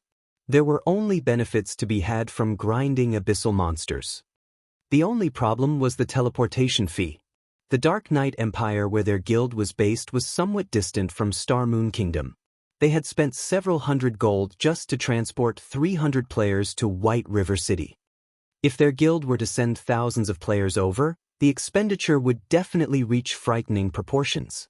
Nevertheless, if their guild wished to have an advantage at the Twin Towers Kingdom, it was naturally better to send as many members over as possible. Hence, it was imperative for them to establish a guild residence in White River City. "I have yet to find out. The buyers have all kept their identities hidden," Frozen Pearl replied, shaking her head. "They've hidden their identities?" Cleansed Rue smiled. "Send some people to these locations to leave a message saying that our 100 Flowers Palace sincerely wishes to purchase guild residence land and that we hope they can contact us. If there are any movements from those landowners, notify me immediately." Generally speaking, any guild that managed to secure these lands would be more than eager to boast about their successful acquisitions. They definitely would not conceal it. Since the owners of these lands chose to keep their identities a secret, that meant that they had purchased these lands not for personal use but for resale.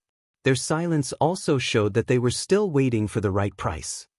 Although Cleansed Rue did not know who would possess such great insight to actually discern the value of these lands so quickly, she had no intention of wasting time waiting for these landowners to sell these lands.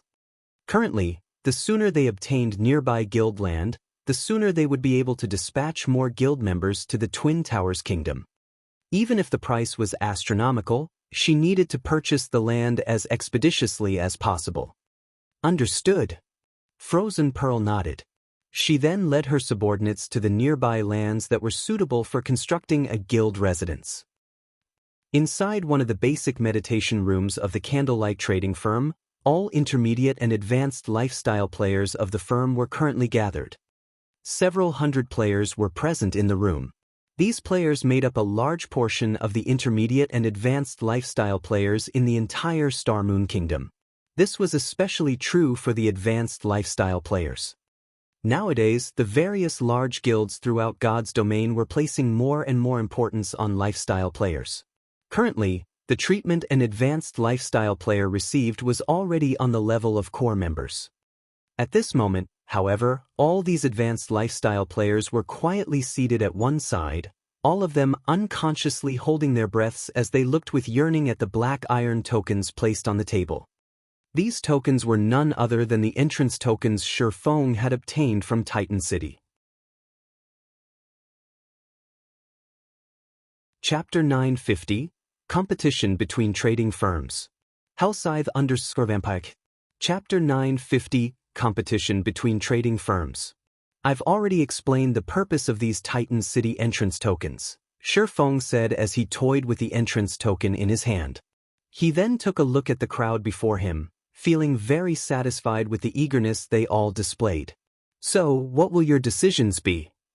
He had sacrificed plenty in order to obtain these entrance tokens. He had used even his most treasured Tier 4 magic scroll. In the past, each Titan City entrance token had sold for over 300 gold at auction, the token's price sometimes reaching even 600 gold. It was not something ordinary players could afford. Moreover, even if they managed to obtain it, they still needed sufficient funds for expenditures in Titan City. Otherwise, there would be no point in visiting the Holy City. Generally, large guilds were willing to purchase the entrance tokens for a high price only if they were trying to get an advanced lifestyle player to the master rank or have some lifestyle master produce a new creation. Sending lifestyle players of intermediate rank and below to the Holy City would just be a colossal waste. However, Shifeng couldn't care less now. It was simply impossible for current lifestyle players to reach the master rank. Even with the aid of the research room, there was no way a forging genius like Cream Cocoa could become a master forger within a short time. Achieving the master rank required all lifestyle classes to produce original creations.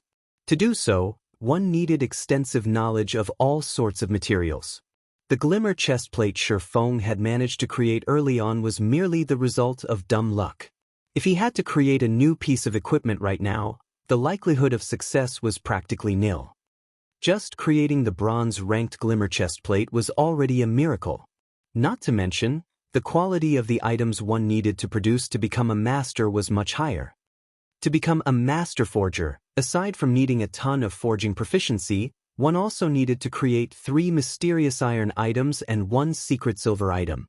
Hence, the number of players who could successfully become a lifestyle master was extremely low, less than 1 out of 100 advanced lifestyle players. It was precisely because of this reason that the Holy City of Titan had become holy ground for lifestyle players in the past. Countless advanced lifestyle players dreamed of entering the Holy City to further their careers. The various large guilds also tried to purchase the entrance tokens at all costs. Anyone who managed to become a lifestyle master would become a core component of the trading firm they belonged to. After all, lifestyle masters could produce items unique to themselves. Moreover, one's success at becoming a master also proved that their research into the various materials related to their class had already reached a certain level. In the future, they would have a much easier time producing new items and thus plenty of opportunities to make money. Hence, the various large guilds had treated master-ranked players with great respect. Well, melancholic smile urged in a stern tone as she looked at the lifestyle players before her. Tapping the contract placed on the table, she continued, "If you wish to improve yourselves further, you'll have to sign this contract. Otherwise, the trading firm definitely will not give this precious opportunity to you. But if we sign this contract, it'll be equivalent to us selling ourselves to Candlelight. We won't have any chances to leave Candlelight at all in the future. Moreover, you are even requiring us to go full-time. We need some time to consider this matter properly." A few intermediate lifestyle players voiced their opinions. In their eyes, God's domain was only a game. If they fully dedicated their lives to God's domain, who would guarantee that they wouldn't starve to death in the future? In addition, the conditions listed in the contract were extremely demanding. The contract barred its signatories from working elsewhere within the next decade. They wouldn't even be able to delete their accounts and start all over again. As this was a system-enforced contract, unless they decided to stop playing God's domain altogether, there was no escaping these conditions. Moreover, even if they chose to work elsewhere a decade later, they needed to first delete their accounts before doing so. I won't force you. However, you all must understand that it was extremely difficult to obtain these tokens. If you spend only half a day's time in God's domain, you will simply be wasting these tokens. Not to mention, if you suddenly decide to just up and leave later on, wouldn't all those resources I have invested into you go to waste? You all should know that any resource capable of helping you further advance your skills is priceless in God's domain. There might not be another opportunity after it is used up. The contract already states very clearly that after you go full-time, you will enjoy benefits equivalent to the core members of Zero Wing. Aside from a monthly salary of 10,000 credits, you will also receive commissions for the items you produce. I believe that you all aren't signing this contract just for that little bit of income, right? You should know very well that the treatment offered by Candlelight is also at the very top of the industry. I am a busy person. 10 minutes. I will only give you all 10 minutes to consider. Shi Feng also understood the concerns these people had. Even so, they still had to sign the contract if they wanted to receive the opportunity to visit Titan City. Moreover, he had already presented them with very generous conditions. The offers of other guilds simply could not compare to the resources he could provide. If the advanced lifestyle players of other guilds had a 1% chance of becoming a master, then those on his side had a 5% chance at the very least. In the past, as Shadow was a small guild, it had not placed a lot of restrictive conditions on the advanced lifestyle players it hired. In the end, after investing a large quantity of resources into these people, those who managed to become masters simply up and left for other guilds, and there was nothing Shadow could do to stop them from leaving. There were just too many headhunters in God's domain. As the importance of lifestyle players grew, the conditions offered by these poachers would likewise improve. Nobody could guarantee that these lifestyle players would not fall prey to the temptations. Moreover, based on the investigations he had asked Aqua Rose to carry out, quite a few advanced lifestyle players of the Candlelight trading firm had already received overtures from headhunters. He did not wish to risk such an important matter on the morality of these lifestyle players. I forgot to mention this before, but not everyone present will be qualified to sign the contract. You'll have to look for melancholic and take a test first, Shi Feng said as he looked at the silent advanced lifestyle players. Also, you lot aren't the only ones allowed to take the test. Melancholic, notify everyone in the trading firm.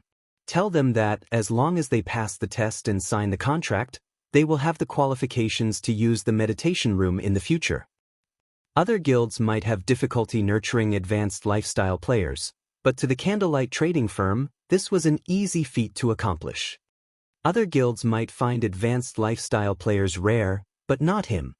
The intermediate lifestyle players of other guilds would have long since reached the advanced rank had they joined the Candlelight trading firm. After all, the Candlelight trading firm was the first to possess special workshops. The trading firm also had a large number of rare designs. If these people weren't willing to sign the contract, he would rather place his resources on lower-ranked lifestyle players. Chapter 951, Super First-Rate Forger. Hellscythe_Vampike. Chapter 951, Super First-Rate Forger. While Shi Feng was holding a meeting with the lifestyle players of the Candlelight trading firm, Heaven's Burial was also having a meeting at Star Moon City. Among the participants of the meeting were several middle-aged people dressed in plain clothing, aside from a large group of well-equipped expert players. The levels of these middle-aged people were only in the low 30s. The aura that combat experts usually exuded was also absent from these people. On the contrary, they gave off a dull and strict feeling. However, nobody present in the venue looked down on these people. Rather, Everyone looked at them with deep reverence. Uncle Seven, you are simply too amazing. I never thought that you would actually manage to recruit these people, the cleric Flame Blood said in admiration as he looked at the middle-aged man named Seven Treasures. With this, our guild will definitely rise rapidly. You're giving me too much credit. I simply followed the guild leader's orders to bring them here. Seven Treasures chuckled as he waved his hand. It was guild leader who managed to persuade them? I heard that these people had rejected even the invitations of super guilds, Flame Blood said, a look of surprise appearing on his face. While he had known that Singular Burial had been secretly trying to poach the advanced lifestyle players of various guilds before, he had considered it a futile effort. Currently, advanced lifestyle players were like treasures to any guild. Not only did they receive excellent benefits, but they were also subject to a series of restrictive conditions binding them to their respective guilds. These players would not easily defect to Heaven's Burial. However, after seeing these few middle-aged men and women sitting before him, he now realized he had assumed wrong. The virtual gaming world had developed for over 100 years already. Aside from well-known experts and super guilds leaving their names behind in the annals of history, there were also plenty of amazing lifestyle players. These people had relied on lifestyle classes to become famous in the virtual gaming world, and their fame was not one bit inferior to that of top-tier experts. Although there would be some differences between the lifestyle classes of different virtual reality games, those capable of domination in a virtual reality game would perform mainly the same even if they switched to a different game. Aside from that, the middle-aged men and women present were among the best lifestyle players in multiple virtual reality games, and any professional gamer who walked the path of lifestyle classes would know of them. Now that lifestyle classes were becoming increasingly important in God's domain, these several masters had become even more difficult to hire than top-tier experts, yet Heaven's Burial had managed to recruit these people. With them aboard, Flame Blood was certain of one thing.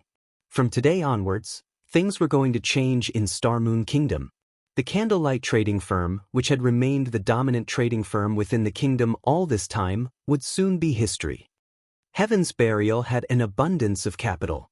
In addition, they also had a steady source of magic crystals. Just the number of cities the Heavenly Trading Firm covered right now already surpassed the Candlelight Trading Firms greatly. Currently, it was only lacking in advanced lifestyle players and popular exclusive products when compared to Candlelight. Once the Heavenly Trading Firm dealt with these problems, becoming the #1 trading firm in Star Moon Kingdom would be a piece of cake. Daybreak, how is the progress of the quest on your side? Asked Singular Burial, who was seated on the guild leader's throne. We're almost done. At most, we'll need another 2 days' time to obtain the shop promotion order, Daybreak Fog said confidently. But as long as we obtain this promotion order, the Heavenly Trading Firm will be able to secure its foothold in Star Moon Kingdom. When the time comes, we'll be relying on you several masters, Singular Burial said, turning to look at the middle-aged men and women seated at a corner. As long as you accomplish what you've promised, we naturally won't disappoint you, the bespectacled middle-aged man seated in the lead of the group said very casually. At that time, not only will the Heavenly Trading Firm become the #1 trading firm in Star Moon Kingdom, but it will also become the #1 in the Black Dragon Empire and the surrounding countries. Although the words of the man sounded very arrogant, nobody present doubted his words. After all, this man was the super first-rate forger, Lava Heart, someone known as the forging lecturer in the virtual gaming world. In the real world, he was even a famous blacksmith who specialized in producing all sorts of weapons and defensive equipment for bigwigs and martial arts masters. Please rest assured on this point. I am a man of my word, Singular Burial laughed. Inside the Candlelight Trading Firm. After Shifeng was done stating his demands, the intermediate lifestyle players, who had initially been hesitant to make a decision, started applying to take the test one after another. The basic meditation room was simply too tempting. Despite having entered the meditation room for only a short time, they could already clearly feel the benefits it provided. The mana released into the room allowed them to maintain their calm. Their concentration while inside this room was significantly better. Any player that produced items would know just how important concentration was. After the fourth evolution of God's domain, the procedures to manufacture items had become increasingly complex. The lack of fine control over one's movements when producing an item would easily result in failure. Meanwhile, having high concentration could allow players to carry out these fine movements with ease. The meditation room would definitely be able to help them further improve themselves. Are you guys really going to agree to these conditions? An advanced alchemist named Flying Fish could not help but ask as he looked at his fellow advanced lifestyle players. I believe that you guys should have received invitations from Heaven's Burial as well. The conditions they are offering are triple those of Candlelight's. Moreover, they've also promised to assign an exclusive special workshop to each of us in the future. We'll even get priority over choosing rare designs and recipes. We'll have a much better time there than at Candlelight. Why don't we all just move to Heaven's Burial's heavenly trading firm? Although the treatment Heaven's Burial is offering is indeed good, we get to learn extremely rare designs at the Candlelight trading firm. Moreover, there's even the basic meditation room available now. Not to mention, if we move to the heavenly trading firm, we'll have to start over from scratch, an advanced lifestyle player replied worriedly. What's there to worry about? Even if we start a new account, the technical skills we've accumulated will stay with us. Moreover, rare designs and recipes are becoming increasingly abundant. We'll be able to regain our lost development very quickly. Also, you shouldn't forget that the heavenly trading firm also has those several masters. Compared to fumbling around in the dark, our chances of reaching the master rank will improve significantly if we follow in their footsteps, Flying Fish said, yearning stirring in his heart when he mentioned those masters.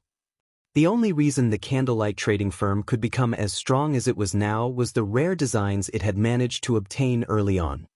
However, after the fourth evolution of God's domain, the difficulty of making items had increased significantly. It would be very difficult for them to improve further by relying on external factors. If they could receive the guidance of those several masters hired by the heavenly trading firm, their chances of becoming true lifestyle masters would be much higher than if they continued staying at the Candlelight trading firm. Burning, why don't you follow me as well? With those masters guiding us, I believe that you'll be able to become a lifestyle master very quickly. At that time, you might even get to join the upper echelons of Heaven's Burial, Flying Fish urged the tall and thin youth standing beside him. Burning Abyss had entered the Candlelight trading firm just recently. Back then he had only been an advanced apprentice. However, due to his great talent, he quickly managed to become an advanced engineer. In contrast, Flying Fish became an advanced alchemist only after striving for a long time. However, Burning Abyss shook his head in reply. Usually, aside from making items inside his workshop, the thing he liked doing the most was reading in libraries. In addition, he would also take a look at the information gathered by Zero Wing. From reading the gathered information, he had obtained many secrets that others did not know about, which was also one of the reasons why he had managed to improve so quickly in engineering. Previously, when he saw Shi Feng take out the Titan City entrance tokens, his legs had nearly gone limp from shock. Although Shi Feng had kept his explanation of the function of the entrance tokens brief, only stating that those who use it would get to train in special workshops as well as learn some rare designs and recipes, Burning Abyss knew exactly what kind of place the holy city of Titan was. That was a place known as the Holy Land. Titan City even had the research rooms that all lifestyle masters dreamed of entering. The help the research materials there could provide was many times more accurate and detailed than any guidance from a bunch of players. Are you really planning to defect to the heavenly trading firm?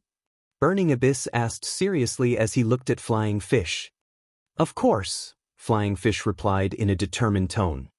At Flying Fish's reply, Burning Abyss could not help but sigh as he said, I advise you not to go.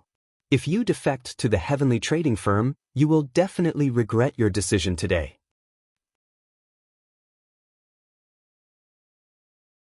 Chapter 952, Immense Wealth. Hellscythe_vampire. Chapter 952, Immense Wealth. Burning, you sure know how to joke. Burning, you can't be reluctant to part with the meditation room, right? Although the basic meditation room is indeed good, there are too many advanced lifestyle players in the trading firm.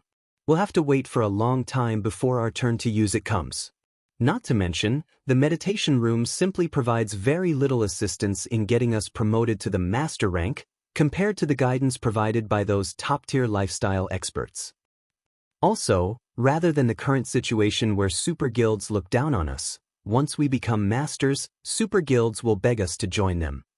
When the surrounding lifestyle players heard Burning Abyss's words, they could not help but start laughing. Lifestyle classes were different from combat classes. The aid that external factors could provide lifestyle players was limited. One had to rely mainly on their own techniques and experience to perform well. Meanwhile, these things required frequent practice. During the early stages of the game, the external conditions provided by the candlelight trading firm were indeed much better compared to those of super guilds. However, the aid from these external factors stopped when a player reached the advanced rank. This was also the reason why super guilds thought little of advanced lifestyle players.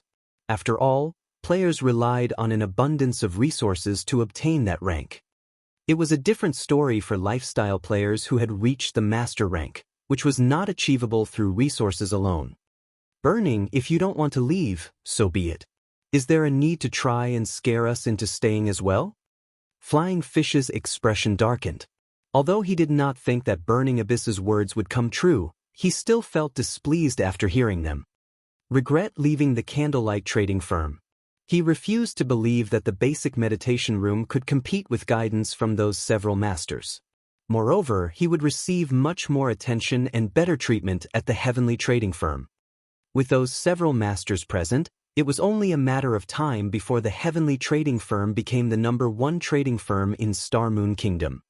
Suit yourself.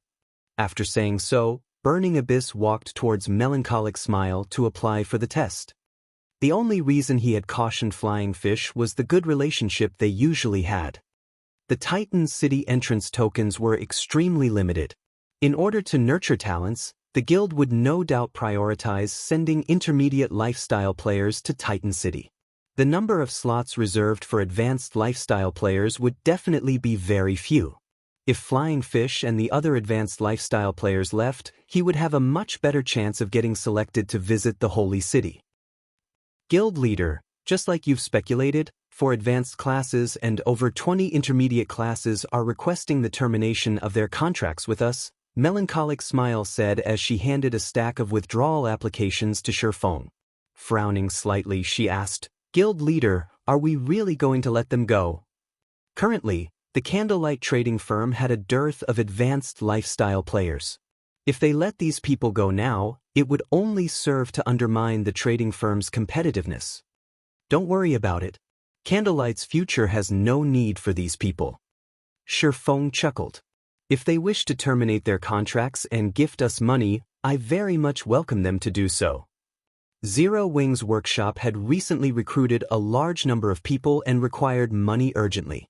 Since other guilds were willing to pay to poach these lifestyle players, he was more than happy to oblige them.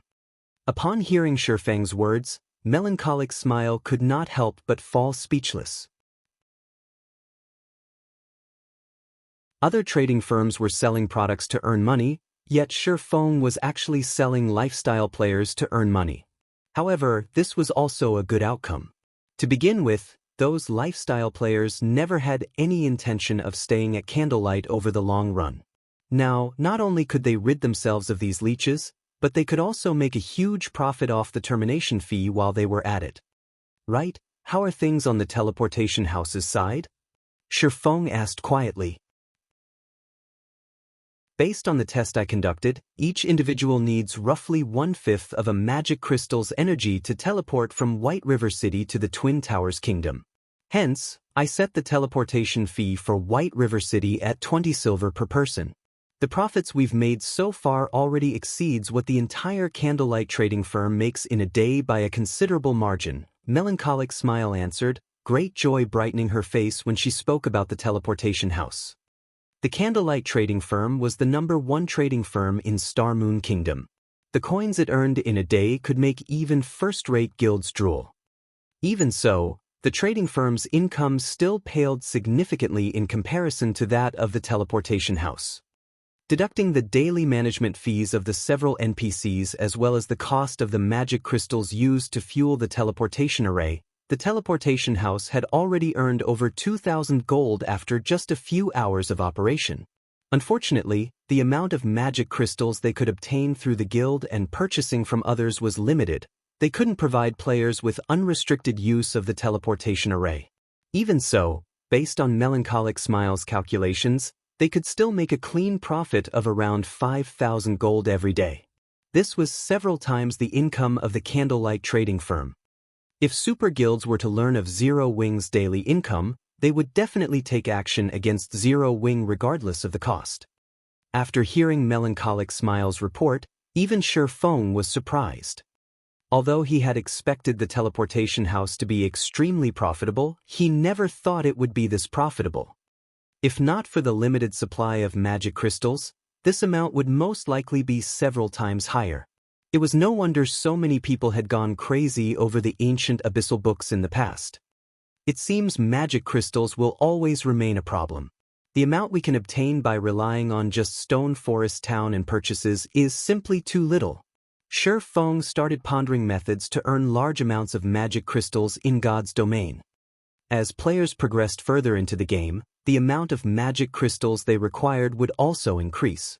However, the sources of magic crystals in God's domain were just too few. Currently, aside from dungeons and certain hidden locations, the only other method to obtain a large amount of magic crystals was through mining magic crystal veins. However, the standard of current God's domain players made it utterly impossible for them to go to that kind of place. Sometime later, the results of those who applied to take the test inside the meditation room came out. Based on the ranks of each class, Shi Feng chose 50 players with the highest production success rates. Among these 50 players, only 5 were advanced lifestyle players, while 20 were intermediate lifestyle players, and 25 were basic lifestyle players. The reason he had decided on such a distribution was his wish to nurture a large number of advanced lifestyle players. He had no plans of having the advanced players strive for the master rank at the moment. Moreover, even if Shi Feng wanted to, the current advanced lifestyle players were simply incapable of doing so. As for Cream Coco's group of advanced classes, who wielded the core secrets of the guild, Shi Feng would use the Holy City's emblem to transport them over. If he had them working in the special workshops of Titan City, they would be able to produce the mounts and strengthening devices slightly faster. The Holy City's emblem could open a transfer gate to Titan City and allow up to 10 people to pass through it. However, the emblem had a cooldown of 7 days. Although it was not as convenient as the entrance tokens, which did not possess a cooldown, it was valuable in the fact that it was reusable. It could continuously send the lifestyle players of the candlelight trading firm to Titan City. After everyone had teleported to Titan City, Shi Feng silently departed the trading firm. This is the holy city of Titan. Originally, everyone had been extremely excited over the fact that they were going to get to have their own exclusive special workshop as well as learn rare designs and recipes. However, upon entering Titan City, they were utterly shocked by the scenery of Titan City. Chapter 953, Holy Space. Hellscythe _ Fluffy Inside Heaven's Burial's residence in Star Moon City. Guild Leader, I've just been notified that those 4 advanced lifestyle players from Candlelight have agreed to our conditions. Moreover, Candlelight isn't forcing them to stay. As long as we send them money, they'll let those 4 go, Flame Blood reported excitedly upon receiving the news. Advanced lifestyle players were currently a rare commodity to any guild. They were precious resources for guilds in the war over market dominance. Hence, the various guilds held onto their lifestyle players tightly, preventing other guilds from poaching. If a guild wanted advanced lifestyle players, it would have to start by nurturing complete novices. However, doing so was time-consuming, and it would be very hard for a trading firm to gain a competitive edge in a short time. Hence, Singular Burial had used those several masters and offered irresistible benefits. Flame Blood had not expected Singular Burial's strategy to be effective enough to poach 4 advanced lifestyle players. This would significantly weaken the Candlelight trading firm. Moreover, even though these advanced lifestyle players' proficiency had been reset and they had lost the designs and recipes they had learned, they still retained their experience and technical skills. With Heaven's Burial's resources, it would not take long for these players to recover the losses. This was far more cost-efficient than simply nurturing advanced lifestyle players from scratch. Black Flame really is quite interesting. While other guilds are keeping a tight leash on their advanced lifestyle players, he generously allowed 4 to walk away. It seems he is relatively confident in the Candlelight trading firm. The corners of Singular Burial's mouth twitched when he heard this news, and he could not help but admire Shifeng. They were talking about 4 advanced lifestyle players. After investing plenty of resources into its trading firm, Heaven's Burial had only nurtured 5 advanced lifestyle players thus far. Among them, 3 had only recently achieved their promotion. Yet, the Candlelight trading firm had abandoned 4 such individuals without hesitation. Guild leader, will these players be a problem? Daybreak Fog asked worriedly from the side. They shouldn't be. I spoke with all of them in secret earlier. Their item production techniques and success rates are genuine, Singular Burial said, shaking his head. Chuckling, he continued, since Candlelight is so generous, we don't need to be courteous with them. Uncle 7, deal with this matter right away. We can't let another guild steal these people from us. With these 4 advanced lifestyle players and the 5 masters in the Heavenly Trading Firm, it wouldn't be long before the position of Star Moon Kingdom's top trading firm switched owners. Once the Heavenly Trading Firm surpassed the Candlelight Trading Firm, Heaven's Burial would have a stable source of income. At that time, Heaven's Burial could officially begin its conquest of Star Moon Kingdom. Guild leader, rest assured, I'll head over right away, 7 Treasures said. He immediately departed the meeting room and dashed towards Star Moon City's teleportation hall. On the streets of Titan City, the city's dense mana-intoxicated melancholic Smile and her companions. The mana density in this city is even higher than the basic meditation room. Melancholic Smile grew breathless when she felt the city's mana. Although the difference in mana between the basic meditation room and the special workshop seemed small, it was precisely this small difference that made it far easier for intermediate lifestyle players to reach the advanced rank. Lifestyle players gained proficiency in a slightly different way from combat players who only needed to gain EXP by killing monsters. Take intermediate forgers who were trying to become advanced forgers, for example. When their forging proficiency reached a certain degree, even if they only produced ordinary items befitting their rank, they would not gain any forging proficiency. They would have to produce rare items befitting their rank to raise their proficiency. Soon, even rare items would not provide any proficiency, at which point, intermediate forgers would have to produce items that were 1 rank higher to improve.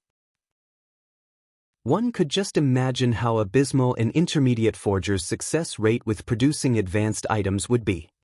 If one could not complete the forging procedures flawlessly, they would waste an astonishing amount of materials. Moreover, intermediate forgers would be producing advanced merchandise, which required rare materials. Even super guilds would not waste their rare materials so recklessly. Guilds mainly nurtured lifestyle players to make money. Although they would have to invest, this investment was not limitless. There was definitely a cap. In the Candlelight Trading Firm, rare materials were extremely limited. The trading firm did not have the leeway for everyone to produce higher-rank merchandise limitlessly.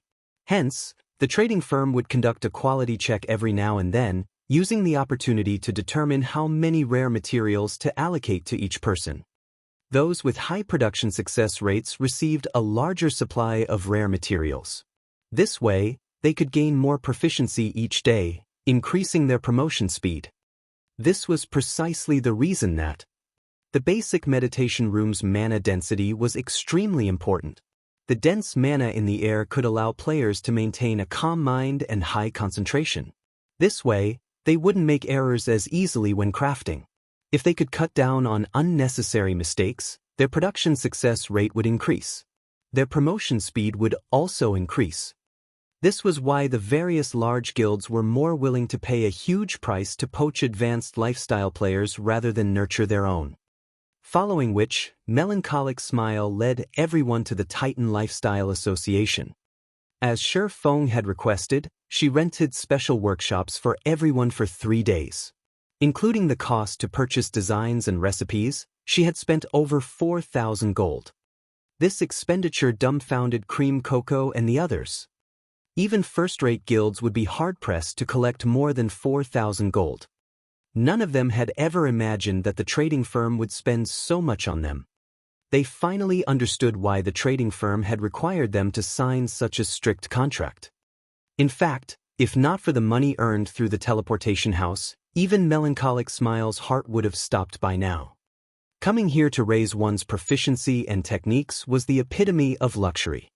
However, upon entering the Lifestyle Association's special workshop, her opinion changed. Although the workshop here was only half the size of the Candlelight Trading Firm's special workshops, the mana density was 3 times that of the outside world. Inside this room, she experienced a mental clarity like never before. Updated by Novelful.com. Moreover, aside from its high mana density, there was a large amount of research materials available inside this special workshop. After a cursory search for information on the strengthening device, Melancholic Smile compiled a few dozen pages of information. Among them were production videos from master forgers and key crafting points. Master-ranked production videos? Melancholic Smile clicked on the video out of curiosity. Chapter 954, New World. Hellscythe _ Fluffy Goblin. The moment Melancholic Smile clicked on one of the master's production videos, a tall, robust figure appeared inside the room, which was the size of a basketball court. The man had tan skin and a long beard. What? This is a hologram? Melancholic Smile was shocked when she saw the bearded man. While there were production videos of many capable individuals on God's Domain's official forums, one could only watch them on a flat screen. At the end of the day, one could not experience their production process. Moreover, compared to this holographic master forger's techniques, every forging player throughout God's Domain was practically garbage. A master forger is impressive. So, I can use this method to forge the strengthening devices as well. After watching the holographic video once, Melancholic Smile was aware of her flaws. Particularly, her rune drawing techniques needed work. The bearded man's rune looked natural on the strengthening device. Moreover, he completed the rune with one smooth motion. The original strengthening device design only offered a simple introduction and a few basic demonstrations. It did not contain any forging techniques to speak of. Melancholic Smile had no choice but to experiment. After watching the Master Forger's video, Melancholic Smile felt as if doors to a whole new world had opened for her. If this is what the videos are like, what are the key production points? After calming herself, Melancholic Smile shifted her attention towards the key points of production, clicking on one of the several available links. As soon as Melancholic Smile clicked on it, she heard a system notification. System, production annotation mode activated. Energy is required to activate this mode, magic crystals. 1 magic crystal will last 1 hour. Do you wish to continue? It even needs magic crystals?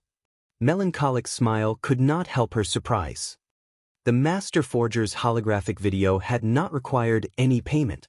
Seeing as energy was required to annotate the key points of production, this function should be far more valuable than the videos. Melancholic Smile did not take long to consider her options. As she had come to produce strengthening devices, she had plenty of magic crystals on hand. Wasting one wouldn't matter. Following which, Melancholic Smile clicked accept, and a single magic crystal disappeared from her bag. System, production annotation mode activated. Loading strengthening device template number 017. You may now produce the strengthening device. That's it. Melancholic Smile had not noticed anything different about herself, and nothing new had appeared in the room. However, since the system had said as much, she decided to start forging the strengthening device. In any case, Shi Feng had stated that they needed to produce a large quantity of strengthening devices as quickly as possible. As Melancholic Smile took out the necessary materials and prepared to smelt them, various images and data appeared before her. The information consisted of semi-transparent holograms and wouldn't affect her production directly. When Melancholic Smile looked through the images and data, she was shocked. After all, this information guided her through producing the strengthening device. All she needed to do was overlay her actions with the holographic images and observe the smelting process. The data displayed also provided specific hints for carrying out these actions. The production annotation mode was like a copybook that provided ideal forging procedures, and all she needed to do was familiarize herself with these procedures. Learning how to forge the strengthening device this way was many times more effective than simply watching a master forger at work. As Melancholic Smile forged the strengthening devices according to the hints provided, her forging success rate and speed steadily rose. Originally, Melancholic Smile's success rate with the strengthening device had been around 40%. After using the intermediate mana source, her success rate increased to roughly 50%. However, she rarely achieved a 50% success rate when actually crafting them. Before arriving in Titan City, she usually succeeded 4 of 10 tries, and sometimes less. After an hour inside the special workshop, however, she could now stabilize her output to 4 or more out of 10 tries. Many of her uncertainties when forging the strengthening device had also vanished, and now, her actions were more decisive. This resulted in a faster forging speed. She was practically as fast as she had been before God's Domain's 4th evolution. She was overjoyed. With the videos of the master forgers and the key production points, her forging techniques improved with each second she spent in the room. Her growth was at least 10 times faster than when she had been in the candlelight trading firm's basic meditation room. Melancholic Smile felt that the 4,000+ gold they spent was worth it. After such a short time here, she was confident of trying for the master rank. As for the firm's other lifestyle players, rising from basic or intermediate rank to advanced would be a piece of cake. Melancholic Smile wasn't the only one excited about Titan City's special workshops.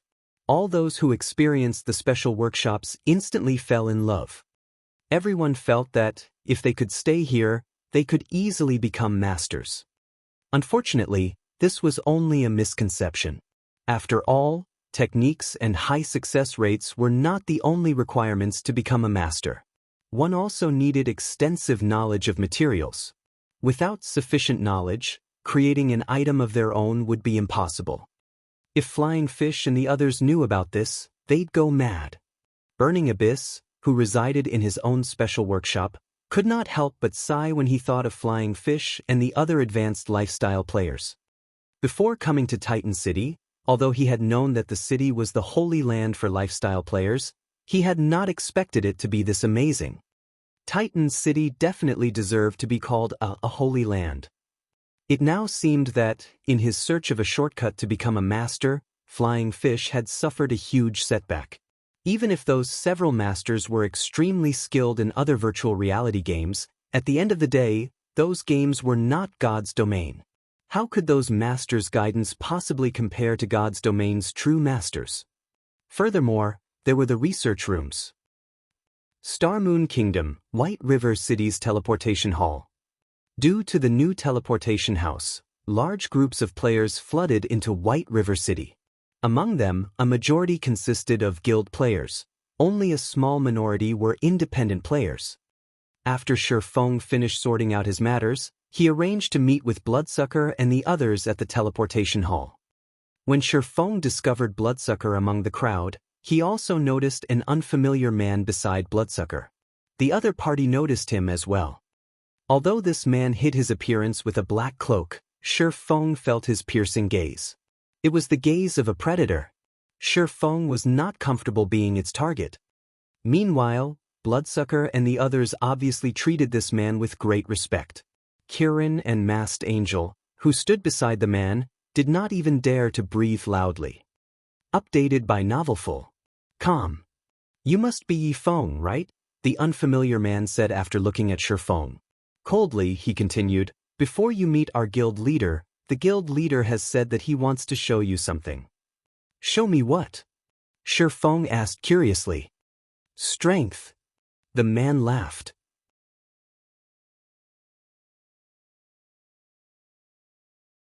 Chapter 955, Raven's Background.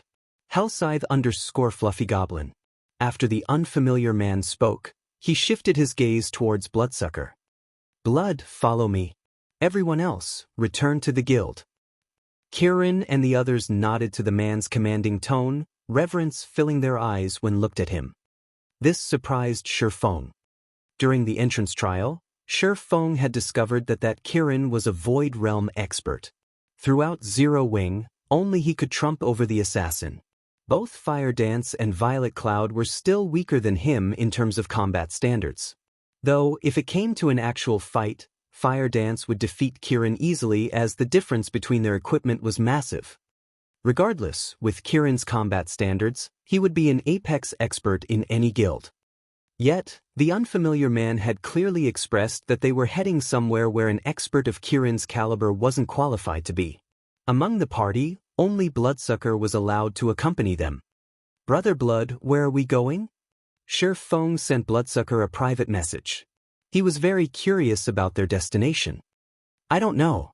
This is only my third time meeting one of the guild leader's dark guards. Although he was a part of Raven's upper management, he was not qualified to meddle with Raven's core. In addition, Raven's internal affairs were kept hidden. As a dark guild, Raven did not prioritize killing monsters or developing cities. Instead, dark guilds killed players and plundered cities for a living, and everything they did demanded secrecy.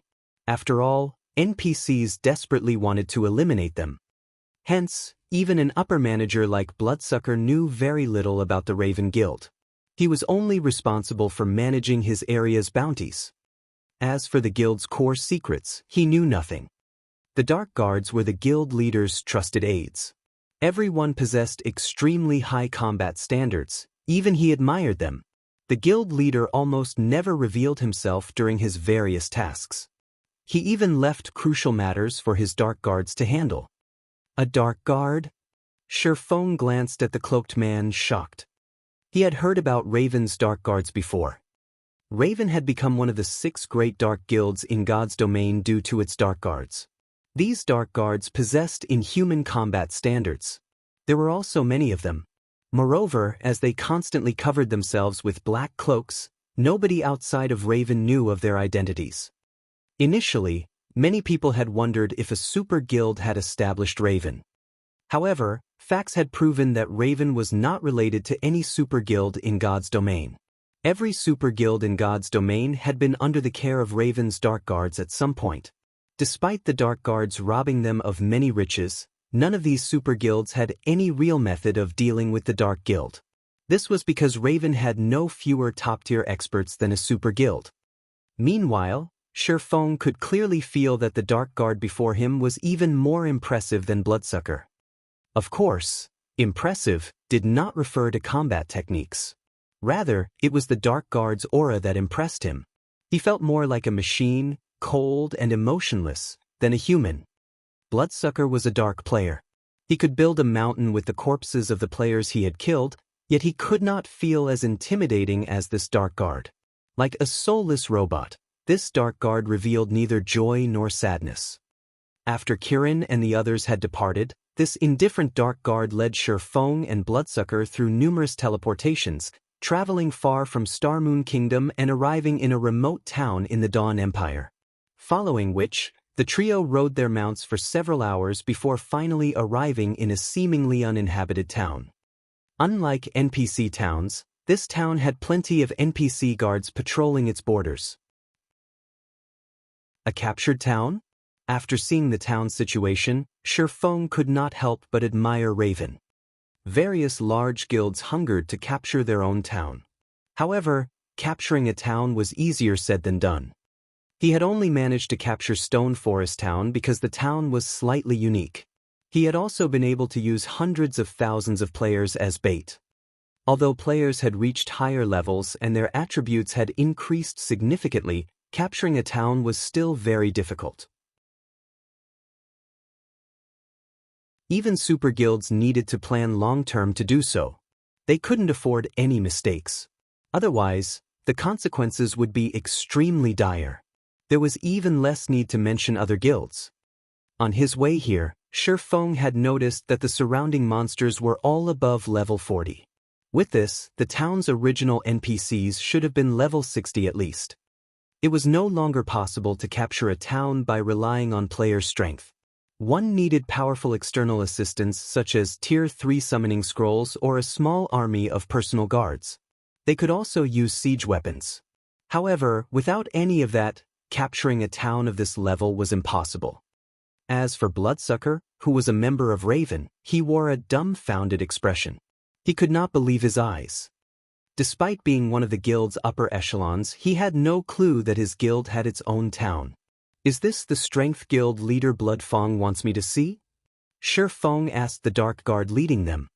Currently, among God's domain's various powers, those capable of capturing a town of this caliber could be counted with one's fingers. However, after entering the town, Shifeng realized something. The town was extremely poor. Aside from a guild residence, the only other buildings were a hotel and a smithy. There was nothing else. Although the town was extremely poor, the several hundred players in the town were far from ordinary. Not only were they all level 38 or above, but they felt like ferocious beasts. The chill in their eyes was similar to the Dark Guards. There was not a shred of emotion in their gaze. They seemed even less human than high-intelligence NPCs. If not for the green, diamond marker above their heads, Shifeng would have wondered if these players were the town's NPCs. Updated by Novelful.com. When Shifeng arrived before the town's only hotel, 3 cloaked men emerged from the dilapidated building. The auras around these men were the same as the Dark Guard who had led them here, and they felt just as dangerous to Shifeng. Guild leader has said that only Yifeng may enter. Bloodsucker, wait outside. After hearing the Dark Guard's command, Bloodsucker had no choice but to wait. As for Shifeng, he boldly waltzed into the hotel. He was very eager to learn just what kind of person Raven's guild leader was.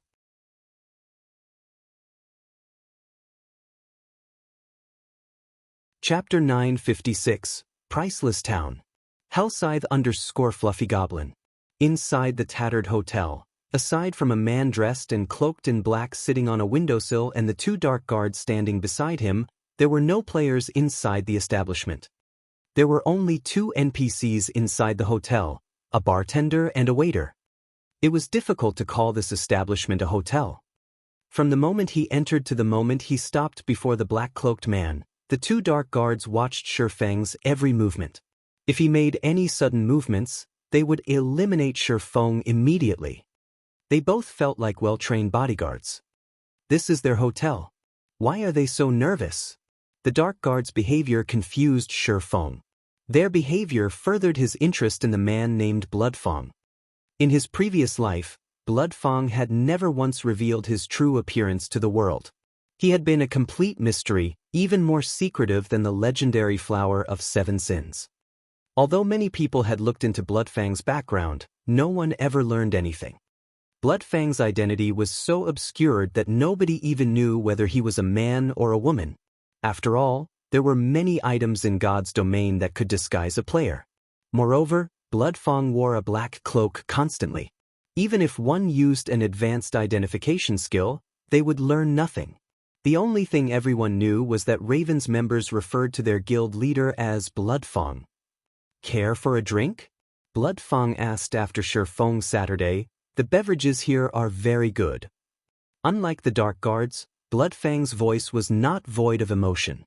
Only, his tone was somewhat gravely. No need. Just tell me what you want. You didn't invite me all this way just for a drink, right? Shifeng declined, shaking his head. Indeed, just as Bloodsucker had said, you really are straightforward. Bloodfang chuckled. Pointing to the town outside the window, he continued, I'll just get straight to the point. What do you think of this town? It is very shabby. However, The fact that your guild has captured this town shows that there must be something of great interest to your guild here, Shi Feng said honestly. The Dawn Empire was very far from Star Moon Kingdom. Teleporting from Star Moon Kingdom to the Dawn Empire cost 4 gold, 24 silver. Even current expert players would be reluctant to pay this price. In the past, Shi Feng's activity had always remained centered in Star Moon Kingdom. Hence, other than knowing their general location, Shi Feng did not know much about distant kingdoms and empires. Of course, he still had some knowledge of major incidents. Although he had never personally visited these countries, the secret pavilion often reported major incidents that occurred in God's domain's various kingdoms and empires. However, as far as he could remember, nothing significant had occurred in the Dawn Empire at this stage of the game. Your senses are sharp. Indeed, as you've said, this town is quite shabby. However, Raven has paid a huge price to capture it. We've almost invested everything we've accumulated since joining God's domain to do so, Blood Fang said, sighing. I'm ashamed to say this, but although Raven has accumulated a lot of resources so far, constructing this town is too expensive. Shi Feng revealed a surprised expression as Blood Fang explained the situation. He was very familiar with the town's construction. The construction's early stages required a hefty investment. However, to a power like Raven, it should not pose a problem. I don't expect you to believe me. However, I'm not lying. This town is somewhat special. Although it looks like this now, this town was initially flourishing. What you're seeing is our second reconstruction. Helplessness tinged Bloodfang's voice as he spoke. The second time? Had the town been destroyed? Shi Feng's shock grew. It was common knowledge that a newly constructed city could hire NPC guards to protect it for 15 days. To current players, level 150 NPC guards were invincible. Even if the surrounding level 40+ monsters sought to cause trouble, Raven could take care of them easily. This town was indestructible. That's right. This town has been destroyed once before. Even after hiring so many guards, in the end, we failed to defend it. Raven has invested too much into this town during its early stages. As a result, we can't afford the reconstruction. Hence, I sought to cooperate with Zero Wing, hoping to convince your guild to invest into this town and develop it with us, Blood Fang said, nodding sternly. Confidently, he continued, no other guild knows about the town's true value. I only discovered it after reading through an ancient document. If Zero Wing invests 100,000 gold, your guild will receive 20% of the town's income. Guild leader Blood Fang, you're talking about 100,000 gold, not 100,000 copper. With that kind of money, you can rebuild this town 6 or 7 times over, or construct 6 or 7 other towns, yet you're only offering 20% of this town's earnings. Even if there were a literal gold mine here, this town would never be worth that much money, Shi Feng said, shaking his head. After hearing Blood Fang mentioning the words, ancient document, Shi Feng more or less understood that this town was different. However, he could construct a city's basic structure with 100,000 gold, much less a town. Even if this place had a gold mine, harvesting the ore would require tons of resources and manpower. Furthermore, they would have to smelt the ore into actual gold before they could sell it. Even if the harvest were high, if he only got 20% of the profits, who knew how long he would have to wait just to earn back his initial investment? He could not afford to throw what coins he currently possessed at this town. Elder Yi Feng, don't reject the offers so quickly. I have yet to explain why this town is so special. Shi Feng's refusal did not seem to surprise Blood Fang. Special? What's special about this place? Shi Feng asked. There is a manatite vein here. One can also obtain magic crystals alongside the manatite Oregon. Although the vein does not yield much, I believe that it does yield more than Stone Forest Town's daily income. This could certainly benefit the candlelight trading firm, Blood Fang said, chuckling. How about it? Do you think my offer is worth consideration now? It's no wonder why guild leader Blood Fang is so confident. However, why Zero Wing? Wouldn't it be better to work with super guilds? With the financial strength and manpower of a super guild, you would have more than enough to develop the town, Shi Feng said. He had to admit that the offer was tempting. Manatite was one of God's domain's particularly rare minerals. As manatite ore contained dense mana, magic crystals formed as a byproduct in a manatite vein. Although one could collect more mana crystals by grinding monsters in the Stoneclaw Mountains, there was one benefit to harvesting magic crystals from a mine: the absence of danger. As long as they had a sufficient mining level, any player could mine magic crystals. Moreover, the higher their mining level was, the greater their chances were of obtaining magic crystals.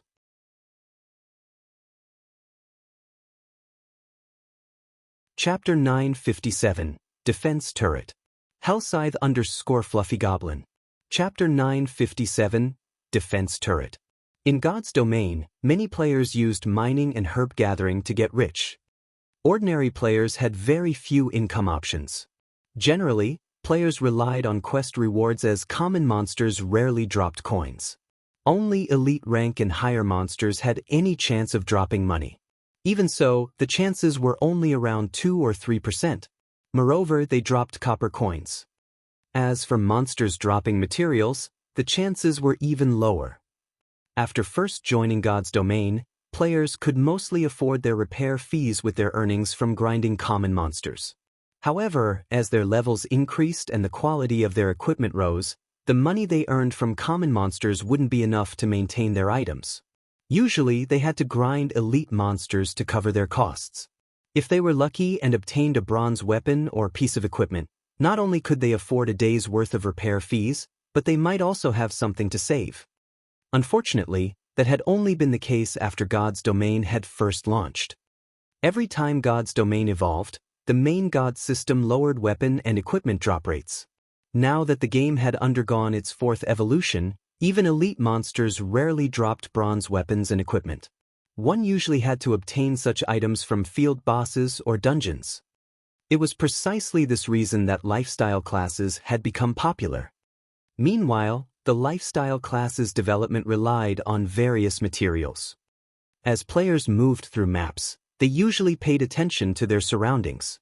However, they were not only doing so to avoid player or monster ambushes, but to find ores and herbs. A gathering player who was familiar with the environment could earn more money by selling the raw materials they gathered than what guild elite members could earn from fighting monsters. In the past, Shifeng had frequently heard about gathering players obtaining excellent weapons and equipment solely by gathering ores and herbs.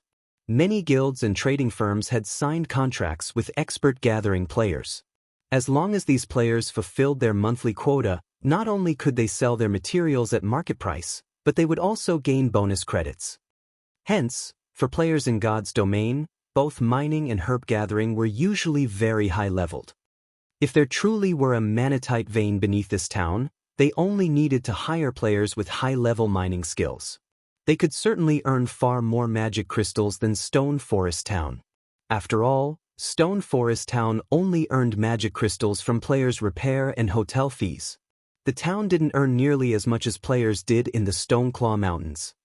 My initial plan was to earn a large sum in the Dark Arena. However, Zero Wing's abilities have surpassed my expectations. While I have considered cooperating with super guilds before, they are simply too powerful. They might just take the town from Raven. Moreover, even if we form a partnership with Super Guild's appetite, Raven won't obtain much. Although there are a few more powers aside from Super Guilds that we could approach, these powers cannot provide as many coins as Zero Wing. How about it? By cooperating with Raven, not only would Zero Wing not lack magic crystals, but the Candlelight trading firm would also have plenty of manatite Oregon. You will certainly earn more than 100,000 gold. Bloodfang believed that the conditions he had proposed were quite generous. There was simply no reason for an upstart guild like Zero Wing to reject his offer. Currently, Zero Wing did not have many assets in God's domain. However, it was extremely difficult to invest in the real estate in other kingdoms and empires. The local guilds had long since claimed the available lands.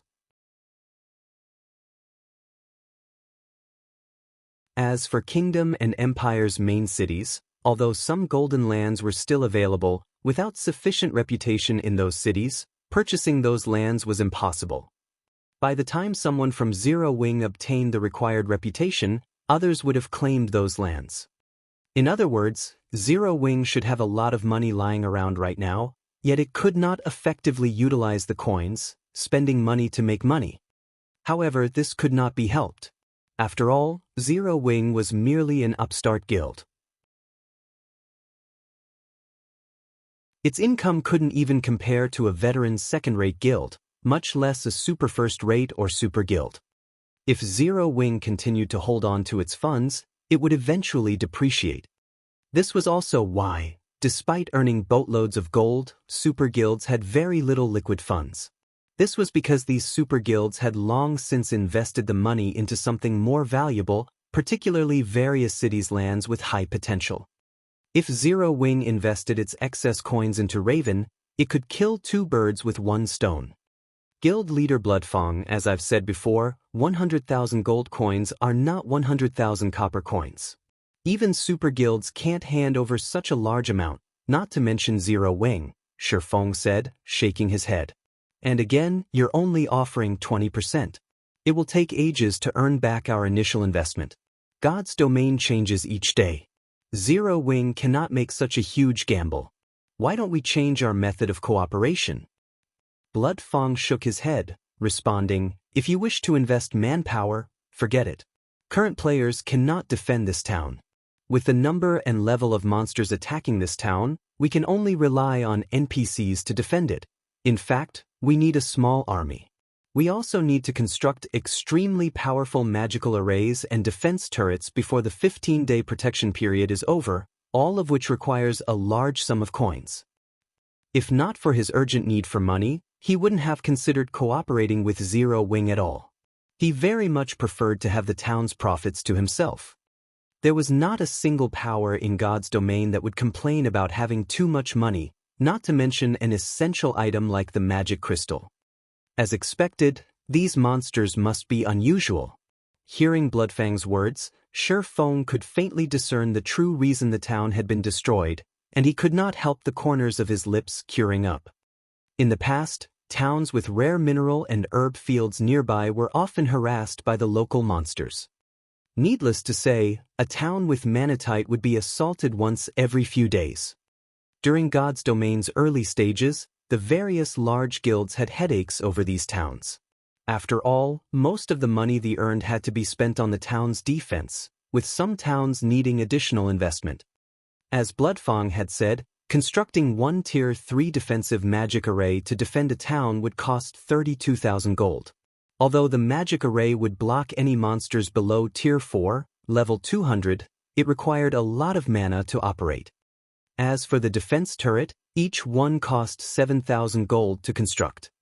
Generally, monsters would come from all directions when raiding a town. Even if they placed only one defense turret at each of the 4 cardinal points, they needed at least 4 defense turrets. Moreover, the turret's artillery shells were very expensive. At market price, each shell cost 5 gold, with higher quality ones costing dozens. Furthermore, a single defense turret at each corner wasn't nearly enough. They would need at least 2. With this, the total cost was around 88,000 gold. It was no wonder why Bloodfang wanted a 100,000 gold investment. However, players' wisdom was infinite. In the past, after the various large guilds had experimented countless times, they had finally found a method to not only save on the high construction cost, but also resist against the swarms of invading monsters.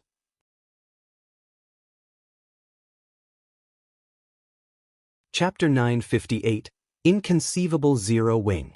Hellscythe_Fluffy Goblin. If you can't make a decision right now, you can return after discussing it with your guild leader. However, I can only give you a day to consider.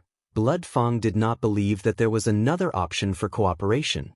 He believed that Zero Wing could not afford to hand over that much money in such a short time. 100,000 gold is no small amount. I do not believe that Zero Wing can collect that much money in so little time either. You can pay 40,000 gold up front and the remaining 60,000 in the next 5 days. Raven was currently broke. They had used almost all of their money to reconstruct the town and hire the necessary NPC guards. However, these NPC guards were still not capable of standing against all those monsters. If they wanted to defend the town, they needed to construct the defensive magic array. With the magic array and the NPC guards, they should survive through the 15-day protection period. As long as they constructed the defense turrets during the protection period, they could begin mining the manatite vein without issues. Guild leader Bloodfang, 100,000 gold is just too much. Even Zero Wing can't spend that much money. Shifeng again rejected Bloodfang's offer. Why don't we try a different method of cooperation? Zero Wing will be responsible for protecting the town. However, you will pay us 30% of the vein's income. He still needed a large sum to construct his own city. How could he possibly give Raven his coins? Moreover, even without the defensive magic array and NPC guards, it was possible to prevent monsters from trampling the town. He could simply head to Blackwing City and purchase a monster repellent scroll. The monster repellent scroll was an item that could disperse monsters within a certain area, preventing low-intelligence monsters from actively approaching. Although the effect was temporary, the scroll was very cheap. Each scroll only cost 5 gold. It was much more cost-effective than constructing a defensive magic array or defense turrets. In God's domain, the defensive magic array and defense turrets were mainly used during monster raids. When dealing with players, however, they were not as effective as NPC guards, yet they cost far more. Rather than wasting money on that particular plan, Shifeng would be better off investing his money into his own guild or somewhere else. Generally, the monsters that raided towns and cities possessed very low intelligence, so the monster repellent scroll could chase them away. As for using the scroll against the Abyss invasion, very few abyssal monsters possessed low intelligence. Hence, the scroll wouldn't be as effective. Let Zero Wing defend the town? Bloodfang could not help but laugh at Shifeng's proposal. It's not that I am looking down on Zero Wing, but rather, these monsters are over level 100. There are thousands of them. With players' current strength, it is impossible to defend against such an onslaught. And even if you succeed, why should I give you 30% for defending the town when I can ensure its safety for 100,000 gold? Wouldn't that be more of a loss? If this is your offer, I would rather contact several other major powers. I believe that they will be more than willing to cooperate. Zero Wing was not Bloodfang's only option. The only problem was that none of the major powers could afford a 100,000 gold investment. However, he did not necessarily need 100,000 gold. As long as he had the initial 40,000 gold, he could construct a sufficient number of hotels during the 15-day protection period. With a place to replenish their stamina in, his subordinates could mine for magic crystals continuously. He could earn enough money to construct the required defense turrets before the protection period ended. However, Raven would have to be particularly frugal during this period. If so, I have another suggestion. For each monster raid Zero Wing stops, Raven will pay 6,000 magic crystals. What do you think of that? Shifeng casually suggested. Are you serious? Bloodfang asked in surprise. If they utilized this method, the town's income would belong to Raven fully. As long as they could begin their mining operation, Raven wouldn't have any financial problems. They could quickly construct a powerful defense. Only, the initial period would be the most difficult. He hadn't expected Shifeng to be interested in such an exchange.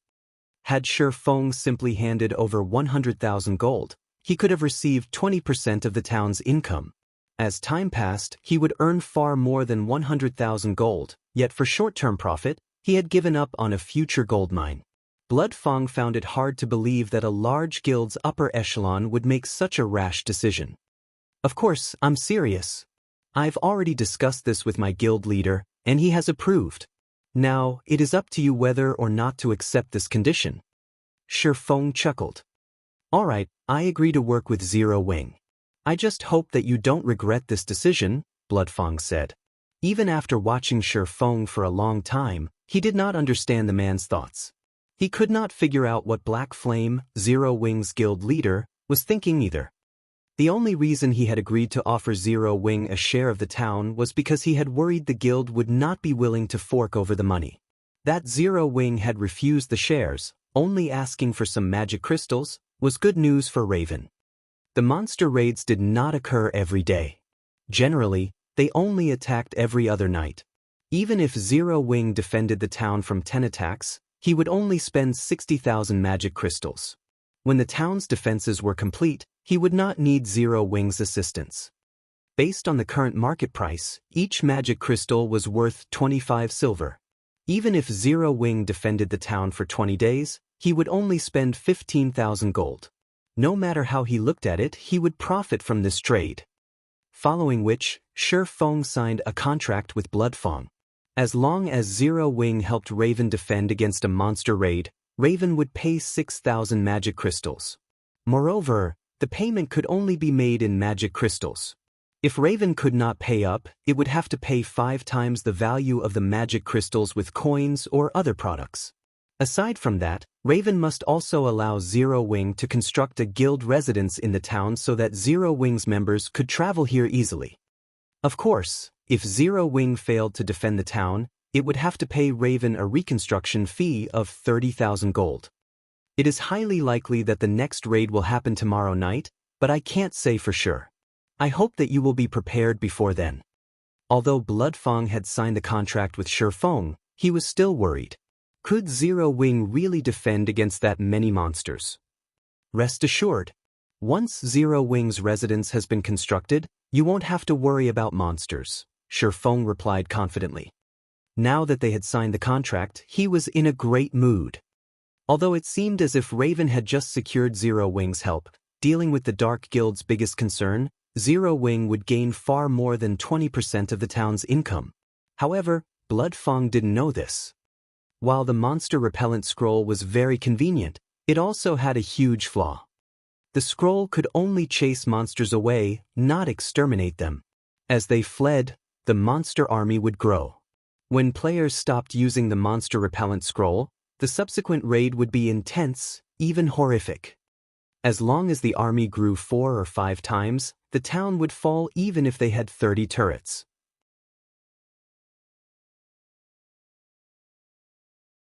Chapter 959, Spirit Seal. Shi Feng had no intention of telling Bloodfang about the monster repellent scroll's flaws. They were collaborators, not friends. They were simply obtaining what they needed from each other. Whether or not Raven could fend off the monster army was none of his concern. After all, he only needed to pay a small price for Raven to endure through the early phases of the town's construction. Moreover, it would be a waste if he did not rip off a magic crystal tycoon like Raven.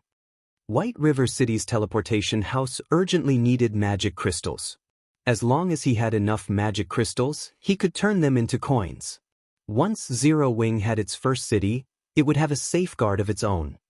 As the main god system had administered the contract between them, both parties felt reassured. Shi Feng had initially planned to leave using a return scroll. However, Bloodfang suddenly stopped him. A moment. Bloodfang held Shi Feng back. Smiling, he continued, I still have information that I think will be of use to Zero Wing. Saying so, Bloodfang took out a black envelope and passed it to Shi Feng. Shi Feng raised his brows when he saw the envelope. Although the envelope looked normal, it was actually an encrypted message. No one would be able to read the message aside from the intended player. Moreover, after the message was read, it would self-destruct. Even recording the message would not be possible. A video message? After opening the envelope, the message came in the form of a video file. Following which, Shi Feng clicked to open the file. When he finished watching the video, however, he was shocked. In the video displayed numerous players encircling a one-horned humanoid creature that loomed over 3 meters tall and wore a black robe. Numerous crimson runes, resembling flames, decorated this humanoid creature's body. Moreover, the humanoid creature exuded black fog from its body, and players shuddered when its crimson eyes turned towards them. Aside from this monster's level and HP, the video showed nothing about it. Neither the monster's level nor its HP was very high at level 40 with just over 1,000,000 HP. With a rough guess, Shi Feng surmised that the monster was only chieftain rank, yet even it had massacred several hundred elite players. However, rather than the deaths of several hundred level 35+ elites players, the one-horned monster's extraordinary actions were the key points of the video. The monster's combat style was similar to a player's.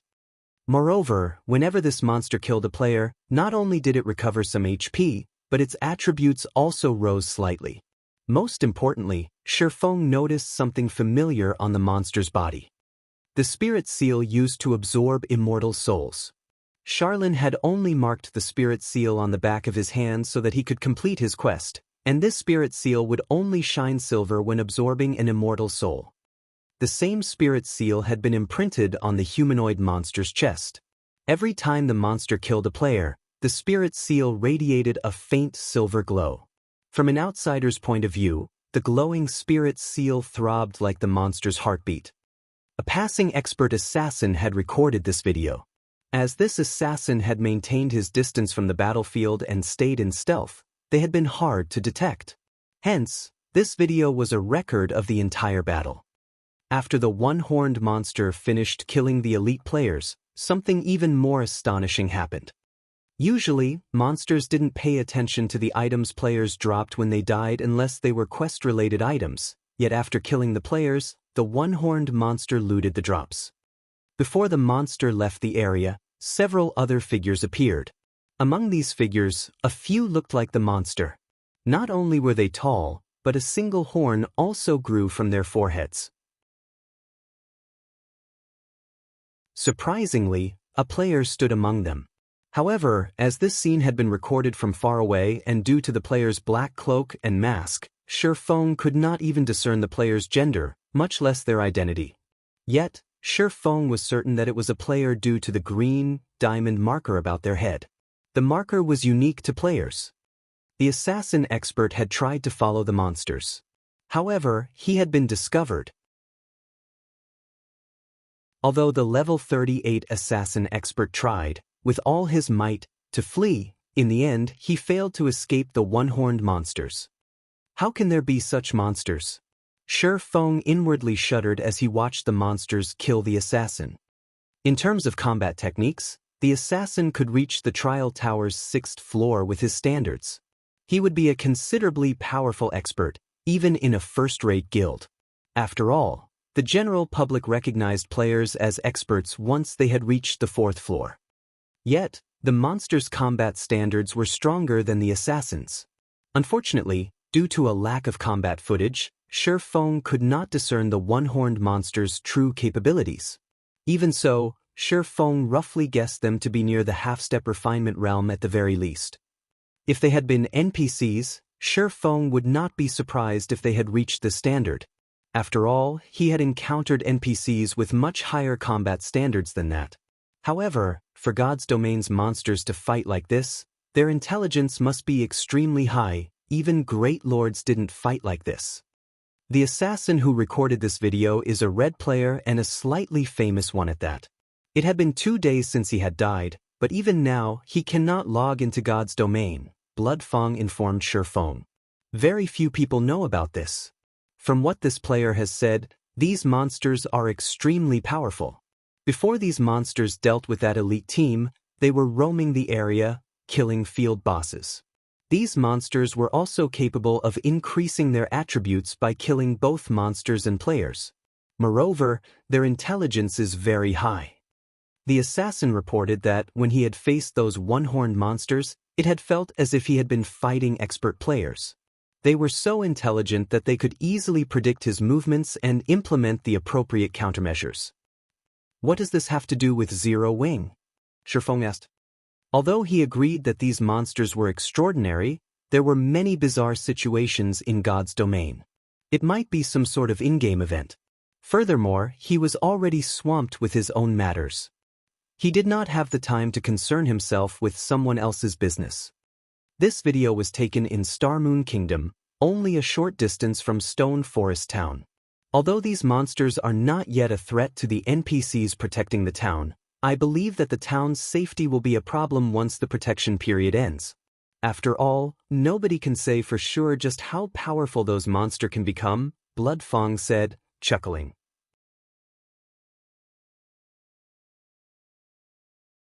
Chapter 960, Evil God Appears. They are near Stone Forest Town? Shifeng fell quiet as he pondered the situation. He could not remember such monsters in Star Moon Kingdom in his previous life. This was the first time he had ever seen such a thing. If they were mutants, they wouldn't let any creature live. And they might allow a payer to tag along. They were somewhat similar to mutants in that they could grow stronger by killing other monsters and players. Indeed, just as Bloodfang had said, while there was nothing to worry about right now, as the monsters grew stronger, they would become very dangerous. Before I sent Bloodsucker to negotiate with you, I sent him to investigate. Based on Bloodsucker's report, not only was every field boss in the area dead, but he couldn't find a single common monster either. Moreover, he discovered a similar situation in the nearby level 60 map, Bloodfang said. He then shared several pictures with Shifeng. Bloodsucker took these images in the level 60 area. With the monster's growth rate, it won't be long before they're a threat to Stone Forest Town or NPC towns. When Shifeng saw one of the pictures, he could not believe his eyes. The originally lush forest had become a scorched land pocketed with craters.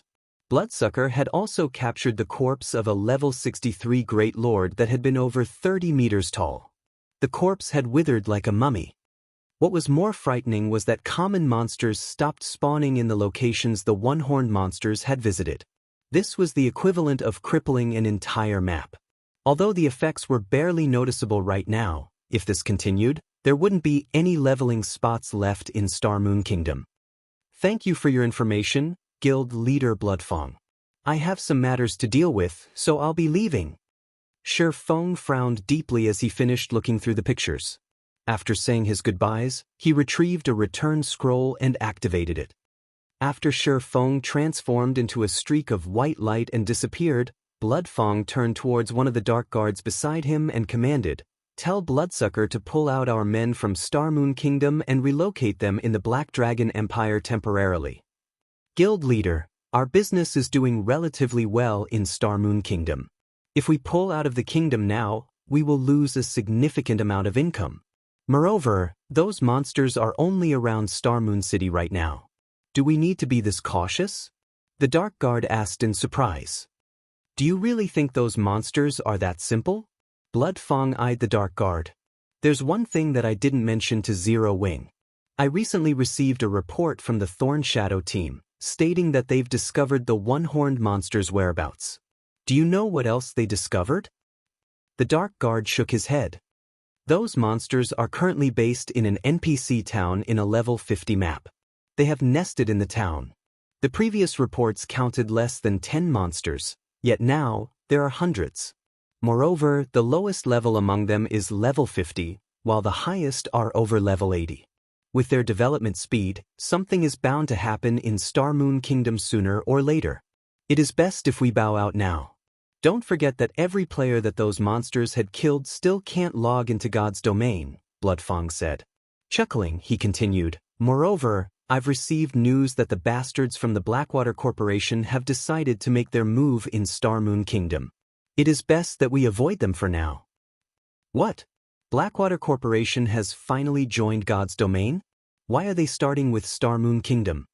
When the Dark Guard heard Bloodfang mention the Blackwater Corporation, his indifferent expression changed as fear flashed in his eyes. I'm not sure. However, my guess is that it is likely due to this new class.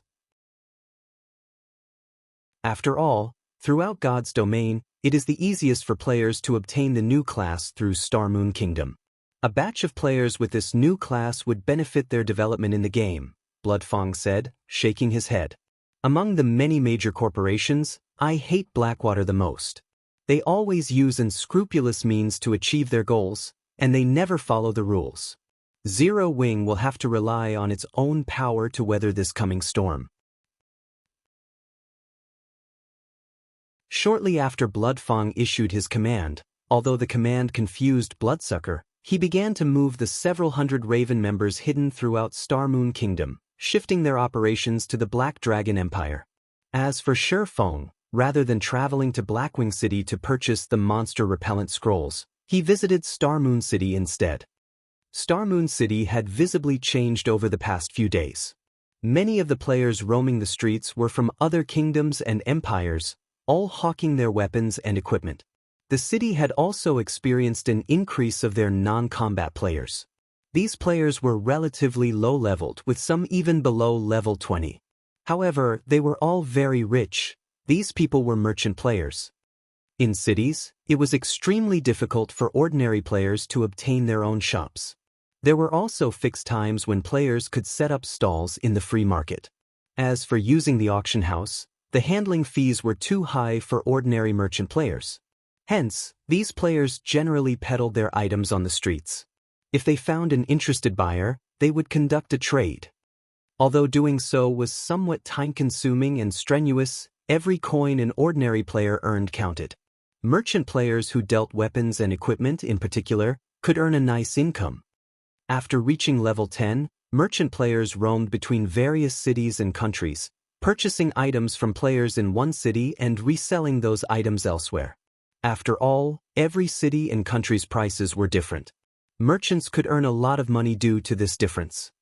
As these players had chosen the merchant class, they received a discount on teleportation fees as they traveled across God's domain.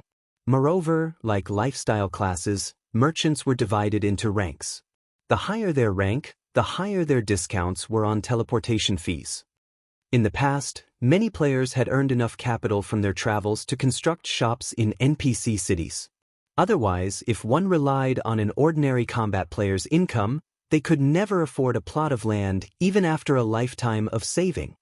Following which, Shifeng followed the main street to Grand Duke Heartfield's mansion. The NPCs guarding the mansion didn't stop Shifeng, allowing him to enter the Grand Duke's home. However, Shifeng had not come here for the Twilight treasure chest this time, but for the one-horned monsters. Shifeng had not initially recognized the one-horned monster's origin. However, from what he had learned from the pictures in Bloodfang, he was certain of one thing. Those one-horned monsters were somehow related to the evil god's temple. Across the continent of God's domain, abyssal monsters weren't the only threat to humans. There were other dark powers at play. Among these dark powers, the most dangerous was the evil god's temple. Unlike the war god's temple, which specialized in resisting abyss invasions, the evil god's temple focused on destroying God's domain. Moreover, the temple thirsted for the destruction of all life, unlike the abyssal monsters, who only aimed to conquer.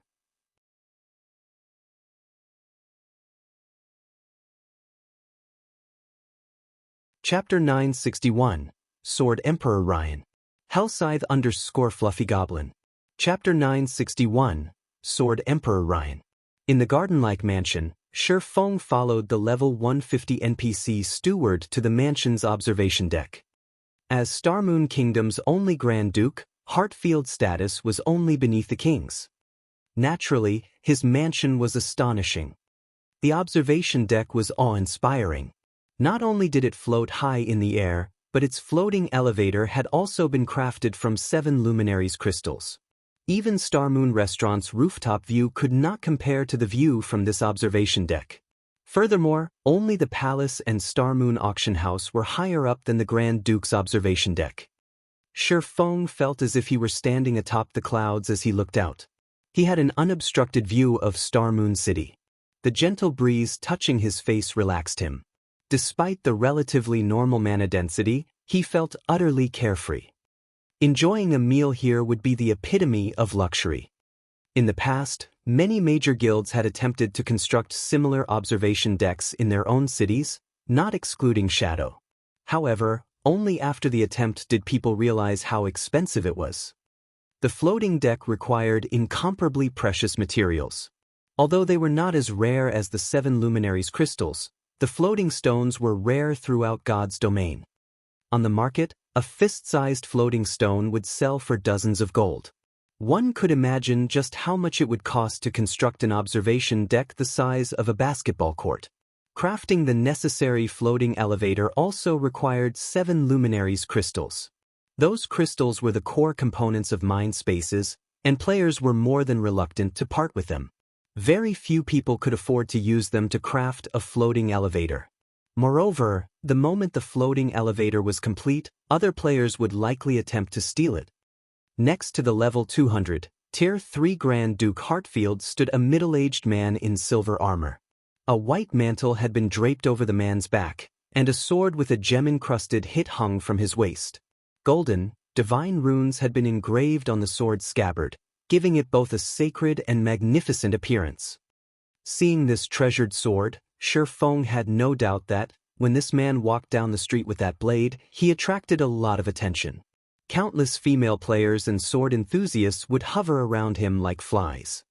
Oddly enough, Shi Feng recognized this man. The man's name was Ryan Ryder, and he was the captain of Star Moon Kingdom's Royal Guard. He was also a level 200, Tier 4 Sword Emperor. He was even stronger than White River City's powerhouse, Weissman, and was known for being the closest person to becoming a sword saint in Star Moon Kingdom. Although there were Tier 5 NPCs in Star Moon Kingdom, none of these NPCs were affiliated with the kingdom. They originated from the several major NPC organizations in God's domain. Eucharis, the Temple Lord of Star Moon Kingdom's War God's Temple, was one such example. Even the king had to show Eucharis respect. There was also the incomparably mysterious Charlene. Although Shi Feng did not know which NPC organization Charlene belonged to, he was certain that she did not belong to Star Moon Kingdom. Hence, aside from the Grand Marshal Adolf Serret, one could say that Ryan Ryder was the strongest NPC in Star Moon Kingdom. In front of the Grand Duke and the Royal Guard captain standing side by side, any ordinary player would be petrified. Surprisingly, Shi Feng approached them casually. The NPC steward respectfully moved to the side. Two of Star Moon Kingdom's VIPs are here together. It seems that something serious is really happening in the kingdom. Seeing the two NPCs before him, Shi Feng was more confident of his assumptions. The appearance of the evil god's temple hinted that something major would happen soon. This was practically a natural law in God's domain. Shi Feng could remember that nearly half of Lion's Heart Empire had been destroyed in the past due to the evil god's temple's appearance. Even the ruling super guild in the Lion's Heart Empire had suffered severe losses, not to mention the empire's smaller guilds. This incident had shocked all of God's domain. No one had expected an NPC dark organization to be so powerful. After that incident, players exploded into action to remove the evil god's temple the moment any related issues occurred. Even so, every country in which the temple appeared suffered heavy damages. After all, when the evil god's temple appeared, all life and land were forfeit. Even after the threat was eliminated, the area took a long time to recover. Such situations' impact on local players and guilds was massive. Hence, Shi Feng had hurried here. It was very difficult to gain entry into Star Moon Palace. Meeting with Grand Duke Hartfield, however, was easier. Everything would be fine as long as he reported the matter regarding the evil god's temple to Hartfield. The Grand Duke could then travel to the palace and inform the king. With the power of the kingdom's army, eliminating the one-horned monsters should be easy. Young adventurer, we meet again, Grand Duke Hartfield greeted Shi Feng as he approached. Caressing his goatee, Hartfield chuckled lightly before continuing, Weissman has told me much about you. I would never have imagined that, despite being so young, you were capable of helping Lady Charlene with various matters. If my two sons were as outstanding as you, I could retire without worry. As Hartfield finished his praise, Ryan Ryder could not help but look at Shi Feng. This made Shi Feng feel somewhat strange. He had not expected his fame to spread to NPCs. Moreover, these two influential characters in Star Moon Kingdom had heard of him. Lord Hartfield, I have come with an urgent message that must reach His Majesty the King. However, I cannot enter the palace, so I was hoping that you might transmit the message for me, Shi Feng requested respectfully. Alright then.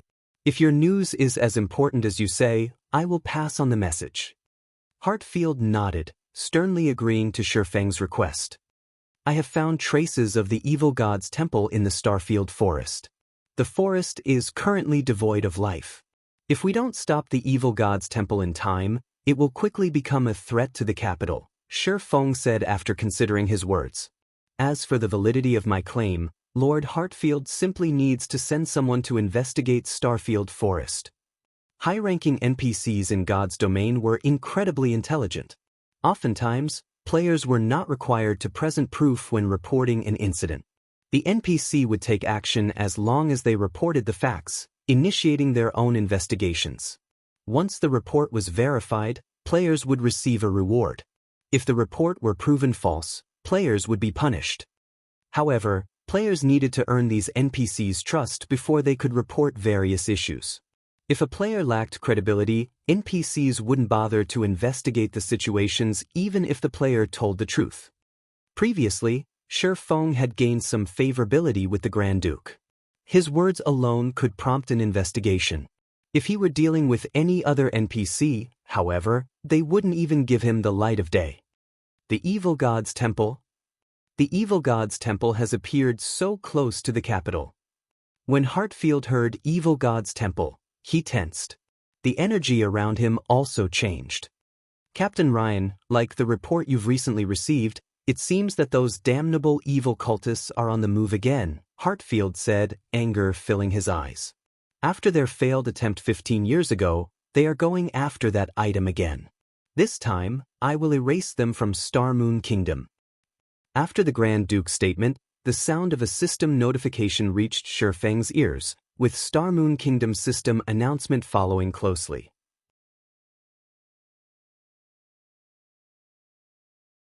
Chapter 962, Legendary Necromancer. System, congratulations. You have accepted the epic-ranked main storyline quest, Evil God's Birth. Quest content, exterminate the evil god's believers in the Star Moon Kingdom.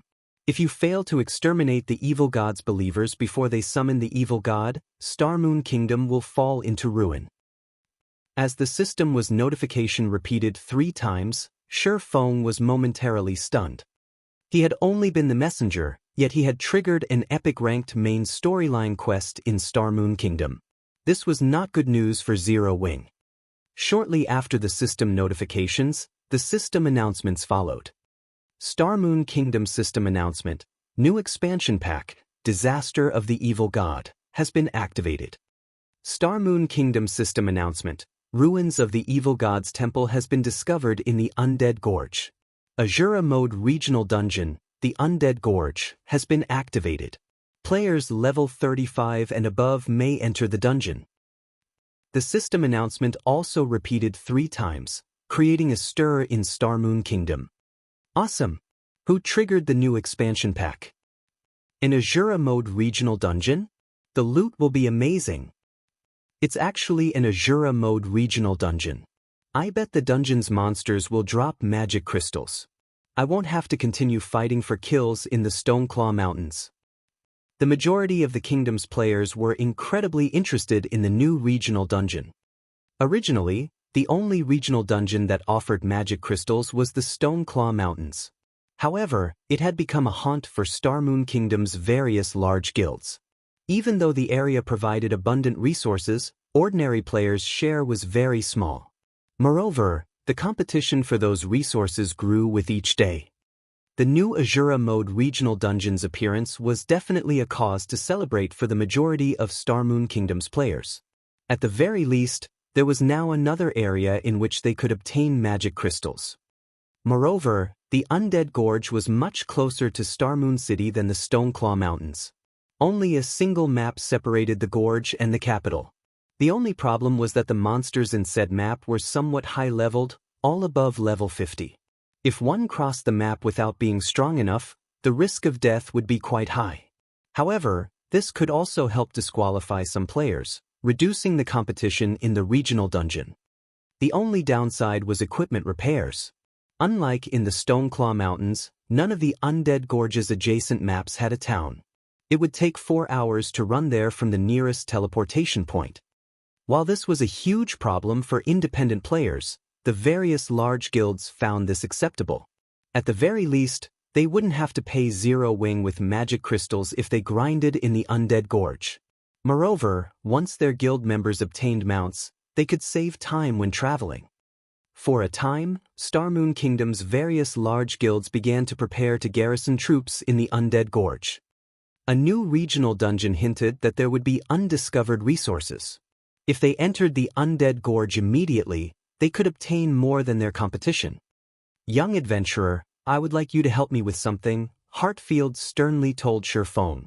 "Now that the evil god's believers have appeared, I suspect that Burn, the legendary necromancer from 15 years ago, is up to something new. I want you to locate him for me. If Burn is trying to hold a summoning ritual, he will need to slaughter many to gather enough power to summon the evil god's doppelganger. I have a tracking crystal that has recorded the evil god's power. It will help you search for the evil god's power within an area. If Burn is absorbing the power of the area's creatures, the tracking crystal will detect him. Once you discover their nest, all you need to do is report back. However, be careful in your search. Burn is a legendary necromancer, and with the aid of the evil god's power, he can summon extremely powerful monsters. Summoning the evil god's doppelganger will require a lot of power, so he will have certainly nurtured many powerful monsters to help him gather what he needs. If you want to deal with these monsters, you should head to the remains of the evil god's temple in the Undead Gorge. You might find some method of dealing with them. Once Heartfied finished speaking, he passed Shifeng a blue crystal block. Tracking crystal. When activated, will scan 5,000 yards in every direction for the evil god's power. Each use consumes 1 magic crystal. Cooldown, 30 minutes. What an inconvenient item. Shifeng said nothing as he stared at the crystal block in his hand. Fortunately, it would require time to gather the necessary power to summon the evil god.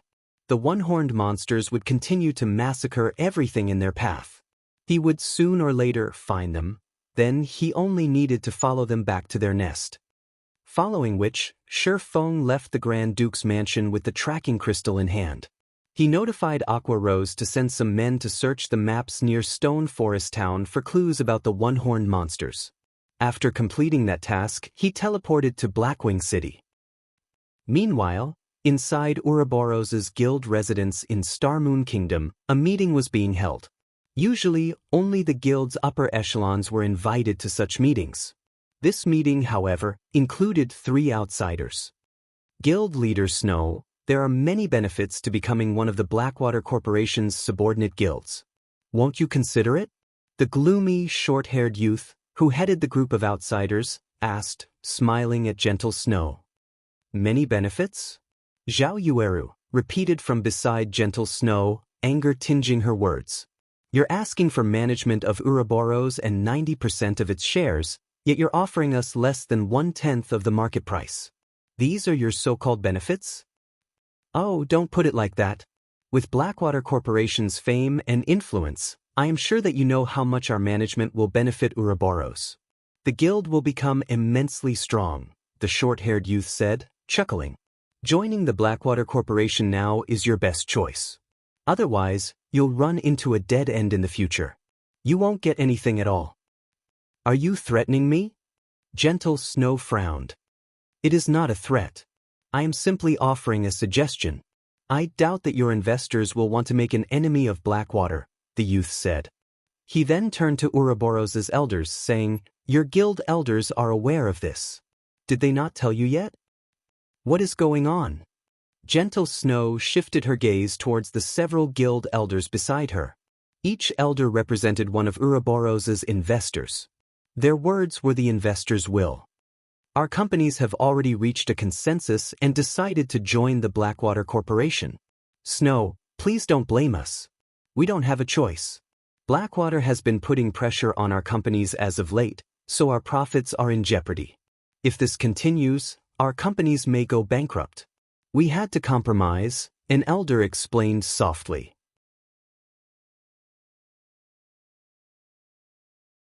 Chapter 963, 3 Days. The Blackwater Corporation employs impressive tactics. Gentle Snow glanced at the short-haired youth sitting opposite of her listening to several elders' explanations. In the virtual gaming world, Third-rate or greater guilds typically split their shares among multiple shareholders. Zero Wing was unique in this as guilds were rarely under the control of a single entity, much less first-rate guilds. Although a first-rate guild was the equivalent of a corporation and capable of earning its own money, when a guild of such caliber joined a large-scale virtual reality game, it needed a lot of capital to begin developing. God's Domain was peculiar among large-scale virtual reality games. Even with a first-rate guild's financial strength, investments from various companies were needed for a guild to spread its influence throughout God's Domain as it attempted to dominate one, or multiple, kingdoms. This was precisely the reason that multiple companies held the majority of Ouroboros' shares. If these companies came to an agreement, even she, the guild leader, was forced to accept the decision.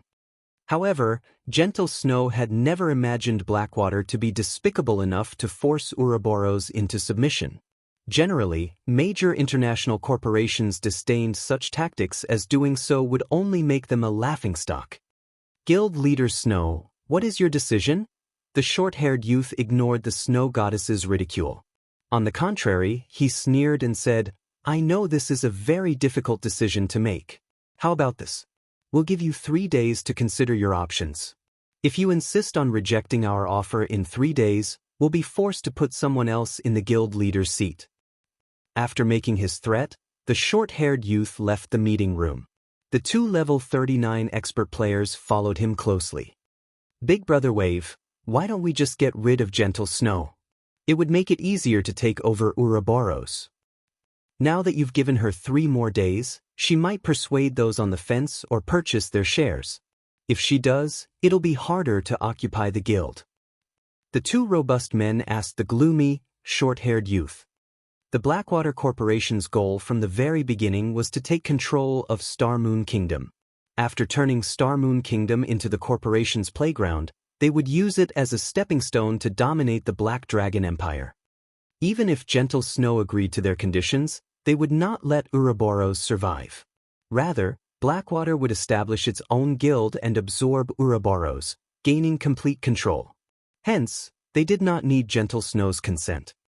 Do you really think I will give her 3 days to make a decision? The short-haired youth clicked his tongue.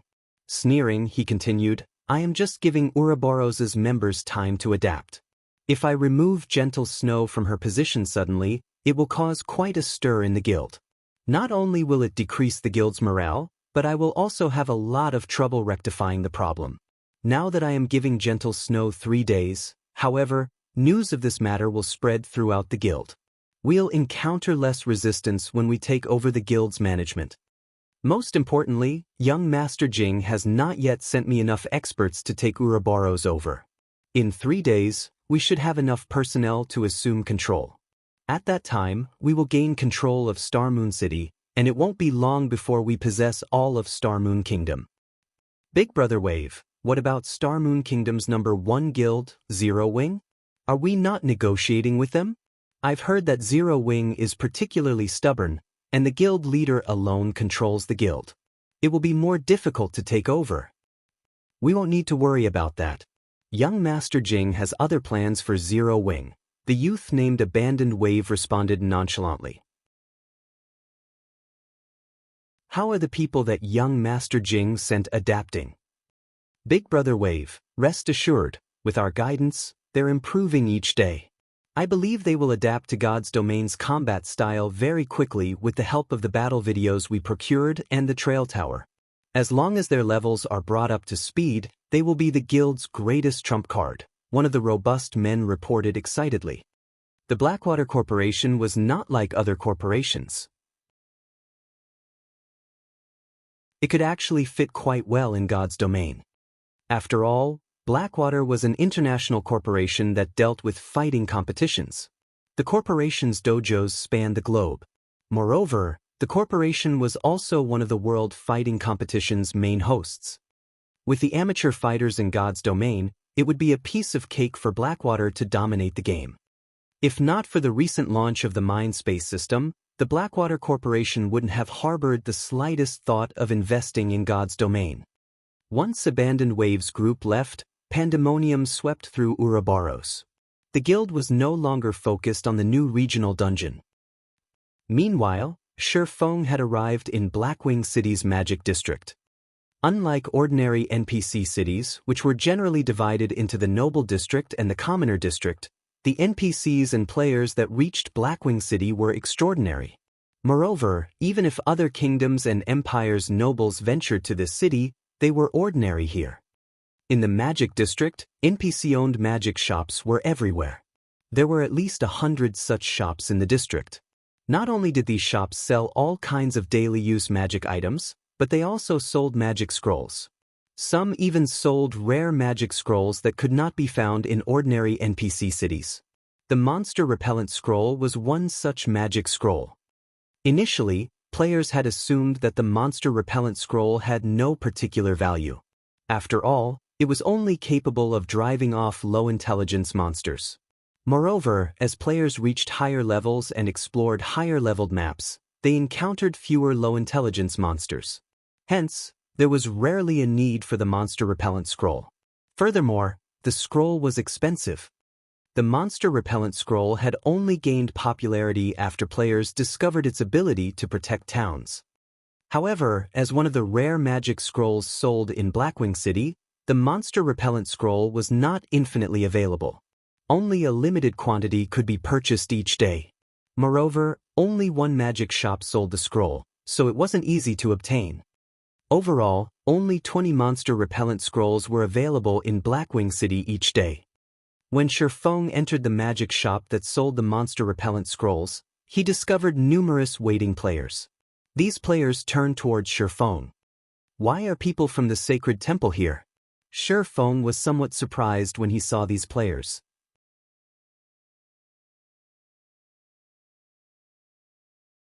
Chapter 964, Extraordinary Nobody. Connor's magic shop was an unassuming shop in Blackwing City. The shop was hidden deep in an alley, making it difficult to spot. Moreover, the goods sold in the luxurious magic shops lining the magic district's main street were already more than enough to satisfy players' needs. Hence, very few went out of their way to look for Connor's magic shop. Shifeng had never expected to meet members of the Super Guild's Sacred Temple here. Aside from the glaring Sacred Temple members, a familiar woman chatted with the NPC shopkeeper. "Sister Melody, should we chase this player away?" A male summoner wearing light blue mage robes asked quietly. This male summoner looked relatively young, around 20 years old, yet he was already at level 39. The aura of strength and arrogance he exuded revealed him as more than an ordinary expert. Moreover, his staff was a Tier 1 weapon unique to summoners, the Illusion Staff. Tier 1 weapons were the most suitable for Tier 1 classes, aside from epic weapons. They could maximize a Tier 1 player's combat power, which even the best Dark Gold weapons could not accomplish. At the moment, even first-rate guild only had 1 or 2 epic items. Some had none at all.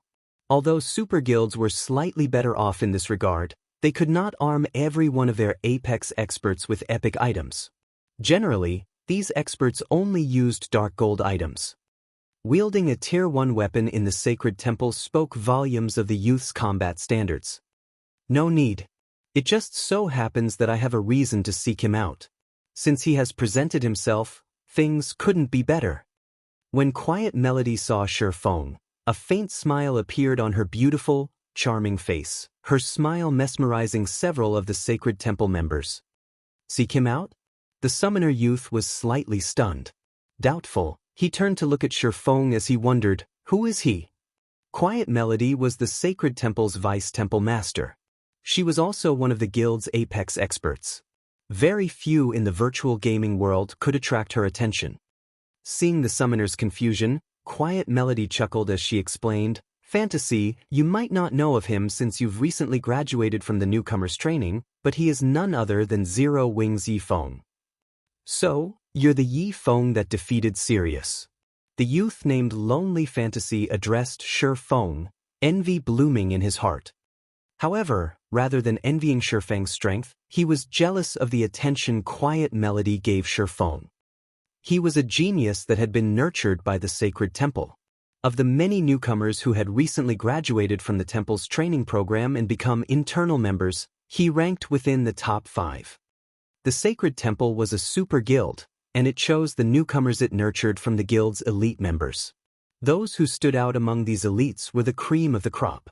In any first-rate guild, these individuals could easily become the strongest combatants. These individuals were the virtual gaming world's blue-blood experts. Yet, a lowborn individual like Shifeng had defeated one of the Battle Wolves Guild's old monsters. Moreover, Shifeng received Quiet Melody's attention, whom he admired. Why wouldn't he be jealous? Unknowingly, a hunger for battle filled lonely fantasies gaze as he watched Shifeng. Yifeng, we meet again. Quiet Melody took the initiative to greet Shifeng. If not for your loan to Hidden Cloud, I might have been unlucky. During the last Blackwing auction, the Nine Heavens Pavilion's Hidden Cloud had beaten her in the auction for the Golden Tablet. In the end, however, a mysterious NPC had assassinated him for that tablet. Moreover, Hidden Cloud had not been able to log into God's domain for a long period after that incident. He had become a laughingstock among the super guilds. Even now, Quiet Melody broke out in a cold sweat whenever she thought back to how she had fought so hard for the secret technique tablet. Losing money was one thing. Losing time was crucial. Every minute and second counted to the various guilds' experts. If they could, these experts would spend every minute in the game. If they couldn't log into God's domain for several days, their progress would be wounded. The damage might be less severe for someone like herself, who had lost interest in the battle for the guild leader's seat and was content as a vice temple master and holding some shares of the guild. However, for an ambitious person like Hidden Cloud, who vied to become the Nine Heavens Pavilion's first hallmaster, the damage was tremendous. You must be here for some rare scrolls, right? Quiet Melody said, her gaze shifting towards the magic scrolls filling the display cabinets. Smiling faintly, she continued, unfortunately, I have purchased all of the rare scrolls here. If you wish to buy some, you will have to wait until tomorrow. Temple Master Melody is quite impressive. I'm surprised that you found this place, Shifeng said as he swept a glance over the display cabinets. Indeed, just as Quiet Melody had said, the rare scrolls were gone. Even the monster repellent scrolls, which had no apparent use at this stage of the game, were sold out. It's nothing. I just stumbled upon this shop, Quiet Melody replied casually. She then revealed a few of the rare scrolls she had purchased. Looking at Shifeng, she said softly, which scroll are you looking for? If you are in a hurry, I can sell a few to you at cost. The Sacred Temple members were shocked. They thought that they were hallucinating. Quiet Melody was the Sacred Temple's vice temple master. Even if one disregarded her status, her appearance was enough to make countless men and women swoon. Aside from the required respect for the guild leader and the guild's older generation, she almost never expressed goodwill towards anyone. Yet, she was doing exactly that for Shifeng. Even if Shifeng was a particularly skilled fighter with astonishing strength, that shouldn't warrant Quiet Melody's warmth. After all, they belonged to different guilds. Moreover, their guild possessed many experts who were stronger than Shifeng. Sister Melody, we need these scrolls urgently.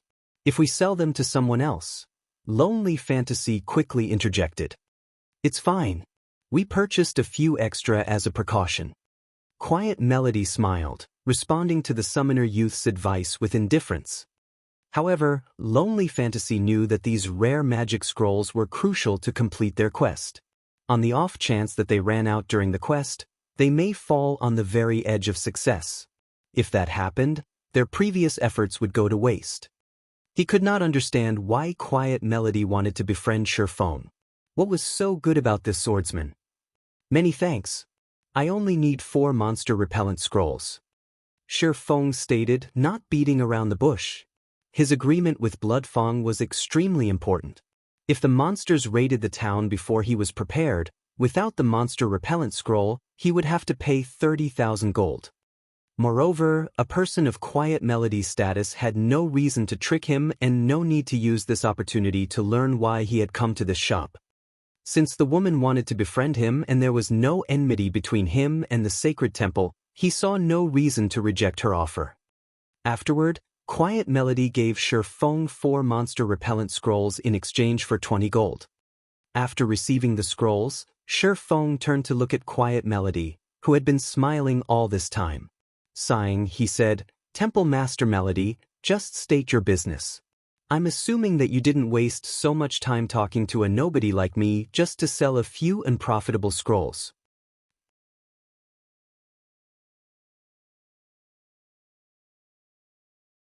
Chapter 965, Super Guild's Attention. Hellscythe _ Fluffy It's nothing major. I just wish to purchase an item from Zero Wing. Quiet Melody chuckled at Shifeng's question. What item are you interested in? Shifeng began to grow curious. Generally, any items that Zero Wing sold could be purchased from the Candlelight trading firm. With the Sacred Temple's capabilities, Quiet Melody could even easily afford the limited intermediate mana armor kits. Rather than seeking him out personally, she could simply issue a command, and her subordinates would fetch the items and deliver them to her doorstep. The slots to the Holy City, Quiet Melody responded seriously. How do you know about that? Shifeng's expression immediately darkened. Very few people knew of his acquisition of the Titan City entrance tokens. He highly doubted that Yolan's people would have leaked anything. However, based on Quiet Melody's tone, it was clear that she was certain that he had the entrance tokens. There's no need for surprise. In reality, this news has spread throughout the various super guilds. Quiet Melody smiled. I believe you remember Peerless, right? As a result of his major loss at your hands, Peerless advertised your deeds. He even revealed the secret about Titan City. Moreover, he is very certain that you obtained slots to the Holy City. Before this incident, I never knew that God's domain had such a holy land. Many super guilds are now watching Zero Wing. It is only a matter of time before they contact your guild. I had intended to visit White River City after I had finished shopping here. However, it seems that won't be necessary. Hearing Quiet Melody's explanation, the Sacred Temple members were stunned. Even Lonely Fantasy wondered if he had heard wrong. They had never imagined that Shifeng was actually responsible for the Pantheon Elder's suffering. Even newbies knew about Pantheon's Peerless. He was a big shot on the same level as Quiet Melody, yet Shifeng had killed such a powerful character. It was unbelievable. Field battles were different from the PvP battles in the Dark Arena. Although Peerless was not as powerful as Sirius, one could use various tools in a field battle. Many powerful experts had also accompanied Peerless, making it even more difficult to kill him. Moreover, from listening to Quiet Melody's words, the item in Shifeng's hands was even tempting to the various super guilds, so much so that a vice temple master like Quiet Melody deemed it necessary to make a personal visit. This was a first in Sacred Temple's history.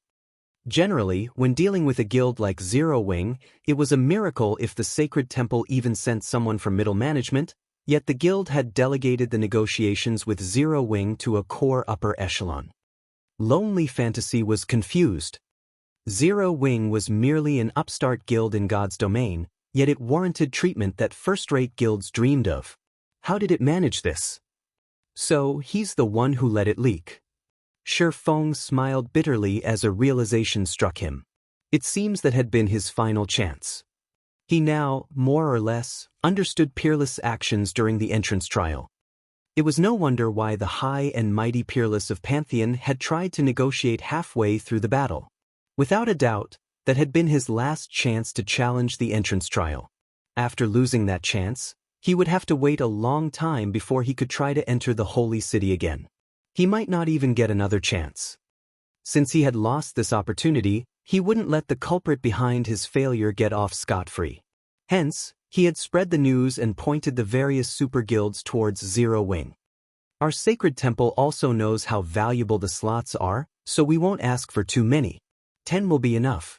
I believe that with how many slots Zero Wing obtained, trading 10 shouldn't be an issue. Moreover, we are more than willing to pay a sufficient fee in either money or items. Quiet Melody unhurriedly explained her offer. In an ordinary guild, the Holy City's slots would, at most, add a few advanced lifestyle players. However, It was a different story for super guilds. Super guilds like the Sacred Temple had many lifestyle players who were masters in other virtual reality games. Unfortunately, as these masters were still unfamiliar with God's domain's lifestyle classes, they could only utilize a small fraction of their true abilities. However, with access to the holy city of Titan, these past masters would rapidly become true lifestyle masters in God's domain. Once these masters could exert their true abilities, rather than just generating limited profits, the Sacred Temple's network of shops could finally be put to good use. Hence, to obtain the slots to the holy city, the Sacred Temple was willing to pay a massive price. If Zero Wing is willing to sell the slots, the Sacred Temple is willing to trade epic items or golden lands in major cities for them. Since Shi Feng had remained silent, Quiet Melody decided to use the Sacred Temple's trump card. One needed more than just money to afford epic items and major cities' golden lands. It was especially true for the lands. Even a fool knew that these lands' value had room to grow. If not for how important lifestyle masters were to the Sacred Temple, the temple would never have considered these bargaining chips. Although I want to agree to your offer, the holy city's slots are too precious. I believe that you know just how important they are. Moreover, to tell you the truth, Zero Wing has already used many of our slots. Even if I wanted to trade them to you, Zero Wing doesn't have many left. If you wish to buy them, I'll have to discuss your offer with my guild leader. Shi Feng did not openly reject Quiet Melody's request. After all, the Sacred Temple offered an impressive price. Moreover, based on Quiet Melody had said, it seemed that multiple super guilds were very interested in the holy city's entrance tokens. Even if he told the truth and claimed that Zero Wing had used all of its slots, none of the super guilds would believe him. At which point, Zero Wing would have earned many new enemies for no reason at all. This was all a part of Peerless' sinister plan. I understand. I'll have to request that you speak with guild leader Black Flame. Then, if he is willing to trade, our offer will not disappoint. Quiet Melody nodded, not surprised in the least about this outcome. Updated by Novelful.com. In her opinion, Shi Feng was merely one of Zero Wing's upper echelons, and the holy city's slots could decide the fate of a trading firm. Naturally, such an important decision fell to the guild's leader. As for whether or not Black Flame would agree to the Sacred Temple's offer, she was unsure. However, she didn't believe that it was likely that he would refuse the offer. After all, golden lands in major cities were too valuable. They were also something that Zero Wing needed urgently. There simply was no reason for Black Flame to refuse.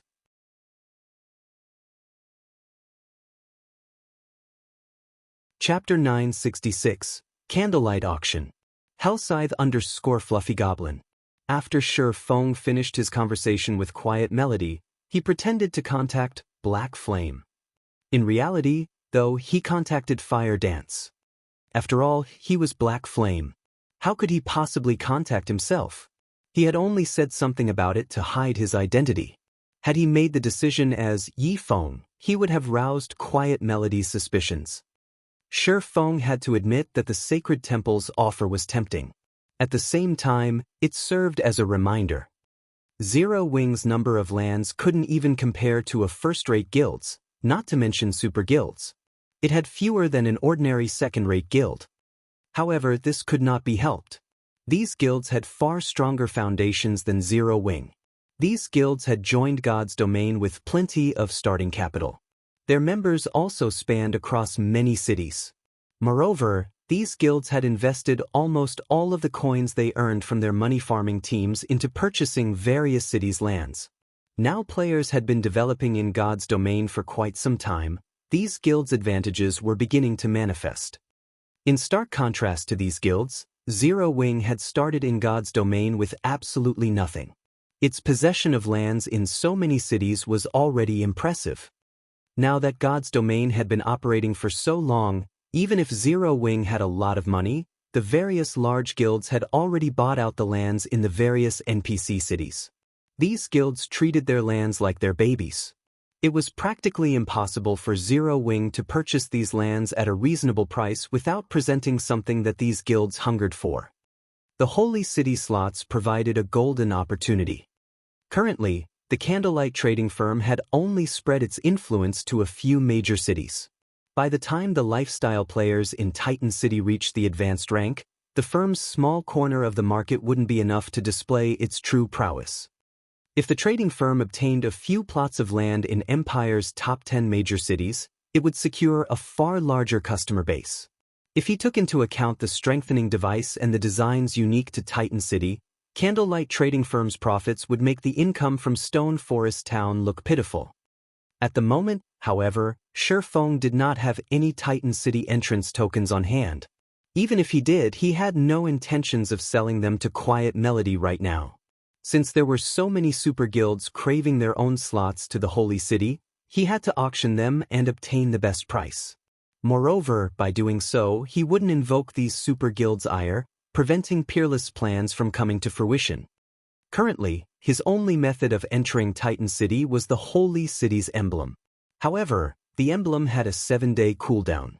He had used the emblem recently, so if he wanted to enter the Holy City, he'd have to wait. He could use these 7 days to prepare. After all, purchasing lands was a significant expenditure.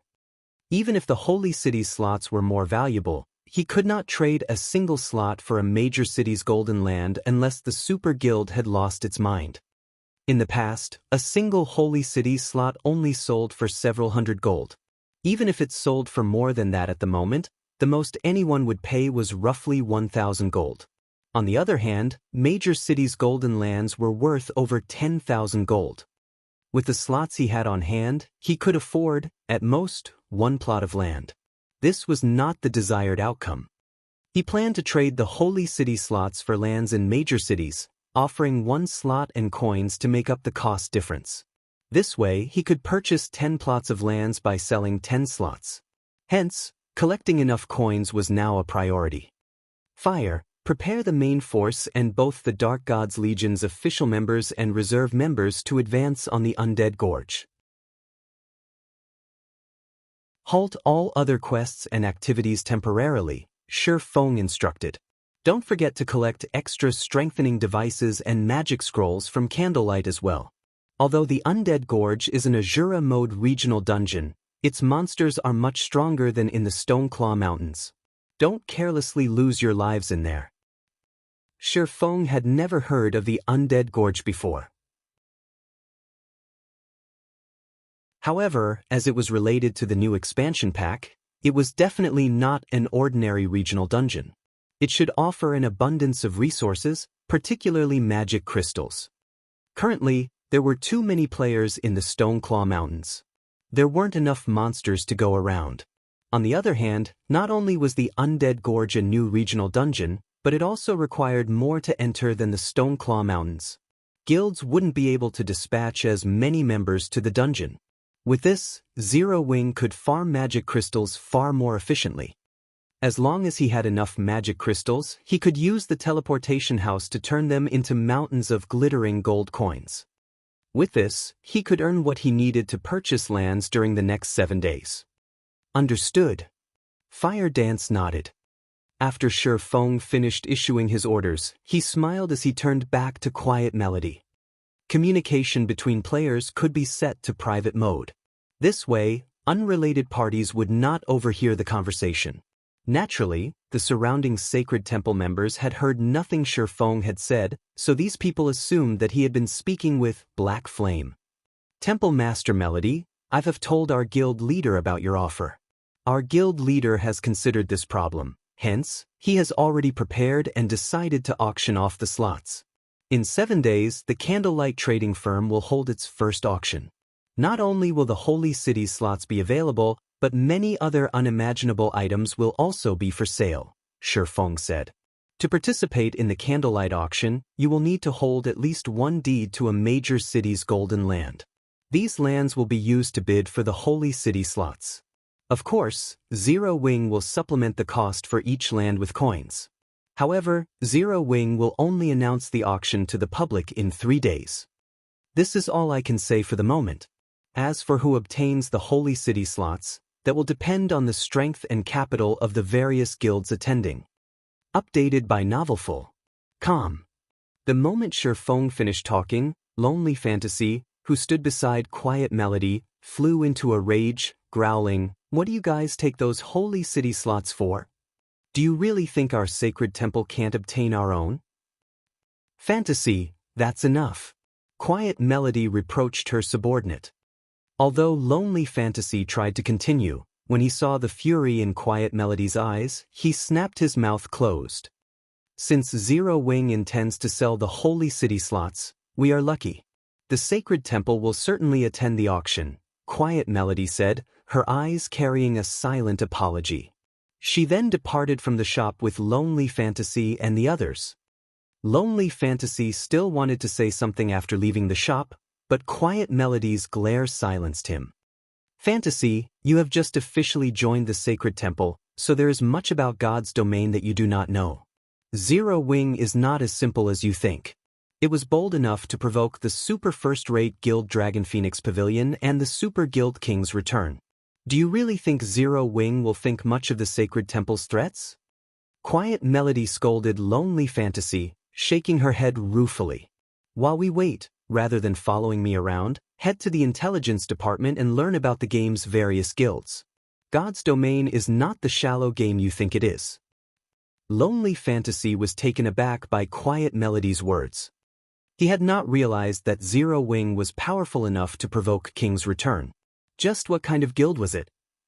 As for Feng, after obtaining the monster repellent scrolls, he returned to White River City. As soon as he returned, he headed for his warehouse in the bank. Previously, too many things had demanded his attention. He hadn't yet had a chance to use the damaged god crystal he had obtained during the entrance trial. The Holy Grail already possessed immense power. If he could upgrade it further, the thought alone excited him. You're tuning in to the Wang Lin's Journey YouTube channel. Don't forget to subscribe and join us on this journey to catch the most captivating stories.